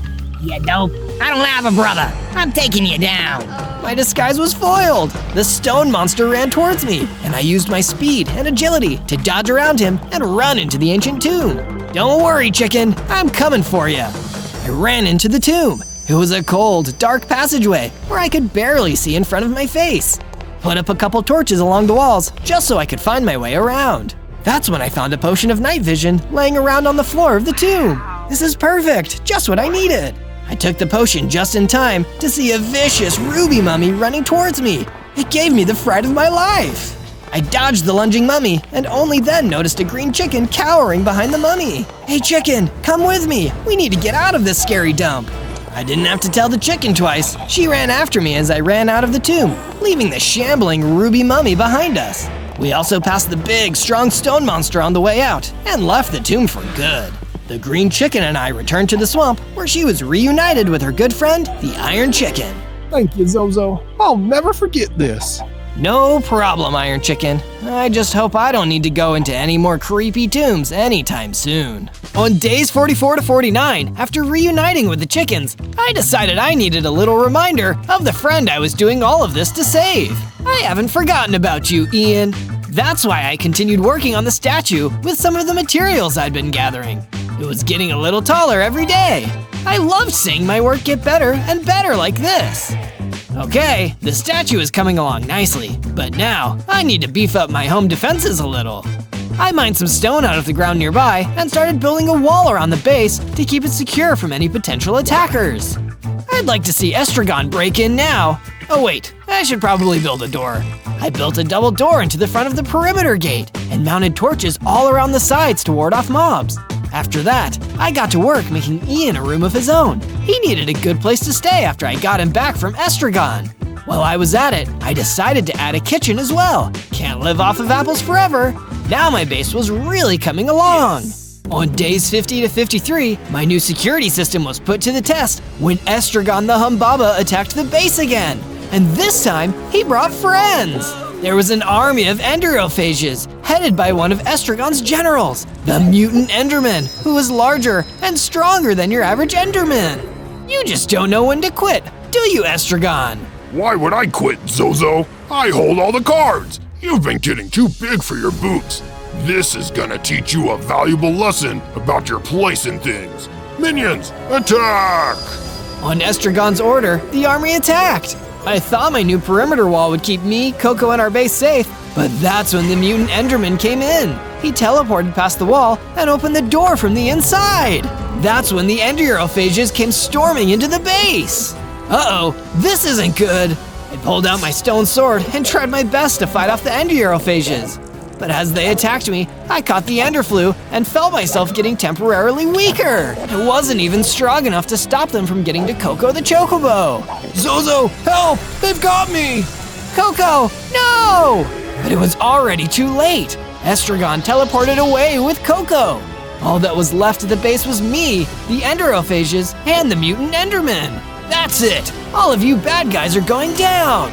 One by one, with my stone sword, I took down all the remaining enderophages, and the mutant Enderman teleported away in fear. The battle gave me enough XP that I gained 2 more hearts and double speed. I quickly ran back inside and opened my fridge and grabbed some milk. Thankfully, drinking it removed the enderflu from me. Now it's time to get serious. I'm not letting Estragon keep Coco and Ian. I'm getting them both back. On days 54 to 57, I decided I needed to improve my base defense system before I took the fight to Estragon and his goons. I reinforced my perimeter wall by making it thicker and adding more layers, and I added lanterns around the outside to ward off any enemy mobs. Good luck teleporting through that, mutant Enderman! The next defense I needed was knowledge. That's why I returned to the underground cavern where the wise ancient spirit villager was waiting for me. Ancient spirit villager, I need your help. Estragon keeps attacking me and taking my friends, but I don't know where to even start looking for him to get my friends back. Where should I look? Well, I think I may have an answer for you, Zozo. Across the forest, in the Badlands, there is an ancient temple, which I believe is owned by Estragon the Humbaba. Perhaps, if you find this place, you can discover Estragon's end portal. If you find that, you may be able to rescue your friends and stop his terrible plans. That sounds like a plan, but first, I'm gonna need to improve my weapons and equipment. If I want to take on Estragon, I need to become more powerful than ever. That's when I set off for a nearby mine. On days 58 to 62, I entered the mine and started mining iron ore with my stone pickaxe. This will be perfect for upgrading my gear. But while I was mining, I suddenly felt a presence behind me. I turned and saw the mutant Enderman lurking in the dark.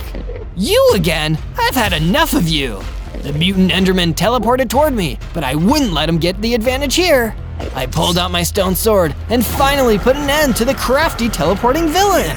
He had one final trick up his sleeve though. Before I could back off, I got sucked into the ender energies that exploded out of him. By the end of it though, I was in a lot better shape than he was.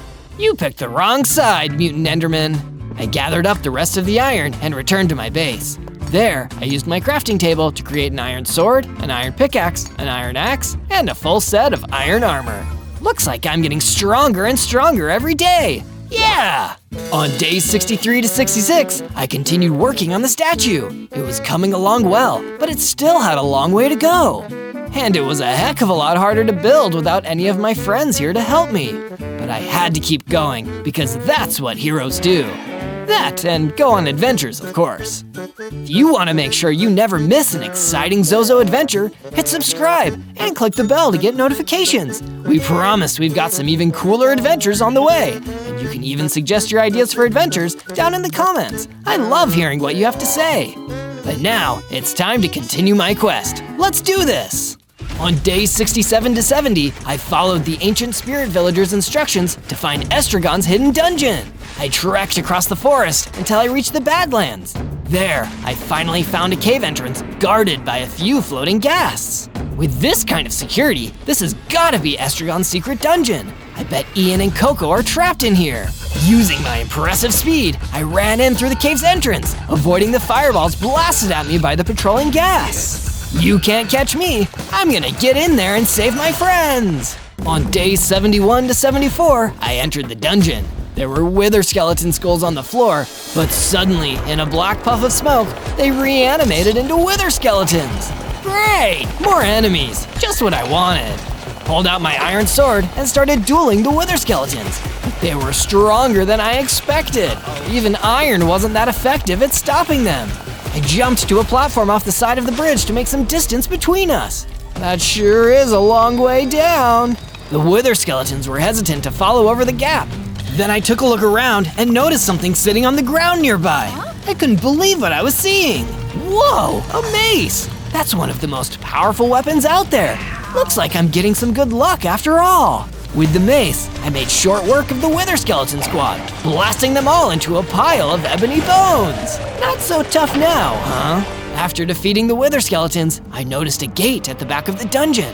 I just knew that whatever I wanted, it was hiding behind that door. Let's go! On days 75 to 78, I walked through the gate at the back of the dungeon and entered Estragon's lair. The Humbaba was standing there, waiting for me, with a huge end portal on the ground behind him. I bet you're proud of yourself. You've come so far. And what a shame it'll be what happens to you in the end. Do you have any final regrets? Yeah, not taking you down sooner! I pulled out my new mace and ran toward Estragon. He tried to dodge, but I was too fast for him. All it took was one good strike, and Estragon was thrown across the room. Needless to say, he didn't seem happy. You really have gotten stronger. And I've gotten angrier. You'll see just how angry I can get if you don't tell me where I can find my friends. Oh, you'll find them. But to find them, you'll need to follow me. Estragon jumped into the end portal and disappeared. I wasn't going to let him get away, so I jumped in right after him. On day 79 to 84, I arrived in the end, where Estragon the Humbaba was already waiting for me on top of some kind of tower. The sky above was pitch black, Something about this place made me shudder all the way down to my bones. Welcome, Zozo, to the end. I hope you find it as hospitable as I do. Give it up, Estragon. It's over. Tell me where you're keeping my friends. Oh, they're right here, Zozo, but you'll never see them again. Isn't that just tragic? Now this creep was really making me angry. Not as weak as I used to be, Estragon. I can defeat you now. Perhaps you can, but can you beat me after this? Estragon the Humbaba started floating off the top of the tower. I could feel an energy building in the air. What was happening here? Prepare to witness true power, Zozo. In a puff of poisonous purple mist, Estragon harnessed the power of the end and transformed into an Ender Dragon, one of the most powerful enemies imaginable. This is what it's all been building to. I've harnessed the power of the end and become stronger than I could have ever hoped to be. Soon, with the help of my Endermen and my Endriophages, I will conquer the world. I'll never let you do that. You'll be too dead to stop me. Estragon the Ender Dragon fired a purple fireball at me. I had no hope of surviving like this. I ran away and hopped back into the end portal. If I couldn't figure something out soon, we'd all be doomed. On days 85 to 89, I ran back through the forest to my base. By the time I got back there, I was exhausted from the journey and from my last fight. I needed to take a nap and get my energy back. That's when I got an unexpected guest. The ancient spirit villager floated into the room and woke me up. Ancient spirit villager, what are you doing here? Seems the situation has become graver than ever, Zozo. Our shared enemy, Estragon, has taken the form of an Ender Dragon. I know that, ancient spirit villager. I saw it happen. Then you know how much is at stake, what we must do in order to stop him and save the overworlds from his tyranny. You still think I can beat him? If you wish to save your friends, Ian and Coco, then you will have to. But you will need to get stronger first. Here, take this. The ancient spirit villager gave me a sharpness enchantment, which would make my mace even stronger. But if I wanted to beat this new Estragon, I needed to make my spirit stronger as well as my weapons. Feeling well rested, I went out to the statue and put on the final finishing touches. It looked amazing, just like my friend Ian. I knew when he finally saw it, he'd love it. He always was a little full of himself. That's when the ancient spirit villager appeared to me one more time. Zozo, my time is almost at an end, but I have a message to impart to you. If you wish to survive the wrath of the Ender Dragon, you must wear the ultimate armor. You will find it in a chest, hidden in the Nether Wastes. There is a portal to the Nether on the stone shores. You can do it. I believe in you. And with that, the ancient spirit villager faded away. I would need to do the rest alone. Thank you, ancient spirit villager, for everything. On days 90 to 94, I used the sharpness enchantment the spirit villager gave me on my mace to make it stronger. I took my enhanced mace and made my way to the stone shores. I could see the nether portal glowing in the distance. It's now or never. Have I made that joke before? There were a few zombies scattered along the shoreline. When they saw me, they immediately started running towards me. Thankfully, by this point, I was way too strong for them. I took them all out with my mace and ran towards the portal. Nothing is gonna stop me now. I jumped into the portal and was suddenly transported to the fiery nightmare world of the Nether. Now I've gotta find that chest. This place is way bigger than I thought. As I wandered further into the Nether Waste, I was attacked by a horde of zombified piglins, all oinking furiously. Guys, I'm just looking for the chest. I don't want any trouble. They weren't interested in listening. Instead, they all attacked me and gave me no choice but to fight back. Take this and that. My mace was so powerful now, it only took one strike each to destroy them. The biggest problem was that my mace was slow, so it took me a while to work through them all. They really should give you guys a raise. Once the zombified piglins were taken care of, I continued exploring until I found an empty bastion remnant. This must be where all those zombified piglins came from. I wonder if they were guarding something. I crept inside, and that's when I saw it, the chest. The exact thing that the ancient spirit villager told me about. I opened it up and found something amazing inside. A set of netherite armor, the strongest armor ever. This would be perfect for keeping me safe against the wrath of Estragon. With the armor in my inventory, I ran back to the portal. It was time to return to my base and prepare. Don't worry, Ian and Coco, I'm coming back for you soon. On days 95 to 96, I continued the prep for my final battle back at the base. I used my library to craft a few new enchantment books that'd give me the edge in the fight against Estragon. Even though my netherite armor was already the strongest armor you could get your hands on, it could still be stronger. I gave it the projectile protection enchantment so I could withstand anything that Estragon the Ender Dragon threw at me. But I didn't stop there. When you think dragons, you also think fire. That's exactly why I also gave my netherite armor the fire protection enchantment. You won't be able to toast me now, Estragon. But I couldn't just load all my efforts into defense. My mace was powerful, but it was also slow, and it was no good at long range. Not exactly great when your enemy can fly. That's why, just to be sure, I also made a throwing axe to keep in my inventory, just in case Estragon decided to cheat and use his wings. And to think, I started this journey as just a fun YouTuber. Now I'm a powerful dragon hunting warrior. Let's go! On days 97 to 98, I made the hard trek across the forest toward the cave where Estragon was keeping his end portal. I was nervous. After all, the Ender Dragon was one of the strongest enemies I'd ever faced. But I knew in my heart that I could win this thing and save my friends. Do you believe I can do it? Let me know down in the comments, along with what adventure you'd like me to take on next. Anytime you want more Minecraft adventures with me, Zozo, just search ZOZO for more. That's when I noticed that dark, scary dungeon right in front of me. Okay, Estragon, it's now or never. I'm gonna defeat you once and for all. On day 99, I entered the dungeon where Estragon was keeping his portal to the end. If I didn't defeat him here, he might become all-powerful and spread the Ender creatures all over the world. I can't just let that happen. I jumped into the end portal and was immediately transported to the main island of the end. I saw Coco the Chocobo and Ian trapped in cages, watching helplessly while the mighty Ender Dragon floated up above. Huh, you actually came back.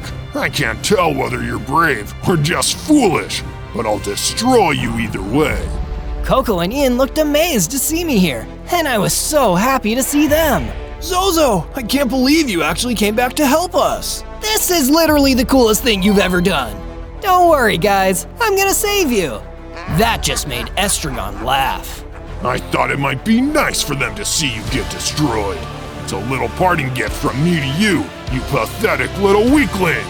Who are you calling weakling? It was time to level up. I equipped my mace and felt myself beginning to change. I upgraded, reaching twice my height and strength, my final form. Let's do this, Estragon.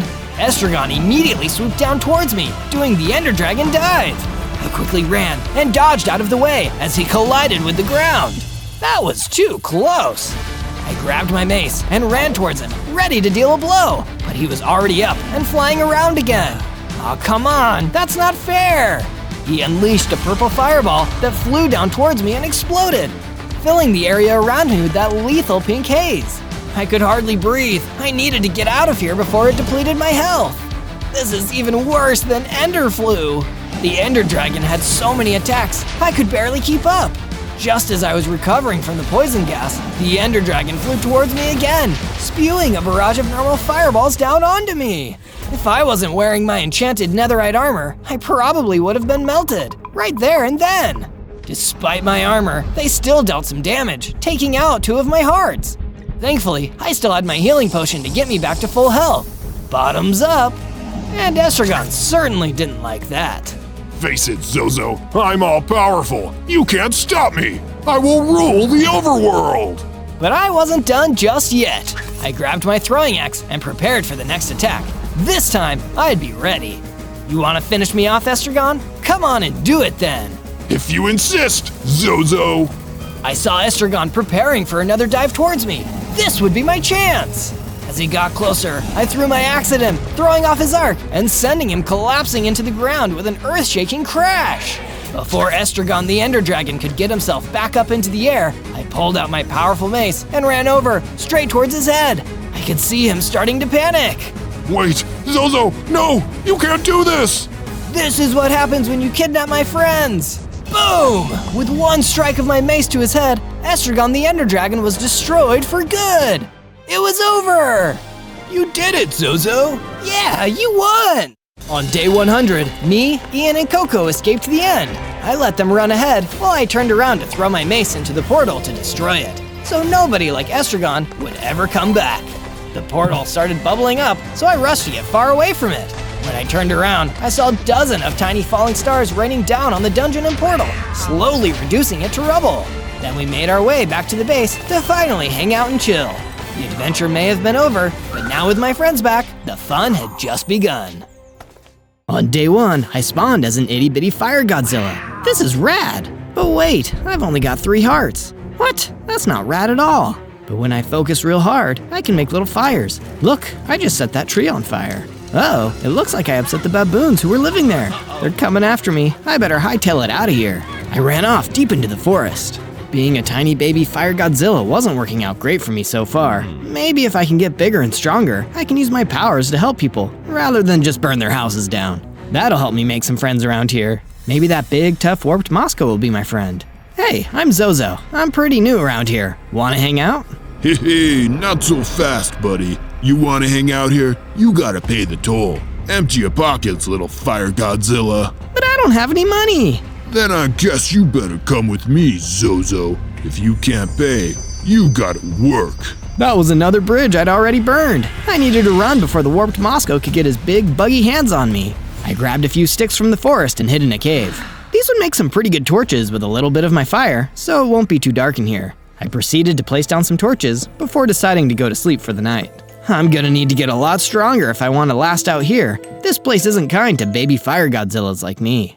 On day 2, I woke up in the cave to find my torches had gone out overnight. It was so cold and dark. What if there are spiders in here? I should get moving. I left the cave and entered the forest to explore my surroundings. Whoa, this forest is huge! So many trees, so much wood to burn. I needed to be careful in here, or I'd set everything on fire. When I build my own base, it should probably be made out of stone. I needed to break down a couple of these trees and gather some sticks and wood to make a wooden pickaxe. Perfect! This will be great for mining stone. Now I needed to find a good place to build my base. Maybe somewhere around here? Wait, has somebody already built a cabin here? What's happening here? A druid rushed out of the cabin. Hey, keep your distance, friendo. I just finished this place. I don't need you burning it down. I'm sorry, I wasn't trying to burn your cabin down. I just needed to find a place to make my base. Base? What? Are you one of Locknar's guys? What? No, I'm Zozo. Who's Locknar? He's a necromancer. He's trying to raise an army of the dead. He and his boys have been harassing people about money around here lately. The druid returned back into his cabin after bidding me farewell. Money? That sounds just like that warped Moscow from yesterday. He must have worked for this Locknar guy. I better start mining for stone near the druid's cabin. He'd probably make a decent neighbor. By day 3, I started gathering materials for my base. I used my wooden pickaxe to start mining stone in a cave next to the druid's place. Hope he doesn't mind a little construction noise. Hey, keep down that racket, Zozo. I'm reading. Now that I know there's a necromancer out there building an army of the dead, I should probably go pay attention to home security. First of all, I took the time to clear out an area and build a big stone wall. This should keep out that warped Moscow if he tries to hassle me for more money. And I won't be able to accidentally burn this wall down either. While I was at it, I needed to get myself a weapon. Maybe I could use some of my spare sticks and wood to make a wooden sword. Hopefully I don't burn it to a crisp. Now I'm looking well prepared. While I was making my way towards the druid's cabin, I noticed something crawling out of the forest. It looked like an elder skulk. Better take care of it before it gets too close to my base. Don't you know it's rude to trespass, Mr. Skulk? Let's go! Hi-ya! With this sword, the elder skulk was no match for me. After I hit it a few times, skillfully dodging its attempts to hit me back, it went scuttling off into the forest again. Nobody beats Fire Godzilla! And clearly that fight made a big difference, because I was starting to get bigger and stronger. I had 5 hearts now, and I could let out a terrifying Godzilla roar! On days 4 and 5, I decided to go a little further into the forest to mine some more stone for my base. The wall was nice, but it wasn't exactly cozy. I needed a roof over my head.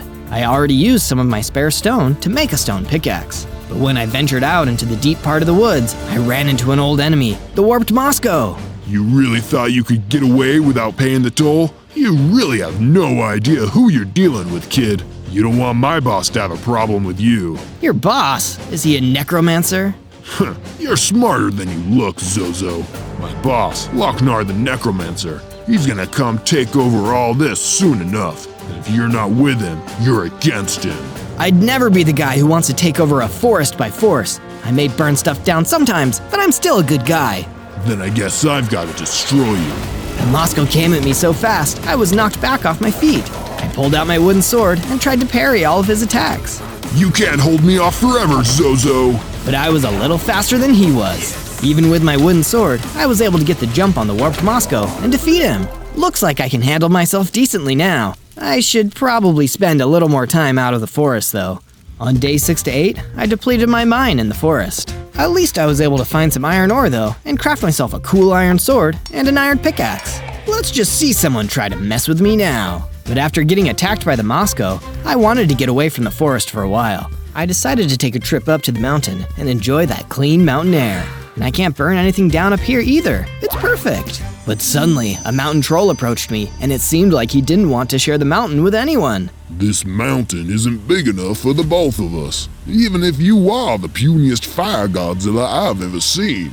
I'm just visiting, man. You don't need to be so mean about it. How dare you call me mean? I'm gonna crush you into dust for that. He was so big, and he started chasing me. My only advantage was that I was much faster than him, so I could keep my lead. That's where my iron pickaxe came through. With my iron pickaxe, I quickly mined a big hole in the ground, then carried on running. With my trap set, I decided to taunt the mountain troll by calling him a slowpoke. He ran up to me not looking down, until he fell into the hole, and he couldn't climb back out. A little help in here? I think you've earned yourself a timeout, mountain troll. On days 9 and 10, I decided to travel further up into the mountain until I found a mountain cave hidden among the rocks. Maybe there will be some treasures hidden in here. Better take a look. I walked into the cave, iron sword at the ready, using the natural light of my fire to light the way. That's when I hit the jackpot. Gold ore deposits. Now that's what I'm talking about. I started to mine the gold when suddenly, despite my fire, it started to get extremely cold inside of the cave. It sent a chill down my spine. Hello there, little creature. I turned, and that's when I saw him right there, staring at me. It was Lochnar the necromancer. Somehow, I could feel the power coming off of him. It was time for me to even the score and use my fire Godzilla roar. But Lochnar just laughed in response.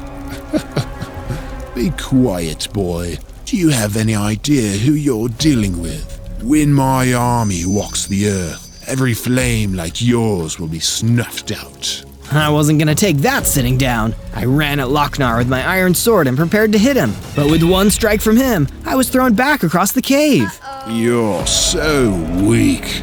It's pathetic. You're not even worth destroying yet. Perhaps when you're a little stronger. And with a flash, Lochnar was gone, and I was left terrified. If even my fire Godzilla roar did nothing, what hope did I have against him? But it wasn't all bad. I noticed then that I still wasn't alone in the cave. There was a fire villager waiting in there too. When Lochnar was gone, he ran towards me. I can't believe you survived. Lochnar has been going after all of the flame creatures in the land. But why? What have we ever done to him? He's a necromancer. He's trying to raise an army of the undead. And everyone knows the weakness of the undead is fire. He needs to destroy us because we're the biggest threat to him. Then you're not safe here either. You better come back to my base so we can figure out a plan to stop this. On days 11 through 14, I started expanding my base to make room for my new fire villager friend. Just like me, he was perfectly suited to a fireproof stone house. I built rooms for him and me, and another room where we could hang out together. But this took a lot of stone, and I soon needed to leave the base and mine more. I returned to the mine near the druid's cabin, and even though it was exhausted, it still contained some materials. While I was gathering more stone, I suddenly felt that cold feeling again. Oh no, does this mean the necromancer is behind me again? Not quite, Zozo. I'm merely one of his servants. He brought me back to life, so I will serve his every order, including destroying you! It was the Black Death, a plague doctor brought back from the dead. I drew my sword and prepared to battle, but by then, the Black Death was already on me. He hit me and took out some hearts. This guy was way more powerful than me. I ran further into the mine, hoping to find some kind of escape route. But the Black Death was gaining on me. I needed some kind of advantage. Wait, is that a chest? It was a chest. Maybe something in there can save me. I opened up the chest and found a fire aspect enchantment inside. This would give my sword flaming strikes. Perfect! I quickly used the anvil next to the chest to apply the enchantment to my sword. Take this, Black Death! Boom! That got him! The Black Death was set on fire and went running back out of the cave. Fire really does scare off the undead. Safe from the Black Death for now, I traveled back to my base and started making the wall even taller. But now, knowing just how effective fire was against the undead, I made some flaming torches to put on the wall. This should keep out any uninvited guests. On day 15, I went to check on the fire villager and make sure he was settling in nicely. I know from first-hand experience, it isn't easy to be a fire creature. I find it very comfortable in here, Zozo. Thank you. It's much nicer than having to stay in some damp old cave all day. So, tell me, what's the deal with this Lochnar guy? Everyone's been telling me that he's trying to raise some kind of army of the undead. Who is he? Everything you've heard is true, but there's more. People say that Lochnar is over 1,000 years old, and because he's already dead, he can't be destroyed. Centuries ago, he was defeated by a legendary hero and locked up in the swamp of vileness. But somehow, he came back again, and he's trying to finish what he started all those years ago, making an army of the undead so powerful that he'll rule the world forever. Can the legendary hero come back to defeat him? It sounds like we really need him right now. That was a long time ago, Zozo. The legendary hero is probably extremely old now, if he's even alive. No, if we want to defeat Lochnar the necromancer, we need to find a new hero. Like who? Well, like you, Zozo. You survived an encounter with him and saved me back in the cave. No way. Have you seen me? I'm just a little fire Godzilla. The only reason I survived was because he said I was too weak to be worth destroying. I'd stand no chance against him in a real fight. Do you think I could survive a fight with Lochnar? I think I'd need to get a lot stronger first. On days 16 to 19, I started putting together a plan with the fire villager. If Lochnar is destroying fire creatures because he knows they're a threat to his undead army, we better gather up as many fire creatures as we can. Great idea, Zozo. If memory serves, Lochnar's undead minions were keeping a blaze prisoner in an underground cavern near here. Then I guess I better go rescue him. After hours of searching the forest, I found a secret entrance to an underground area, sneakily hidden among some trees. Hopefully I'm not too late to help the blaze down there. I rushed through the entrance. I made my way into the insides of the underground cavern and took a look around, trying not to draw too much attention to myself. I saw a lava river running through the bottom of the cavern, so my fire wasn't too out of place here. Wait, are those wither skeletons? They were! A bunch of wither skeletons were scattered everywhere along the path leading deeper into the cavern. They must be guarding the prison cell where the blaze is. I ran in with my new fire aspect sword and started to fight them off as I went deeper and deeper into the cavern. After I took most of them, I unleashed my fire Godzilla roar. It scared some of the wither skeletons so bad, they ran off faster than their bones could shake. Clearly, all of this fighting was worth some pretty great XP because I grew to almost twice my size, with almost twice the armor and twice the hearts. Maybe I can be strong enough to take on Lochnar with the right training. But first, I broke open the prison with my iron pickaxe and freed the blaze. Thanks for getting me out of there. It was really starting to get stuffy. Don't mention it, buddy. How did you get captured? Well, I was out here searching for the Kyther of Light when I got ambushed by all those skeletons. You were looking for what? The Kyther of Light. It's the weapon that the legendary hero used to defeat Lochnar all those years ago. It's said to be the most powerful weapon against the undead in the world. Oh, wow. Then I should probably start looking for it too. Come back to my base. I want to know more. On days 20 to 22, Blaze and I returned to the base, only to see it being attacked by a horde of zombies. Even the torches I'd added to the walls didn't seem to scare them off. Lochnar was making some really tough undead for us to face. Thankfully, with Blaze at my side, the fight didn't last long. With his flames and my fire sword, we were able to take on the zombies and send them back from whence they came. So long, you undead meanies. It feels so good to be free and fighting again. Glad you're back in the groove, Blaze. But while the zombies weren't too difficult to defeat, this incident did make me realize our base needed some better defense. Or at least something to scare off potential attackers. That's when I had a great idea for the statue. The perfect thing to keep the undead away. I started working on the base of the statue with excitement. This is sure to keep the mobs at bay once it's done. Can you tell what it's gonna be? And if you want more adventures like this, subscribe to Zozo, because believe me, the best is yet to come. With Blaze here at the base, I've still got to do one more thing, add a new room for him. With me, Blaze, and the fire villager all together, we're a fiery force to be reckoned with. On days 23 to 26, the base came under attack worse than ever before. I woke up to find the base surrounded by mutant skeletons who were bigger, faster, and stronger than even wither skeletons. I ran out with my fire aspect sword and started attacking them one by one. Each mutant skeleton took several hits with the sword to down. These guys were tougher than any grunt enemy I'd faced so far. A little help here, guys? Luckily for me, Blaze and the fire villager were there to help. With the three of us working together, we were able to drive off the remaining mutant skeletons back into the woods. That'll teach you to attack our base, skellies. Oh look, one of the mutant skeletons dropped a bow. Yes. That's perfect. I needed a good long-range weapon for my arsenal. What should I do next? Zozo! Yes, Blaze? Now we fought off the mutant skeletons, you should start exploring the deep dark woods for the Kyther of Light. We need it to defeat Lochnar the necromancer. Good idea, Blaze. I journeyed out into the deepest, darkest part of the forest, knowing it would be the exact kind of place where Lochnar's minions would be waiting for me. And I was right, but I wasn't the only one. There was a fire elemental being surrounded by mutant zombies. The strongest zombies yet. Lucky for me, I had my new bow. I pulled it out, keeping a distance as I fired arrows at the mutant zombies. They seemed so shocked by my surprise attack, they retreated further into the dark of the forest.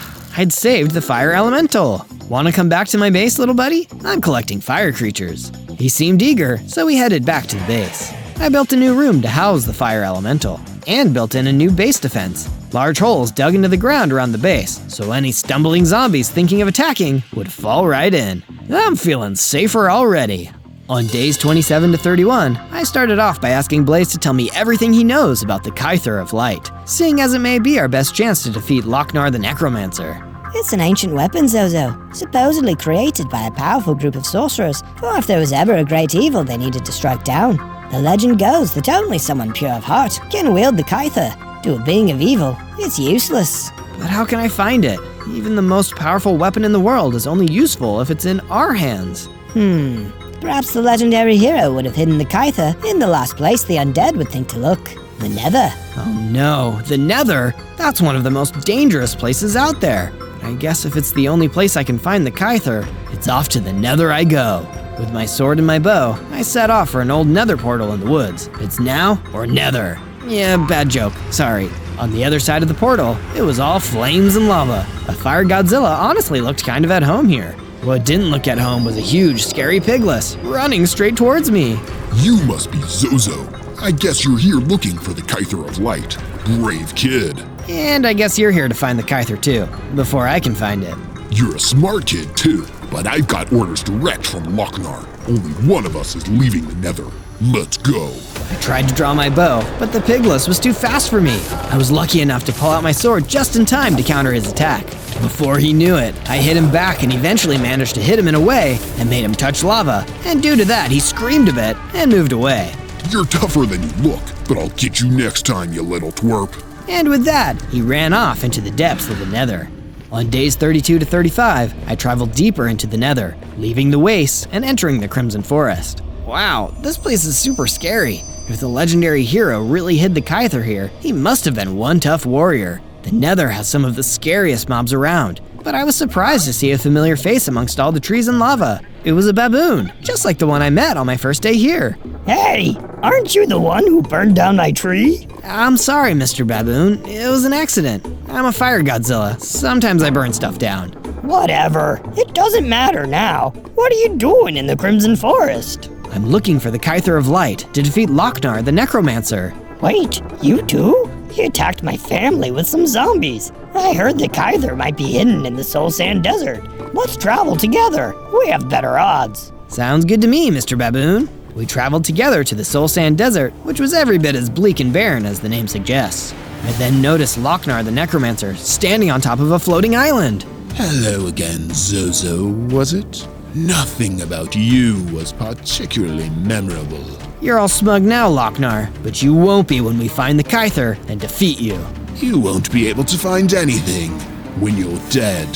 Suddenly, the ground below me and Mr. Baboon began to shake. I drew my bow and fired at Lochnar, but he didn't even flinch. It was useless. If we couldn't escape, we'd be done for. That's when I had an idea. I turned and fired my bow at one of the ghast. That should get the attention of him and his ghastly friends. With Lochnar preoccupied with the ghast, Mr. Baboon and I ran away, back towards the nether portal. That was some quick thinking back there, Zozo. You really saved our skins. I couldn't have done it without you. Come back to the base with me. You can join our anti-Lochnar squad. And with that, we exited the Nether. On days 36 to 39, I returned back to the base with the baboon. I built him a little treehouse because he didn't find the stone fortress as comfy as me and my fire creature friends. I gathered my new basemates together, the fire villager, Blaze, the fire elemental, and the baboon. I needed to hear their thoughts on my hunt for the Kyther. It wasn't in the Nether Wastes, the Crimson Forest, or the Soul Sand Desert. If the Kyther really is hidden in the Nether, where could it be? You're telling me you didn't check the basalt deltas? The Basalt Deltas? What's that? It's the most dangerous place in the Nether, Zozo. If the legendary hero really didn't want the Kyther to be found, that'd be the best place to hide it. The most dangerous place in the Nether? I can't go there yet. The rest of the Nether was already dangerous enough. If the Kyther was really in the Basalt Deltas, I needed to get stronger to get there, and I needed a little more inspiration. That's why I started working more on the statue. I must say, it's coming along quite nicely. From days 40 to 43, Blaze approached me, knowing I was feeling nervous about going back into the Nether. Look, Zozo, the Nether is a scary place. I know, I used to live there. But sometimes, when you can't fight your way through, you need to sneak. But Blaze, I can't sneak. I'm a fire Godzilla. I'm too easy to spot. I know, but that's where my new plan comes in. There's a potion recipe hidden in a book I left in a lava canyon near here. If you can go get it for me, I'll make you a potion you'll find extremely useful. So that's exactly what I did. I found my way to the underground lava canyon. It was really hot down there, but thankfully, fire Godzillas don't mind the heat. There had to be a chest down there somewhere. If someone left a book down here on its own, it'd just burn up. But my thoughts were interrupted when suddenly a huge serpent tried to grab me. It was a heck of a jump scare. I'm not on the menu, so slither on by, you reptile. I managed to hit it and knock it into the fiery depths below. That will teach you to mess with a fire Godzilla. As I continued to explore, I saw the chest tucked away in a corner. Let's take a look inside. A book! Jackpot! I then proceeded to leave the lava canyon and make my way back to the base. I gave the book over to Blaze, and he made me a potion. This right here is a potion of invisibility. It might make your journey into the basalt deltas a little less dangerous. Thanks, Blaze. This is perfect. On days 40 to 49, I made my way back to the Nether portal deep in the forest. Here goes nothing. After landing in the Nether, I made my way through to the basalt deltas. My friends weren't kidding when they said this place was dangerous. It looks impossible to even build here. I took the potion of invisibility and started to sneak through. There were sheer cliffs everywhere. I had to be careful so that I didn't fall. Help me, please, someone help me. Oh no, is that an illager? What's he doing in here? And why is he surrounded by Endermen?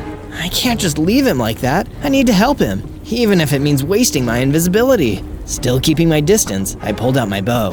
I opened fire at the Endermen, causing them to teleport away. That gave me a window to get the illager out of there. Come with me if you want to live. Me and the illager ran for the hills until we were out of the Basalt Delta and back in the much safer Soul Sand Valley. Thank you, kind stranger. You saved me. How can I ever repay you? You can tell me everything you know about the Kyther of Light. I need it to defeat Lochnar the necromancer. Wait, the Kyther of Light? That reminds me of an old poem I used to hear all the time when I was a kid.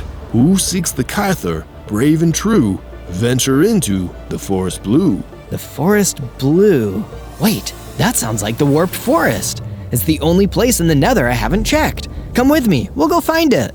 On days 50 to 53, me and my new friend the illager made our way into the warped forest, one of the slightly nicer parts of the Nether. I might have even enjoyed it if we weren't ambushed by that pigless I fought earlier. Hey, looky here. It's that dweeb, Zozo. Name calling? Really? That's just uncalled for, man. No, Zozo. What's uncalled for is you being here. Me and the rest of Lochnar's boys have already found the Kyther, and it's far away from here. You're gonna get destroyed in the Nether for nothing. That's it. You're going down, Pigless. But Pigless pulled a dirty trick. He didn't go for me. He went straight for the illager, taking him down immediately. No, you can't do that. I can do whatever I want. Let's tango, Zozo. We clashed again, but this time I was stronger than before. I dodged his attacks easily, and with a few well-placed strikes from my fire sword, Pigless was done for. With him gone, I was all alone in the Nether again. Maybe Pigless had lied about them taking the Kyther. I had to explore and find out. There was a bastion remnant, an ancient ruined fortress nearby, and it seemed like the exact kind of place the legendary hero might have hidden the Kyther. Instead, all I found was a great beast, cowering in the shadows. Is the pigless gone? That guy dragged me along with him to help him find the Kyther. Most of the rest of our team was destroyed by nether mobs. It was horrible. It's okay, I defeated the pigless. You said he made you work for him. Do you have any idea where they may have taken the Kyther? Tough to say. I think Pigless mentioned something about taking it back to the camp. He probably meant the one in the wasteland, back outside the nether. Perfect, so at least I know where to look next. Let's get out of here. Wait, before you go, you deserve a reward for taking out that jerk Pigless. I was gonna use it myself, but here, it's a knockback enchantment. Your strikes will knock back your enemies now. Oh, finally, some good luck. From days 54 to 57, I returned to my base and started making some adjustments. I added some guard towers so that we could spot any incoming threats faster. Just as I finished repairing and adding the knockback enchantment to my iron sword, the fire villager staying in the base approached me, looking very worried. Zozo, I need a hand. I've been looking into it, and I've seen that a mutant zombie is skulking out in the forest outside. You should probably go take care of it while I'm working on an extremely important potion. This would be the perfect opportunity to try my new knockback ability. I ran out into the forest, and just as the fire villager had told me, there was a mutant zombie making its way towards our base. I needed to put a stop to it. Come on, mutant zombie, you're no match for me. And I was right. With the knockback enchantment on my fire sword, I defeated it in no time and headed back to the base. Great work, Zozo. And here's your reward. I made a potion of slow falling. When you take it, it eliminates fall damage. You never know when that'll come in handy. On days 58 to 62, I continued work on the statue. I was really pleased with how it was coming along. Can you guess what it is yet? Suddenly, I heard the baboon yell out in panic from his treehouse. Guys, something is coming towards us. I looked out and saw a mob coming towards us. Creepers, courtesy of Lochnar the necromancer. This is bad, this is really bad. But before we could do anything, the first wave of creepers had already hit. Several of them exploded, taking out huge chunks of the defensive wall, and others started crawling through the new gaps. I decided to rush in and finally get rid of the creeper menace. They started exploding again, taking out chunks of the base. By the time I managed to turn the tide of the fight, huge portions of our base had already been destroyed. When I had the advantage, the last surviving creeper ran off back into the forest. The fight was over. For now. We need to start rebuilding immediately. Blaze, fire villager. Wait, where's Baboon? That's when we realized the creepers had blown up Baboon's treehouse with Baboon inside of it. From days 63 to 66, hungry for fiery vengeance, I followed the last remaining creeper back into the woods. You and your friends aren't going to get away with destroying Mr. Baboon. I chased him into the forest and saw him disappear down into an underground cavern. I was so angry, I didn't even think about how dangerous it could be to chase a creeper into an enclosed place. I hopped down into the cavern, but the creeper was nowhere to be seen. Instead, I found a book laying on the ground containing a secret note. Invade the base and destroy them all. Any survivors must return to the camp in the desert. GOAW. GOAW? Who's that? Wait, the camp in the desert. That's where they must be keeping the Kyther of Light. It was only then that I looked up and saw the creeper crawling quickly towards me. No time to think. On pure instinct, I pulled out my bow and fired. Boom! The creeper exploded, taking out a portion of the cavern. Lucky for me, thanks to the quick reflexes, I was out of the blast zone. From days 67 to 70, I traveled for 2 days all the way out to the desert. It was a really tough journey, but by the end, I finally saw the camp. It was a cabin surrounded by campfires, with a ghostly figure floating around it. It looked like the ghost of an ancient warrior. Lochnar the necromancer must be able to raise skeletons, zombies, and ghosts. Wait, ghost of ancient warrior? That must be GOAW, the one who wrote the note. He must be a pretty big deal. As I got close, I noticed there was a gorge in the desert just outside the camp. Better not fall in. I drew my bow and fired at the ghost, but predictably, the arrow went straight through him. That's when he threw through the air and lunged at me. He didn't even talk, he was all action. I managed to dodge and strike back with my sword, but he parried. This guy was a better fighter than anyone I'd ever faced. I didn't even know if I could defeat him. That's when I had an idea. If I'm not strong enough to beat him yet, I can still trick him. Before he could attack me again, I quickly drank my potion of slow falling. Then, when he attacked me again, I jumped back and fell into the gorge. To him, it looked like I fell to my doom, but thanks to the potion, I was just fine. When the ghost finally floated away, I climbed back up to the top. Kyther of Light, here I come. On days 71 to 74, I was finally able to make my way into the cabin being guarded by the ghost of the ancient warrior. Except, the Kyther wasn't there. The cabin was empty, all I heard was the echoing laughter of Lochnar the necromancer. He was always a few steps ahead. Once again, it had all been for nothing. I made the long trek back to my damaged base, empty-handed. On days 75 to 78, I came back to the base and noticed how damaged it really was. It was still heavily damaged from the creeper assault, and I needed to start the repairs immediately, so I did just that. But I felt terrible knowing that now Mr. Baboon is gone, I didn't need to rebuild the treehouse. As I finished up the repairs, the fire villager approached me. Hey Zozo, I just wanted to say I'm sorry you didn't find the Kyther, but I know you're strong enough to beat Lochnar anyway. I figured this might help. That's when he handed me a diamond sword with fire aspect, the strongest weapon I'd ever had my hands on. Wow, thanks Fire Villager! It may not be the Kyther of Light, but it's the next best thing. And it turns out that the diamond sword couldn't have come at a better time, because suddenly, the ghost of the ancient warrior had returned, and he was flying at me. Guess it's time for a rematch. But this time, I didn't need any cheap tricks to take him down. Using my new diamond sword, I dodged his blows and struck him again and again until he burst into ghost vapor and disappeared. I immediately started growing larger and larger, as well as doubling my hearts. But it wasn't just that. With my new size, I gained Godzilla strength, making all my close-range attacks 3 times as powerful. Just then, the fire villager ran up to me. You did it, Zozo. You defeated the ghost of the ancient warrior. That's amazing. Wait, Zozo, I found this where the ghost vaporized. It looks like a notebook. The latest note read, Lochnar is nearly at his full power. The final arrangements are being put into place. Destroy Zozo and the druid. Wait, the druid from the cabin? He's involved in this too? On days 79 to 84, I knocked on the door of the druid's cabin to find out how he was involved in all of this. Just like when I first met him, he wasn't eager to have me as a visitor. Keep your distance, Fire Godzilla. You're even bigger than last time, and my house is very flammable. I don't want to burn your house down, druid, but I know someone who does. I've seen instructions from Lochnar the necromancer. He wants to destroy me and you. What does he have against you?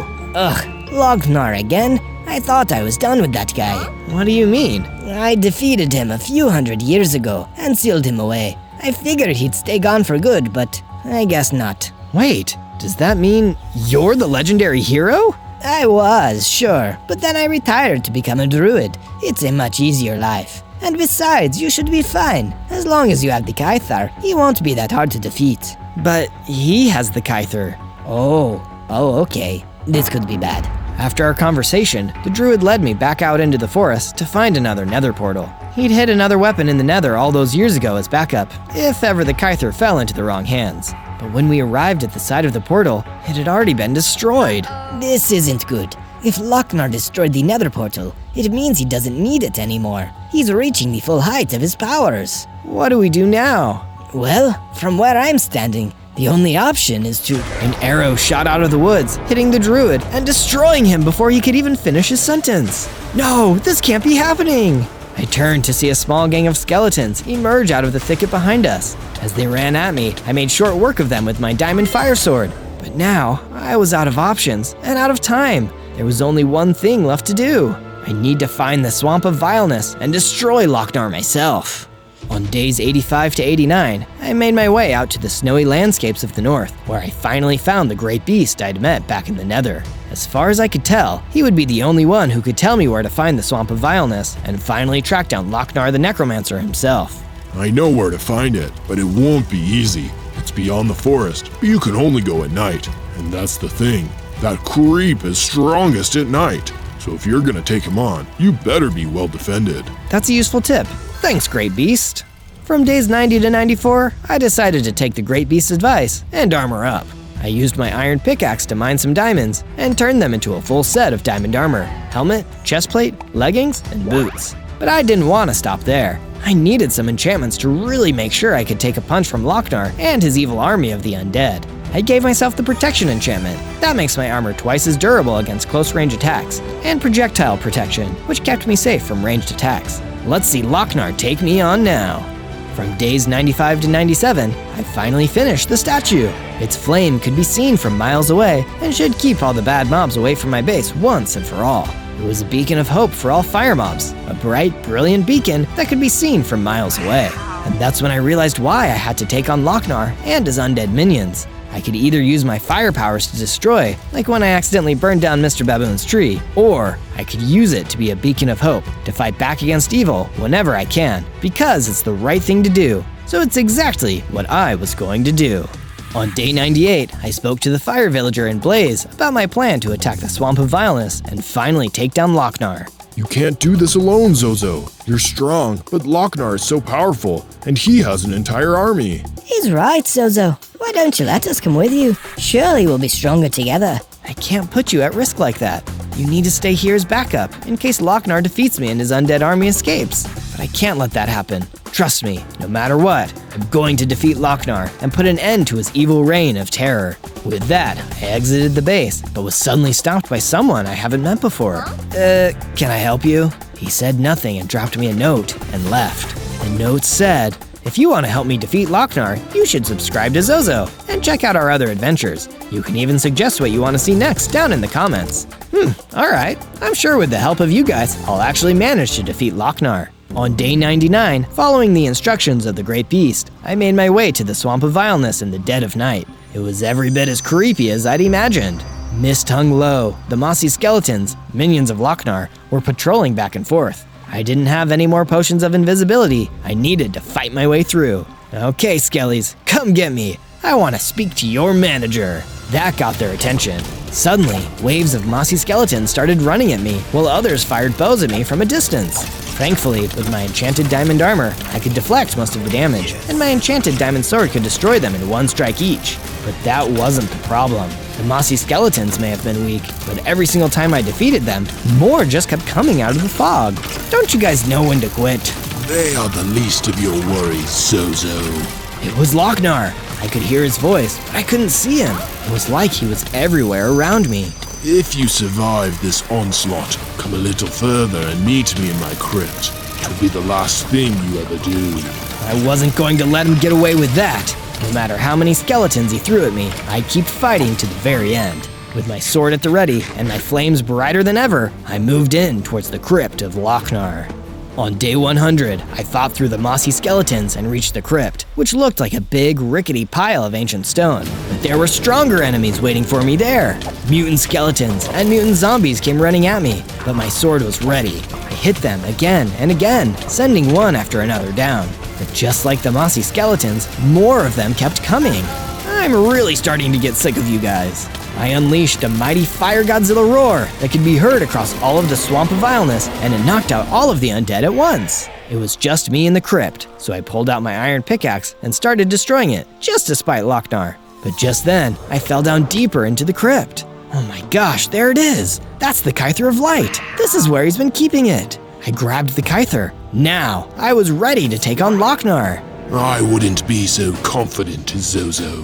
Boom! Lochnar appeared behind me, more powerful than he'd ever been before. Do you really think you can beat this? Lochnar began to grow as his power increased, becoming a huge, monstrous super necromancer. Like this, he really did look like he could take over the world. But I wasn't done yet. And do you really think you can beat this? I summoned up all of my power and channeled it. My flames got brighter as I grew, taking in the power of the Kyther of Light. I became Ultra Fire Godzilla with 30 hearts and almost unbreakable armor. You can't do this. It isn't fair. Life isn't fair, Lochnar. Let's go. Lochnar threw everything at me, hitting me again and again, but getting nothing. Now it's my turn. With one mighty swing of the Kyther, with all my power behind it, Lochnar was destroyed once and for all, never to raise another undead minion again. Safe at last, I returned to the base to celebrate with the fire villager in Blaze. Things were finally looking up for all of us.